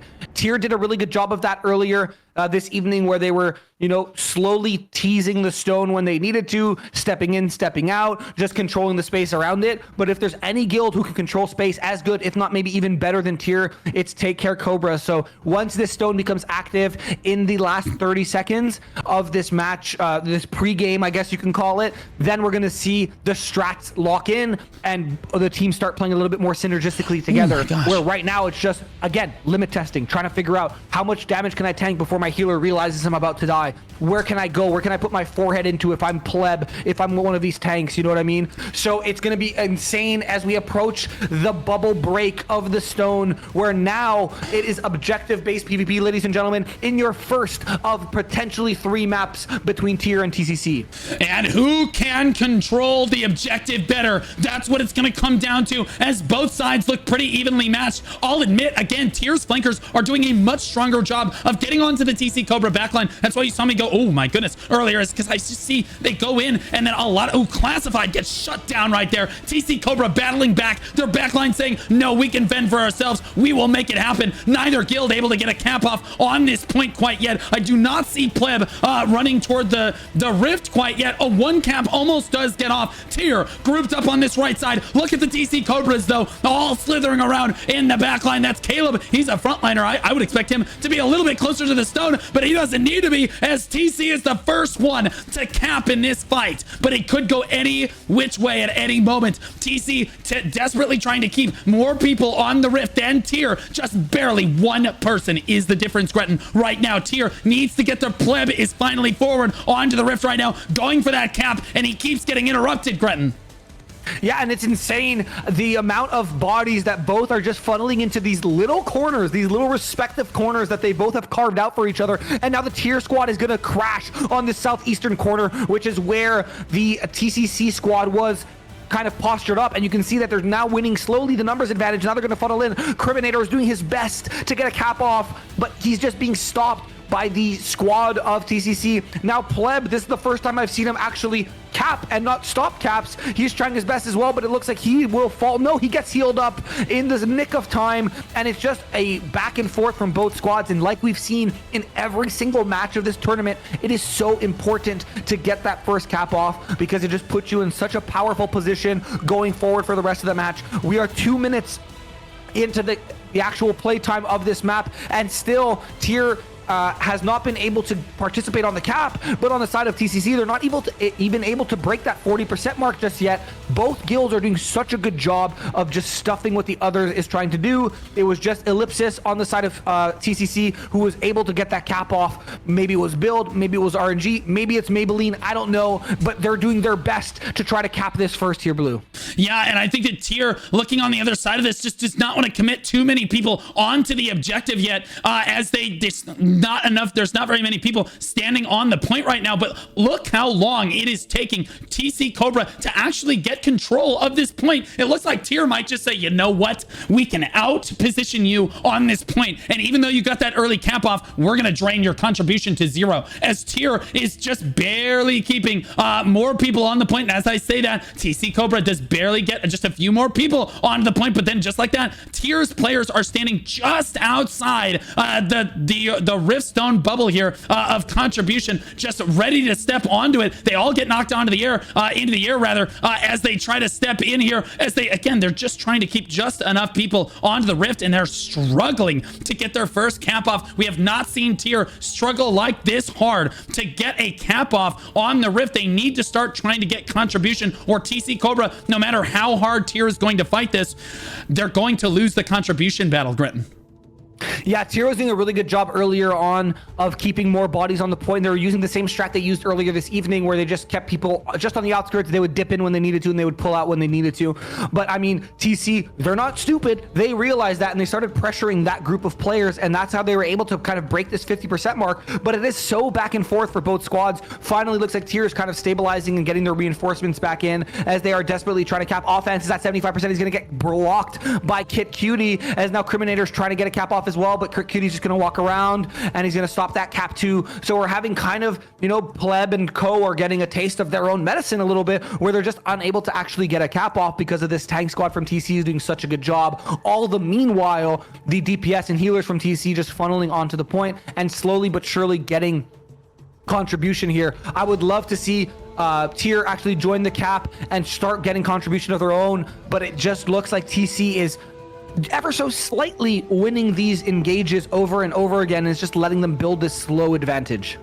Yeah, exactly. And Tier, honestly, again, you can see how much time Tier actually spends on top of this one. Can they get the cap off? They do finally get the cap off. Tier is on the map for this one. And now it's time to play the objective, something that Cho Nation knows how to do so well. They certainly have a massive uphill battle to play here, though, as they need to get more people stacked onto this point very quickly. Axebot trying to get himself healthy again, does manage to get up there. Tier's healers doing a lot of work here, but then again, so is TC Cobra's. As I see their health bars going down, and I said at the beginning of the match, it didn't look like their healers were necessarily as on point. I stand corrected, as they have locked in on this one, and TC Cobra is just refusing to die, even though Tier's flankers are doing their job and trying to get onto this backline of TC Cobra. Most of TC Cobra has basically committed onto the point, saying, okay, well, you'll just fight us over here anyway, and then we're just gonna stand in this big huddle. And Gretton, you would know better than most, it's hard to kind of target when everyone is standing on top of each other. You can't really lock on to the target that you want to, but look, almost every single player in the map is trying to stand on this point right now.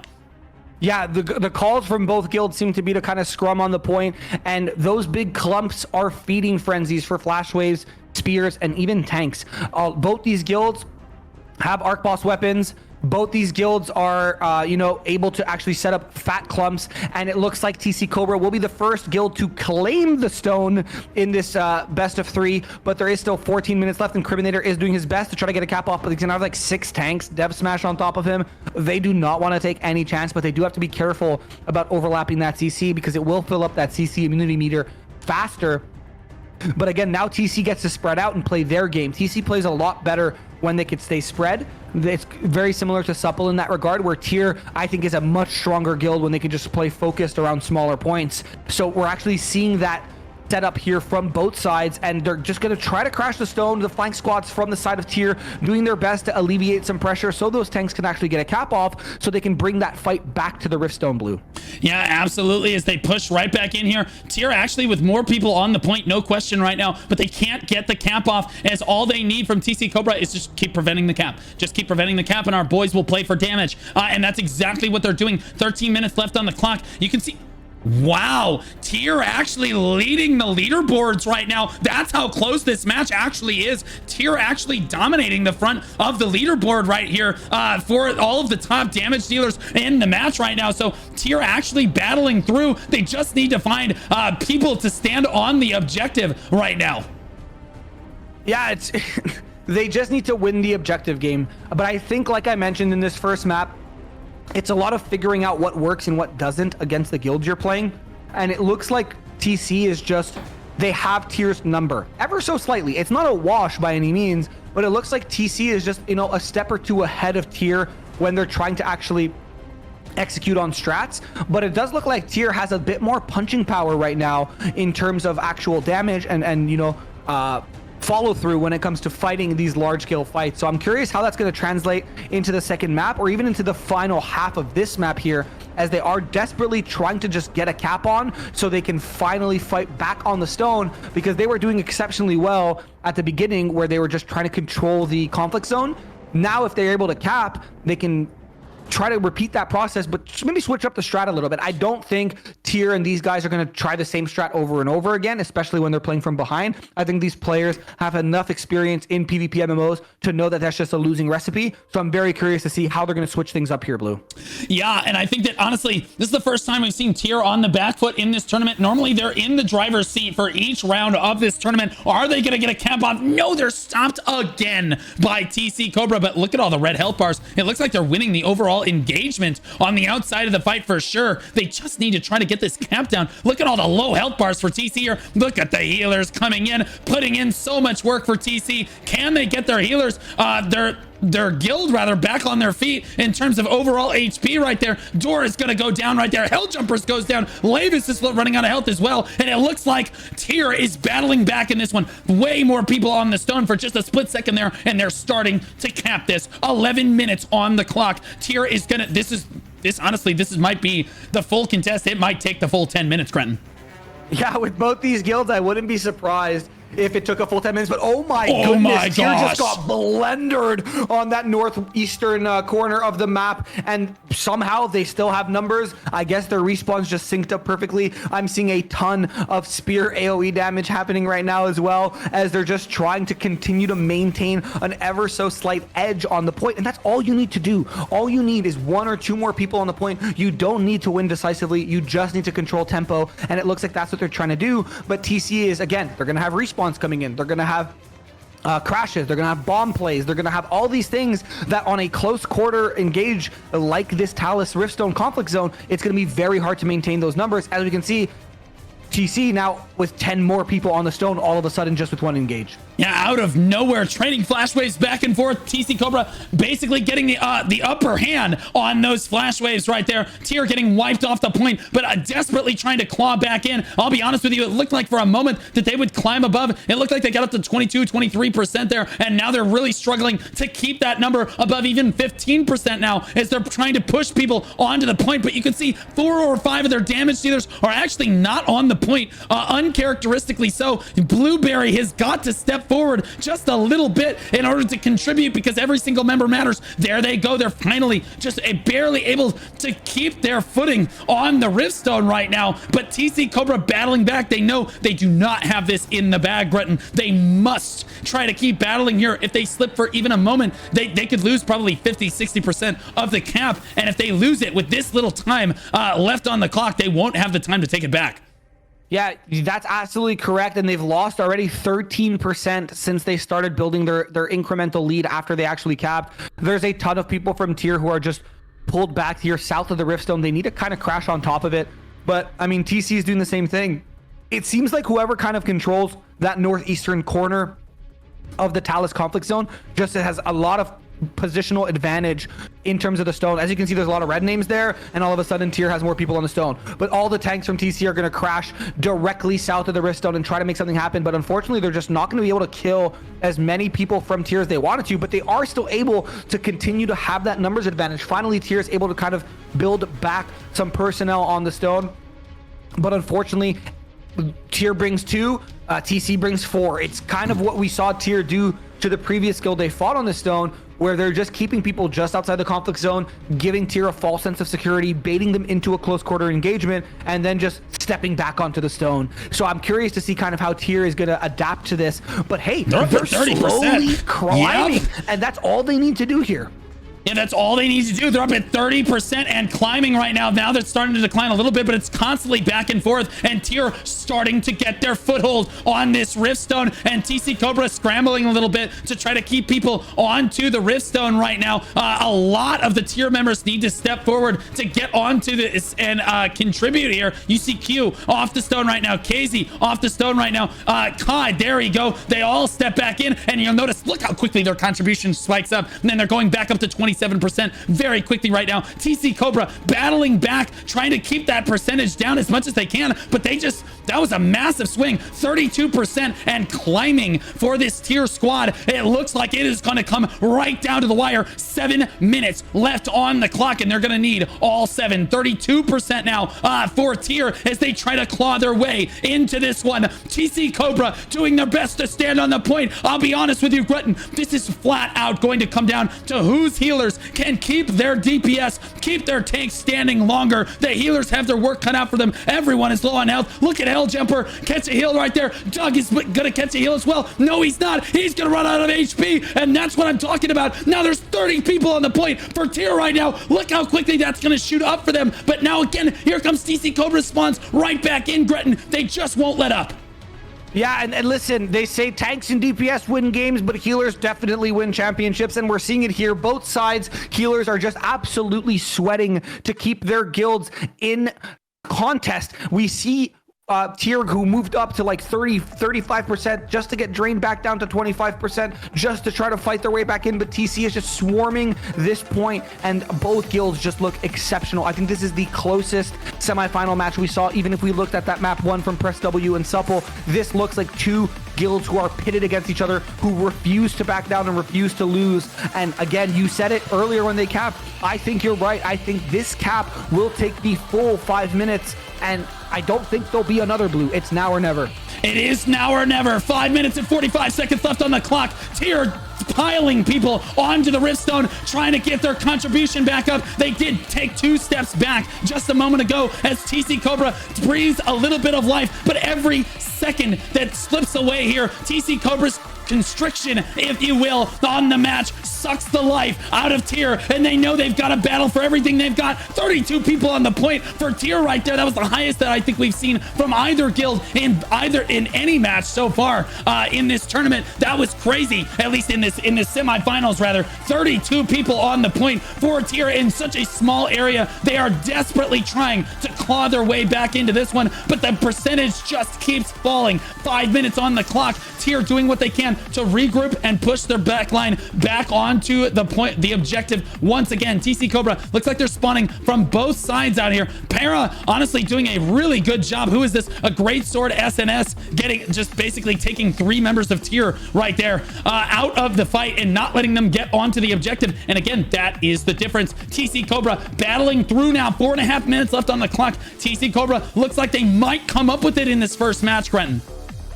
Yeah, I mean, TC is looking exceptional right now. Tier is fighting their hearts out. And Tier, we've seen, is an insanely dominant guild, but they're so back and forth. I just don't know if they're going to have time in 4 minutes to cap the stone.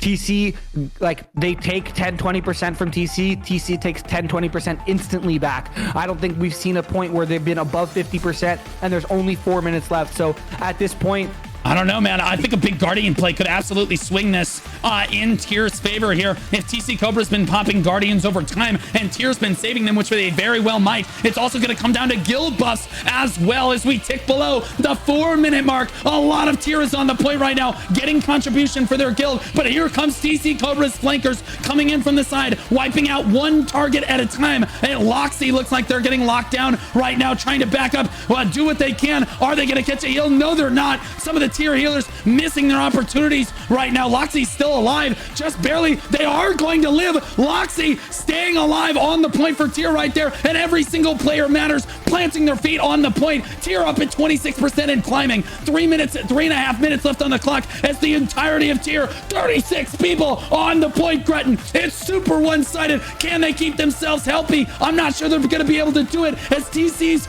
respawns come back in and switch it right back the other way.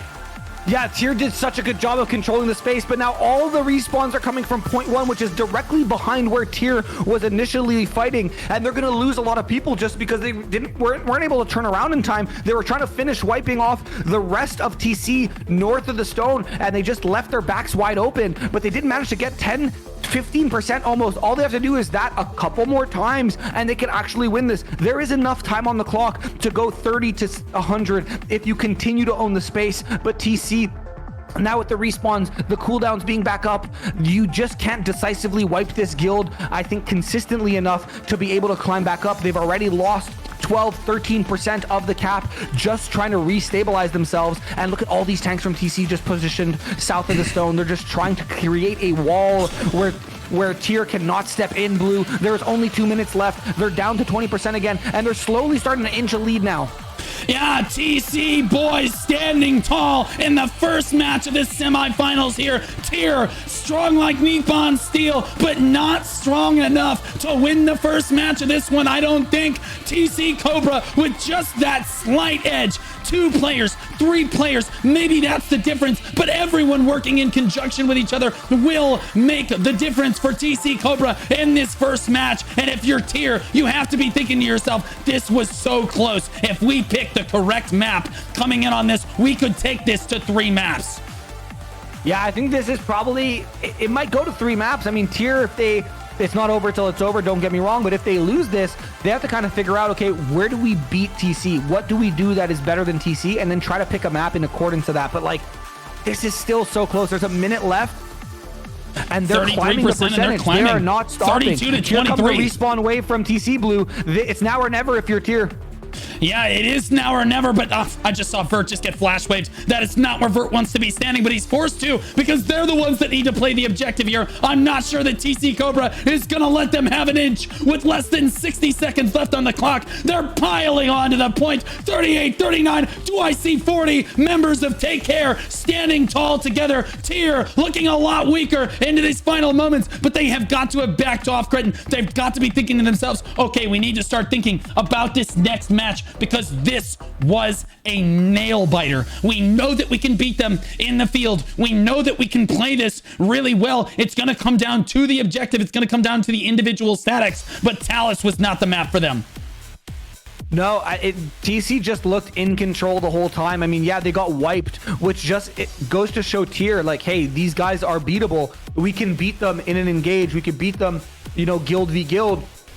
Now, how do we do that and win the objective? That is the next question that tier leadership and callers and strat makers are kind of asking themselves. And I think the stone pick in map number 2 is going to be insanely important. It is going to be so important. They cannot fumble that stone choice for map 2. Look how close this leaderboard is. It's a tier 3 member, followed by a TC member, followed by a tier 3 member, followed by a TC member, followed by, you guessed it, another tier member. Look at that leaderboard. Absolutely insane. Damage dealt 3.4 million for combat. It will be TC that takes the most damage in the match. Oh no! It's tier 3, 3.6 million damage. It's a tier 3 member, Rarkar. He's going to have the most damage in the map. Oh my gosh, this is probably the closest map that we've seen from a leaderboard perspective. Let's see who has the highest healing, as the healers had to be going Line ballistic 82. there. It's a name you'll recognize. 7 million from Audax right there. 7.1 million from Yaya. I'm still scrolling here. 7.5 from Gnarl Gnar. Yep. Well, again, the best healer in the lobby, probably the best healer in the tournament, is on tier 3's name. I don't know what that guy is doing, but we need to know what his build is. If you're a healer out there, that guy's an absolute animal. What a beast. Damage taken. Let's look at that. 1.7 million for Tiger Kyle, who ironically is a healer for, who is that? Tier 3 again, with the leaders in this match, most of which are tier 3, and they came up with an L, Grenton. Yeah, What? I mean, listen, it's this is probably the closest It will be leaderboard Yaya. we've seen all tournament. Yeah, TC Cobra will actually take it just barely. Yaya, a member of TC Cobra, 1.78 million, I think is the highest in the match. But again, another healer. Oh my. That's actually goodness. true. Someone in chat just mentioned this fight was during nighttime, which means healing is nerfed because of how the passive works. And he You heal still less got during night. 7.5 million damage healed. And he's still got 7.5 million. Oh my goodness. But that's something to consider for the next match. Gretton, I'll admit, you know the game better than me. Okay. True. You know the rift game, you know the rift stones better than I do. Yeah. What's your next map here? Mordecai. He doesn't even know. He's like, No, I was trying to think. I would go Mordecai if I'm tier. I think you win in a tighter space than Talus that Mordecai is. I think you win that as tier. Or Yeah. you just say F it and go Malakar. All right, right on. We are making the next lobby right now. Let's go over to the guild screen for this one so the chat can see just who's matching up in one of our closest matches of the day. Gretton, I'll let you take the breakdown of round 2 away here. Yeah, so obviously we just saw TCC versus Tier.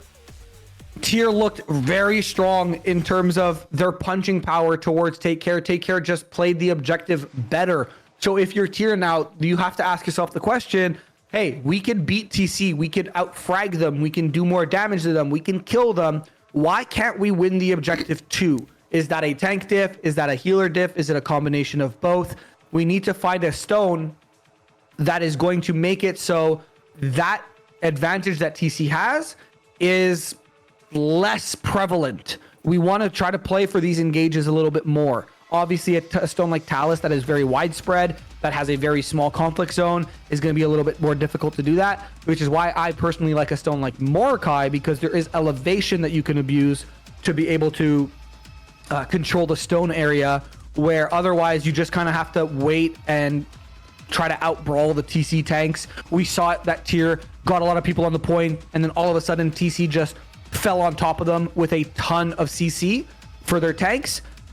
If you're on Mordecai and you have your ranged DPS on top of the point, that's not as much of an issue anymore. So I'm curious to see, Blue, what the picks and bans look like for map number 2. We saw Press W try to out finesse Supple in the earlier semifinal of the evening, and that map 2 pick was an absolute blunder. So I hope Tier doesn't make that same mistake and they could really focus on a good map pick to potentially force a map 3, because if TC wins this, they will be advancing to the finals to fight Supple tomorrow.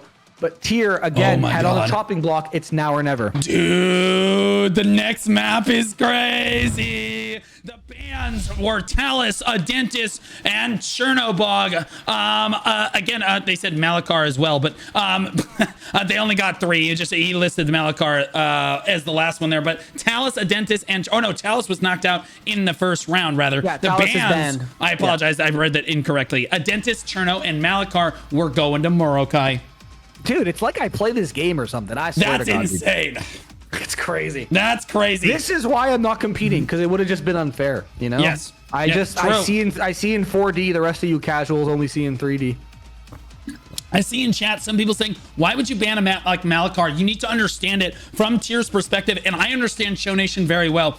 This is not a group of guys that are afraid to basically all in when the going gets rough. They need to basically throw everything at the kitchen sink. Malakar is a map that can go either way. It's a super lopsided map. Whoever gets position on the rift is early on is very likely to win the overall match. And they're probably banning Malakar out so that they don't risk a coin flip on it. At the end of the day, when you're this close to the grand finals, you really don't want to risk something like a random map like that you're not prepared for coming out and being chosen. Instead, we are going to see Morokai, which is a crazy map, because again, between the two, I think Talus and Morokai are probably people's favorites overall to play on, because they're the most even, Gretton.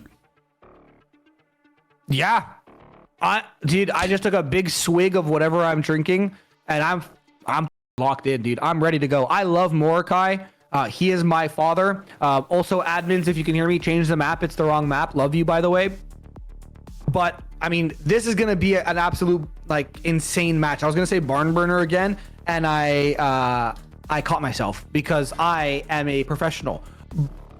If I'm Tier here, hey, that rhymed. I think the name of the game is you really need to control that high ground. We saw when Press W fought Supple, they did their best to do that. However, Supple did a really good job of just clearing it out, touching the point. Clearing it out, touching the point. And that's what I think Tier needs to do here against a comp like TC. Also, Boomer Riggs, I am not cooked. I've been casting for 4 hours. I'm a 29-year-old balding male. It's not my fault, okay? Leave me alone. Sorry. Yeah, no, honestly, it is your fault genetically. It would statistically look like your fault on this one. I'm going to be honest with you. If I'm Tier here, you know on Morokai that high ground is going to be so important. But you know your flankers, they actually were out DPSing. Their healers were outperforming the enemy guild here. Do you think that they can win a skirmish on Morokai? I think that, again, the rift is just a little bit smaller here. Do you think that they're going to have it in them to basically lock that down? I don't think that TC Cobra loves to have a lot of space to work with. They love to let their flankers go off and do what their flankers do best, which is collapse down on big engagements. I'm not sure that they're going to get a chance to do that here. Yeah, I mean, it's going to be crazy for both guilds to try to, get the other one's number. I definitely do think TC is coming into this with a lot more confidence. They kind of were able to control the tempo as they wanted to on Talus. So I think if they're able to execute the same strat like they did, then it's going to be a really good, easier match for them on Morokai. But like you said, BDO players are psychopaths. So anything can happen. They could just pull something out of their ass and do something completely different. But I've gained a lot of respect for the BDO PvP community who has stuck around in TL. I think they are we got nothing else gamers. to do. Yeah, I mean, BDO is dead, so like what else are you gonna do?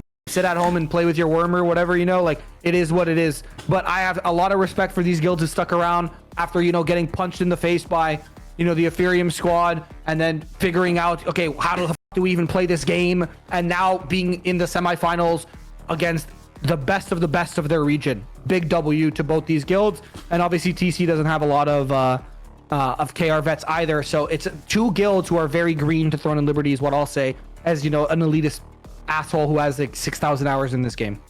Right, yeah, and again, I know Cho so well. They are not afraid to all in, but again, Morokai tells me how confident they are as a composition right now. They're like, okay, let's just take a breath. We can beat them.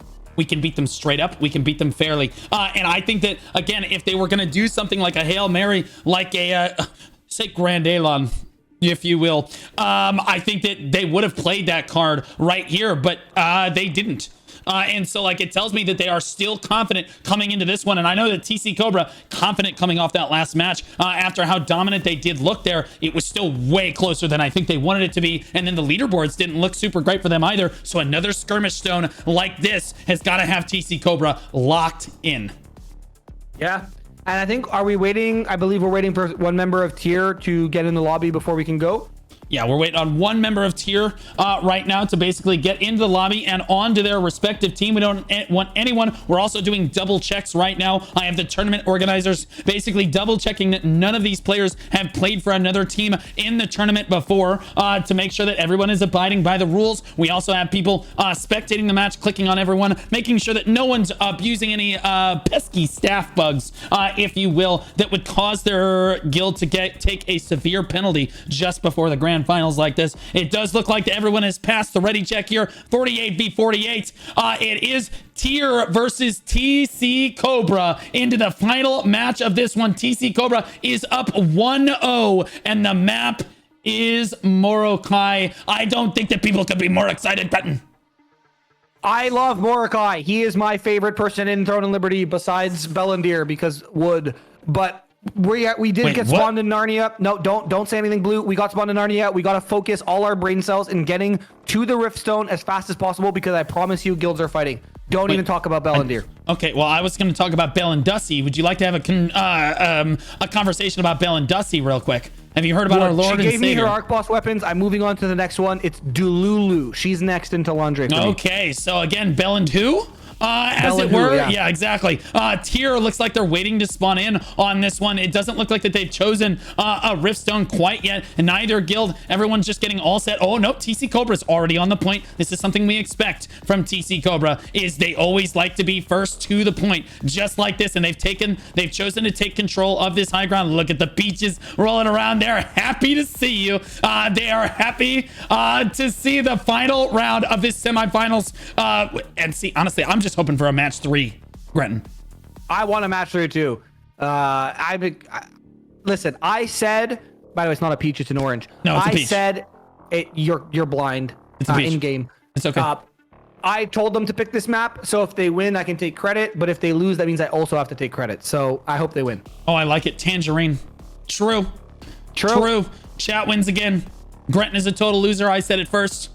What? Easy win, Tangerine. Dude, 1v1 me in Castleton right now. Literally destroyed. Yeah, I'll be there in 10 minutes. Don't worry about it. Okay. Yes, honestly, tier waiting until the very last moment to spawn in. I'm not sure what the strategy they necessarily gain here from waiting on the rift like this. Maybe they're talking with their guys. They're planning a strategy out. This is probably a rift that they know really, really well. And maybe they're planning some sort of special strategy here. TC Cobra buzzing like this. And you can see the anxiety in these players. They know if they win this round, they have a chance at winning $2,600. And very much more importantly, they get the bragging rights of winning the very first tournament like this in region-wide, or I guess worldwide, to be the strongest guild in North America like this without contest would be so cool as a title to hold. Prize money be damned. I think a lot of people are just in this for the title, not the in-game title, but like just the bragging rights. Yeah, I mean, listen, $50 is $50. You know what I'm saying? Like it's not if nothing. They split it evenly. You could give it all to like one or two people. Yeah, exactly. Assuming the guild split it evenly, it's $50, right? But you have to also keep in mind bragging rights is like more important than anything in PvP games. So I Yeah. think that's what they're playing for as well. For the people saying in chat they're waiting for spawn immunity, no, they are not. You are not up to date on the current patch. The patch last night removed the spawn bubble and the invulnerability from spawns. Now you spawn in and you are basically immediately hittable. I hope you brought a solid state hard drive. I hope you bought brought an M.2 because if not, you're probably gonna get picked apart if they're camping the spawn like this. Yeah, I mean, I'm not sure. Maybe is there like a... People are saying one crashed and can't get back in. It looks like we're probably gonna have to remake the lobby here. Yeah, I think I'm gonna think allow that... the lobby to be remade because honestly, I think that we need to let everybody. If a crash happens that early, I think that we just remake it. We don't want anybody playing one person down like this. We need to make sure that everybody's playing on the same footing. But oh my god, now I'm being edged, Grant. Yeah. Hold on. I'm being chat PvP'd by TC right now. One sec. People are saying 1 DC means a reset. In this case, the match hadn't actually started yet. The cap on the stone hadn't actually started yet. If you have a DC right at the start, guys, one player is the difference. Did you not see the first round? Did you not see the first round? Because I feel like one player is absolutely the difference in a lot of cases, Gretton. Yeah. I think you're right. Sorry, I was still getting chat PvP'd by TC. He's stun locked right there. Yeah, sorry. They're calling me bald, and that it doesn't say it says no remakes in the rule, but it also says that if you DC at the beginning of the match and no PvP has started, then you can remake. So that is correct. Read better, ladies and gentlemen. Is what I'll say. Well, two things. One, it says that if it's just like that at the start of the match, somebody DCs, we can go ahead and start the match if no PvP has transpired yet. And that's why Tier was standing up on that platform, not wanting to engage, because they know that if they take the first engage, okay, now you've committed to the entire match with a player down. And so that's why they're sitting up there, because they know the rules. If they had engaged, there's not much I can do. We also allow remakes if an entire guild were to crash or over half the guild were to crash. But in order to remake a lobby like that, we would need proof from the guild that it wasn't planned ahead of time. That's why we ask all players to basically be recording their matches for the tournament to make it as fair as possible for everyone. So in the interest of fairness, we're going to see a 48 versus 48. We don't want to rush the match and see a 47 versus 48. We want to see the match be as close as it can be on the chosen map, which, let's be honest, is going to be a really close map. Yeah, it might get a little confusing though. I think TC is red and so they swapped it again. They just swap sides with how the lobby works. You can't really like fix that. I don't think. That's fine. It's okay. But I mean, color swap seems sus and planned. Interesting. Yeah, right. Is there some hidden color tech that I don't know about? But I think it's all the same shit, ladies and gentlemen. I mean, I guess you can see feuds better if you're fighting a blue squad. Sure. Not really. But I mean, think of the colorblind people. That's true. Yeah, so TC Cobra versus Tier. We're resetting the lobby back up here. I want to give a big shout out to all the guilds that have kind of come into this tournament so far on this one, because honestly, again, for every guild that participated in this tournament represents a leadership core, represents a group of people that have been playing together for months. And you form like kind of a special bond when you're doing large scale PvP with the homies, as it were, in voice with each other. And the amount of work that the leadership cores have to put in to get to this point, and the guts they have to basically get in a tournament like this, win, lose, or draw, is absolutely impressive for each and every guild that came out to participate. Again, make sure you go thank your guild masters. As Gretton would say, give him the good suck. Yeah, give him the good suck. This is why I have a Bellandir SNS and a Bellandir Spear, so I can double fist suck dudes. But more importantly, so you can prevent crashing and have better FPS. Exclamation point, Icon app in the chat. Icon Digital is today's sponsors, Blue, and they helped put this production on.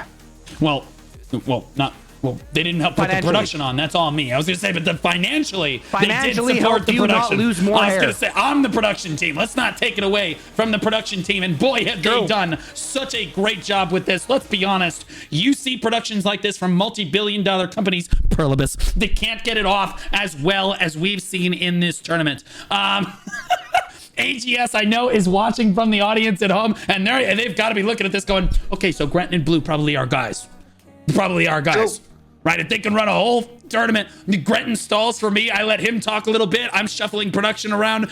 He carries it for me. And then we get right back into it. And then during the match, I'm kind of juggling DMs and things like this. There's a lot of stuff going on in the background, but we make it work. We even have instant replay going. Boy, oh boy, the production team's been off their rocker for this tournament. God bless them. And if you want to support the production team, exclamation point Basil, buy a plushie. Basil is so cute. Best way to support me, guys. Best way to support me and to support future events like this. If you like this one, that's the best way to support a future event just like this. I know I'm looking at running one for EU, potentially NA West. Although I haven't seen as much interest in NA West potentially putting on a tournament like that. I have seen definitely quite a few requests for EU, and I'd love to see more in the YouTube comments or in the Twitch chat, regardless, or in Discord DMs. I'd be interested to see. I'm not as tapped into the EU scene, so that would be kind of an interesting tournament as we got to know everyone. Yeah, I mean, I know some of the people on EU myself. I've played with them for a bit in KR and against them in KR. There's some cool people on EU. I think EU would be kind of the shoe-in for the next one, and then can kind of look at either Japan or NA West for maybe a third one. But I mean, now we're getting a little bit ahead of ourselves. I mean, a lot of the OGs from KR went to Japan. People who are playing in KR rather from Thailand and stuff like that, just because ping's better there. So all of the OG KR people are kind of split between the 4 regions, which is super interesting. But again, people in the chat spamming the rules. Oh, I've got it. No, I've got it. I've got it. No, I've got it. Oh, rules are subject to change at my discretion. Know your place, trash. Banned from watching the tournament. Get out. Know the rules, okay? You gotta know the rules before you come into my chat and tell me how to run my tournament. Get out of my chat. You done, kid. The rules are subject to change at my discretion because this is not a democracy. It is a blue dictatorship. Sit down, pussy. Sit down. Now you don't even get to watch. Go somewhere else. Let's rock and roll. We are ready to go for this one, and we are spawning in on Morokai here one more time. Hopefully no one disconnects from this one. Yeah, let's hope. I mean, someone just said making rules for TC so they win, even though TC got the short end of the stick with this ruling. No, Tier got the short end. It was Tier that crashed. Yeah. People aren't paying attention. Yeah. Guys, you need to look at the screen, not your chat box. Look at the stream, not the chat box. I promise you, it'll be okay. If anything, that favored Tier more than anything else, because it was Tier that crashed. That's why they were waiting on the platform initially. But you would know that if you were paying attention, sadly. TC is probably going to be the first one to the Riftstone in this very even match that we have set out for us on Morokai. This is as even as it gets. This is as close as it gets, and this could be our final match of the evening. Oh, TC's not. They are brawling. Oh my goodness. Instant all-out brawl. TC Cobra in the red this time. Tier in the blue. And look at the outside of the fight. Looks a lot of blue, but the middle of the fight looks really red. It's really back and forth. We don't see any health bars. Really, honestly, they've run out. None of the healers are really having an opportunity to get their footing, to get anything done here, as both guilds kind of jockey for position early on in this one. And this is what we expected, Grenton, a brawl. Yeah, and it's exactly what's going to happen again for the first 3 minutes here. And it's going to be crazy when this Riftstone becomes active, purely because every single core of both these guilds are so good. The tanks, the healers, the DPS, all equally just banging gamers, dude. That's all they do, is they know their role, and it's going to be insane to see how they decide to position macro wise as they fight. We already kind of see it, right? TC is kind of owning that high ground, trying to bait Tier into an engage there, but like there's no reason to even move towards the Riftstone yet. The stone's not even active, so we're just waiting to kind of see what the strats they do try to execute when the stones become active happen here. Otherwise, we're just going to kind of see a little bit of a brawl. They're going to, again, limit tests and see what they can get away with against each other until the Riftstone becomes active. Yeah, TC Cobra actually looked like they were winning out on that early engage as they had Tier kind of bottled up in that choke point, but now it's spread out substantially as the Tier backliners, I apologize, the Tier flankers rather got through onto the TC Cobra backline and was able to push the main ball through that choke point. And now Tier is able to take a lot more space on the Rift Stone, but it is so back and forth with 2.5 minutes before the Rift is even active. Neither guild has actually successfully taken control of the Rift Stone yet. And I honestly, Gretton, I'm not sure if we're actually going to see any guild really back up and group up to push it all with as close as a skirmish as this gets. We're going to be focused on the little micro aggressions that we see in the various statics and how people communicate with each other rather than seeing people come in. Look at this side fight over here. Daryl standing in the middle of everyone. TC Cobra locked down over there. Zark's going to go down as well as it looks like Tier winning out on that little engage, and Tier actually taking space off of that as well. Tier taking the 10th location over here. TC Cobra postured a little bit more succinctly over onto the Rift Stone with 1 minute and 47 seconds left. I think that maybe they postured a little bit too aggressively, a little bit too early. Tier now committing a few people up to that high ground, Gretton, that's so important. Yeah, I mean, now the whole push up here. Yeah, they're just going to push up the high ground now and have this fight up top for the last probably minute or so, as both guilds are just going to be colliding with each other. And again, trying to figure out the individual statics, what they can get away with, who they can kill. And it looks like a lot of these Tier members are just trying to stay spread as best they can to kind of see, hey, can we win the spread game versus TC as well, or is it something we're just gonna have to try to force a lot more, tight-knit engages here? And that's exactly what's happening. It looks like Tier is winning when the numbers are very clumped, and TC's winning when the numbers are spread. So they have to do a lot more to be able to actually push over this TC squad, because in the next minute or so, Stone's gonna become active. It's going to change completely. Yeah, despite the leaderboard in the last round here, it looks like TC Cobra convincingly taking this high ground. But again, Tier has the low ground, because wherever you commit too many resources, the other guild is going to tank back a little bit. So 28 seconds left on the clock. This is when we should see the tanks start to approach the objective any second now, as from both guilds, because neither guild wants to lose the cap on this one. Yaya, one of the best tanks. Honestly, he's a healer. One of the best tanks / healers in the last match on this one, standing tall on the node. Daryl diving over to the node as well. 7 seconds left, and the bubble is about to pop on this Rift right here, and we'll see who gets the first cap off. I'm not sure that either guild is going to let either of them cap this. Pleb immediately pushes him up, says, no, it's mine. Look at them battling to see who can get on top of this one. TC Cobra currently owns the high ground, but Vert in his static trying to desperately get up there and stop them from raining fire down on the Tier front line as they try to cap the stone for their guild, Gretton. Yeah, and this is exactly, I think, what you want if you're Tier. I think Tier definitely plays better in close quarters, and this is kind of, they're gonna need, to find a way to funnel TC into more close quarter engagement. But TC is very aware of this, and they're trying to contest this high ground, but there is a there's huge no one to stop war. it. Yeah, there's no one to really stop it. There's a huge war happening on top here, Blue. Yeah, Pleb finally gets the stop off. He was there just in time, moved around. He knew what he had to do. He locked in, and he made sure that that objective did not get taken. Tier has committed so many people to this high ground up here. TC Cobra just can't find a moment to fire from up there, but that might be too many resources. Just look how many TC Cobra have flooded the low ground. Look at all the low health bars on that tornado right there as the flash wave came through, but the heals do come up for Tier. They're able to keep it together. Neither guild has capped it yet. We're over a minute into the match, and neither guild has even gotten a cap off. Ellipsis is going to try for another one here. He's going to get up to 90%. He's going to get it. CCD got it. TC Cobra is the first one to claim a cap here, but Tier with more people on the point might be able to suppress it. Yeah, I mean, it looks like TC is actually swarming the point really well now. And again, Ellipsis he's also the one who got them to cap in match number 1. I don't know what his build is, but he has a lot of CC resistance, a lot of collision resistance. He's just able to kind of punch that cap through, and look at the swarm of TC members on the point. Where is Tier? Here come all the respawns. It's now or never for them to kind of get onto the point and do something. Yeah, no, they have to push in here. They need to win this push. Pleb needs to get a cap down for his guild here as they flood forward, but a lot of the TC Cobra flankers actually stop that engage before they are able to actually contribute to the point right there, and that was very critical. TC Cobra with 13 people. That's how few people can fit on this point right now, and it is shoulder to shoulder fighting here. Pleb going for yet another cap, not gonna find it right there. But again, you see TC Cobra actually dominating this match.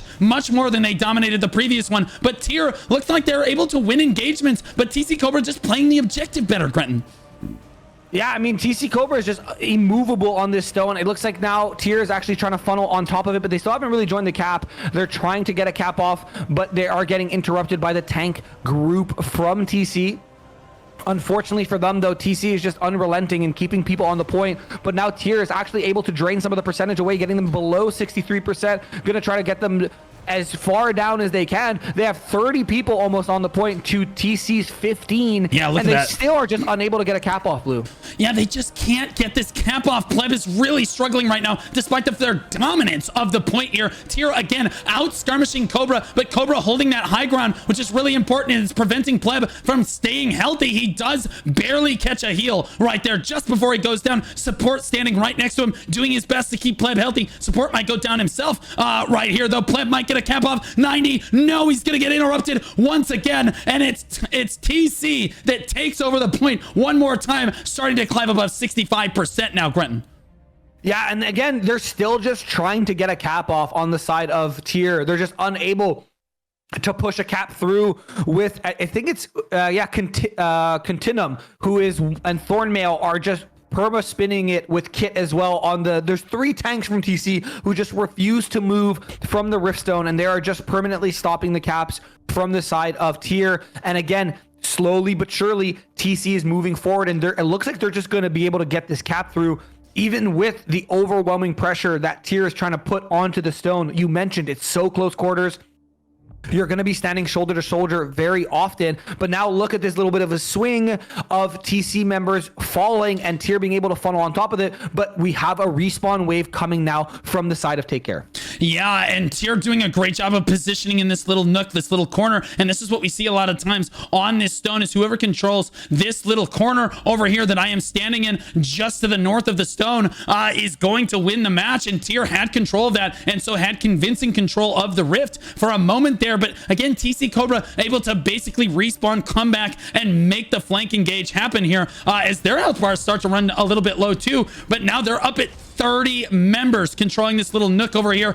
Tier trying to slam into them right off the rip, basically running from spawn straight over to this rip right here. That's not what you want to see. It looks like a kind of a desperation play from Tier to not let them have this, but TC Cobra looks like they're coordinating together just a little bit better. They have very consistent control, or at least contested control, of the high ground. I have not seen Tier actually take the high ground area up here very consistently, but you do see a few of them firing from the rocks here just inside the contribution area. Wando, Clover, Lamborghini, these are actually super smart players. There's the cap going down. They get high ground advantage here. They're in the thick of it, and they get to do more damage, but they're also contributing to the point. Such good positioning from them. We have not seen other guilds players try this yet. Clover just barely in and contributing for Tier here, and they're desperately trying to keep. TC Cobra knows all they got to do is just like 2%, but they're really struggling to get there, Gretton.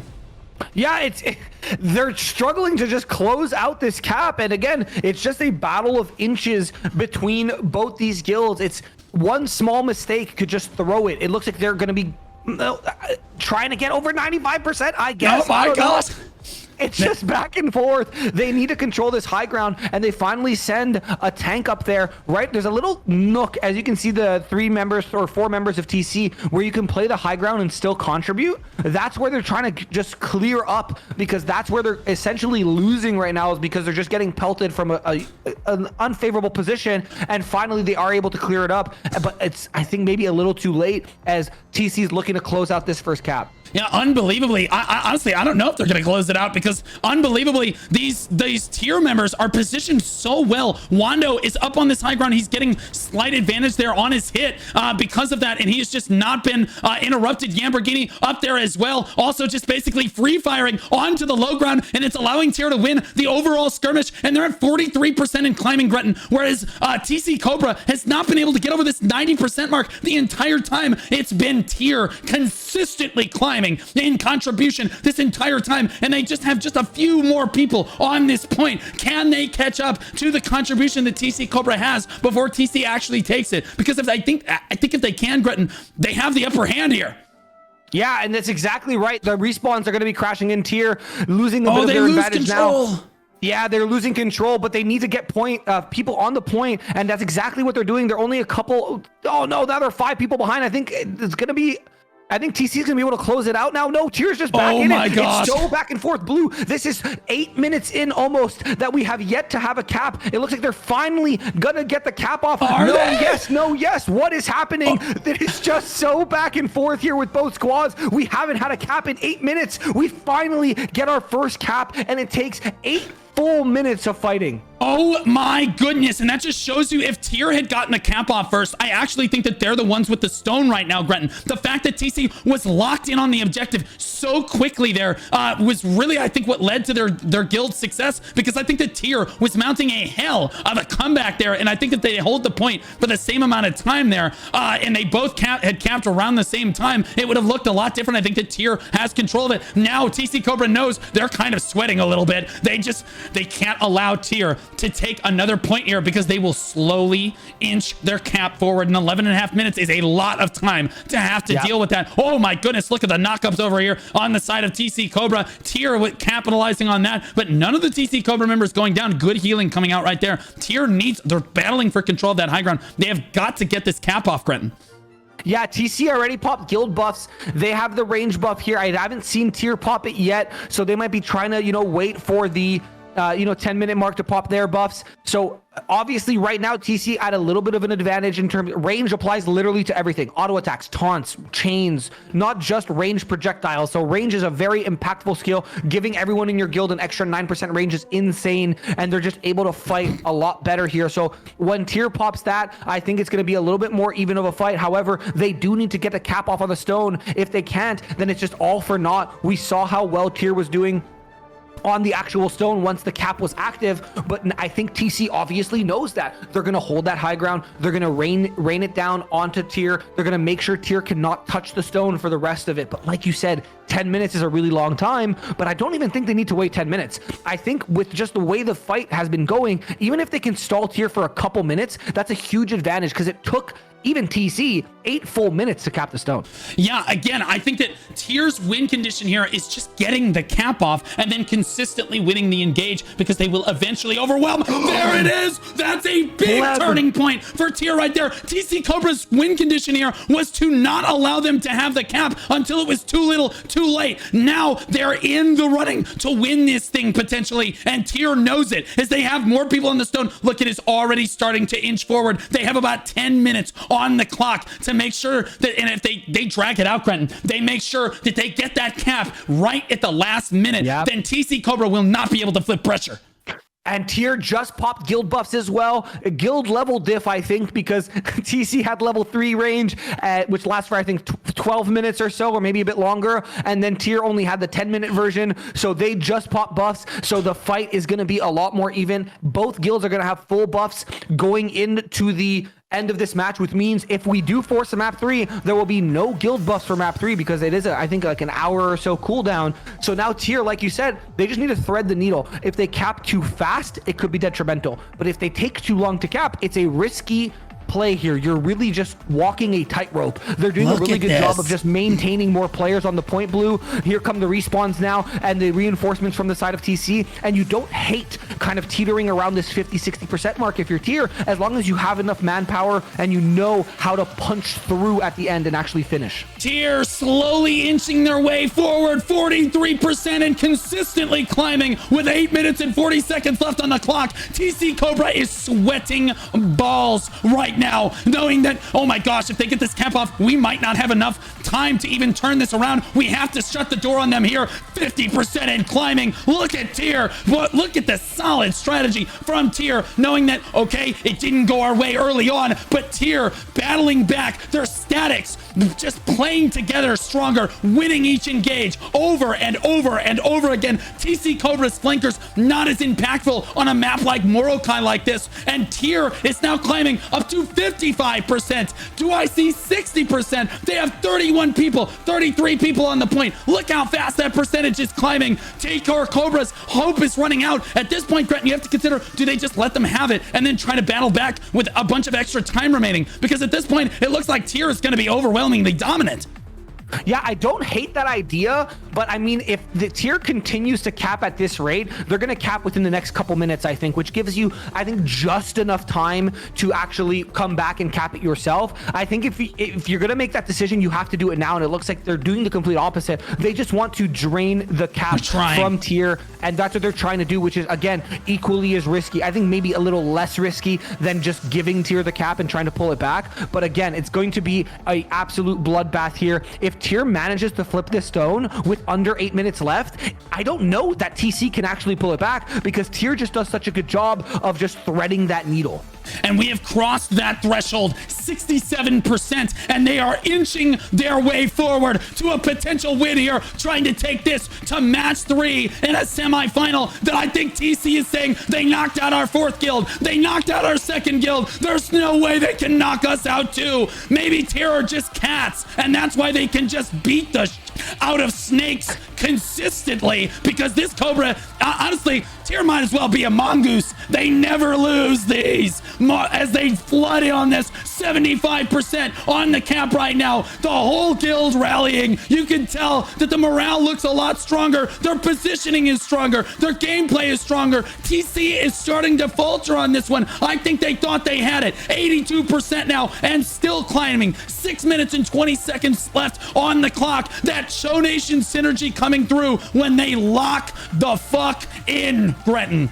Yeah, these guys are just showing how well they play together. And I think those micro statics, you know, working well together is what's helping them just kind of keep this momentum. They are losing a lot of percentage now, but I think this is maybe even by design, dare I say, because they didn't look like they got pushed off. It looked like they kind of walked off and then like kind of regrouped. I don't know if they're really just trying to thread the needle to try to cap with as little time as possible that's left. But I mean, they're losing I cap heard now. rumors of Cho Nation. I heard, oh, they're only good because they had no competition. And I'm gonna be honest with you, Blue, these guys are just gaming. They're just absolute gamers, and they are competing with the best that Throne of Liberty has to offer, and it is just cinema for everyone at home. But now look, 40 people on the point from TC. They have gotten their 2nd wind. They are doing their best to snuff out this Cho Nation, this tier onslaught that is just upon them. They have everything to lose here. If they manage to win this, it is over. The night is done. They go to the finals. But if tier forces a map 3, I think all the momentum is behind tier. Yeah, and we've got them at 38. They actually lost 10% there, and now they rally back one more time. Pleb says, do it for Roots. Do it for the boys at home. They're trying to show them they want to meet Supple in that grand finals. They don't want to be knocked out in a 2-0 like this. Are we going to see this go to a match 3? They're up 33 people on the point to 22, 84% and climbing. Tier battling back under 5 minutes on the clock. This is all of the marbles. If they get this cap off, TC Cobra will not have enough time to basically reinforce and retake it the other way. TC Cobra battling through. Now they have 39 people, 40 people on the point. All of TC Cobra rallying in voice, trying to say, everyone stand on this point. We need every single person to beat tier, to knock down Cho. They just can't do it. Cho, 82%. They're falling now. Grenton, are they going to fall off? Only 4 minutes left. 4 minutes left for 20%. It is now or never.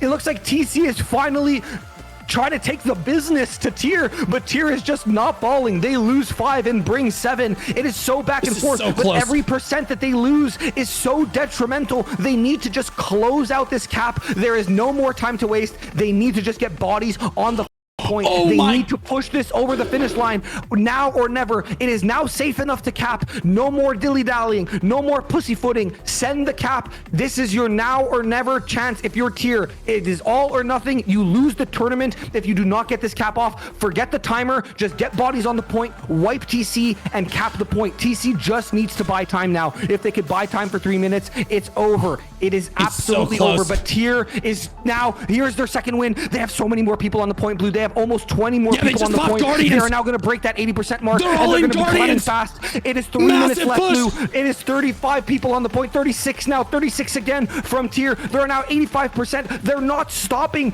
Even with the reinforcements from TC, they just don't have enough. The numbers are now even closer. 28 to 33. 29 to 31. They are now almost at 90%. Dead even now as TC gets a thing. And now it looks like tier is falling.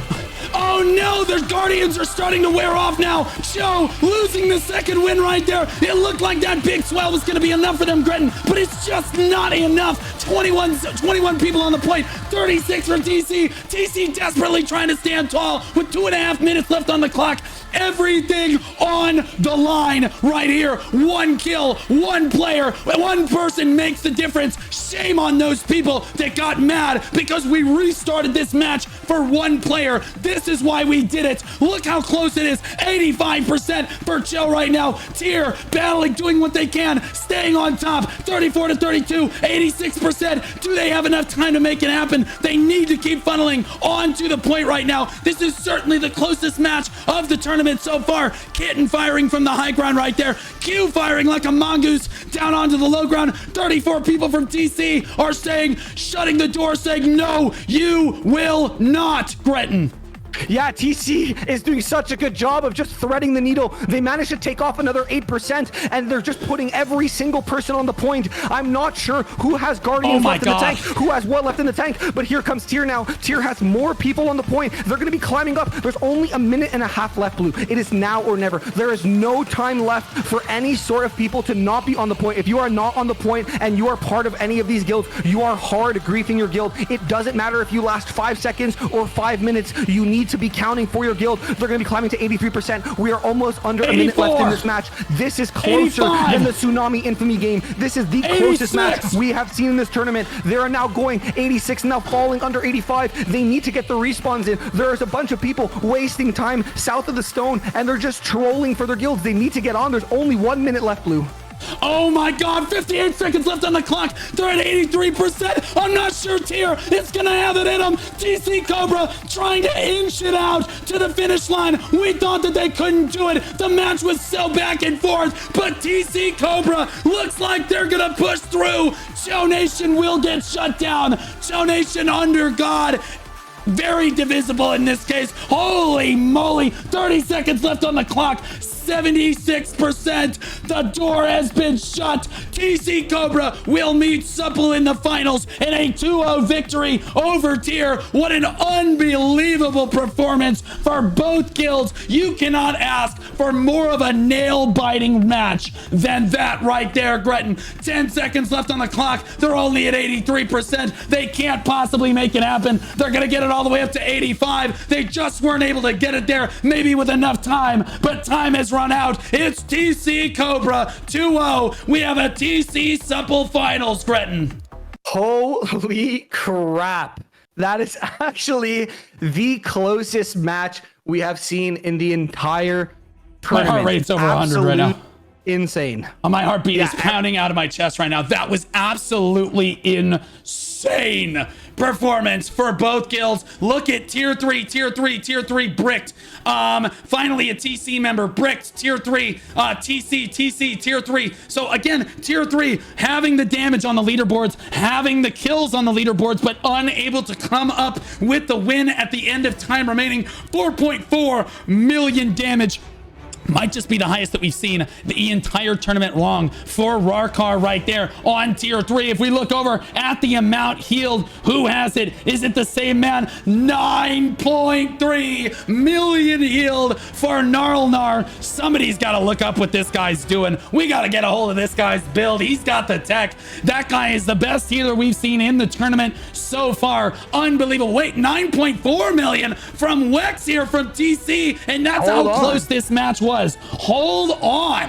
9.4 million from Wex right there as well. Another 9.49 from Yaya from TC as well. And again, you have to imagine that the healers were the very narrow difference in that fight. 1.9k damage tanked from Contemplation on TC. I'm not sure anyone's 2 million for a barcode member on TC.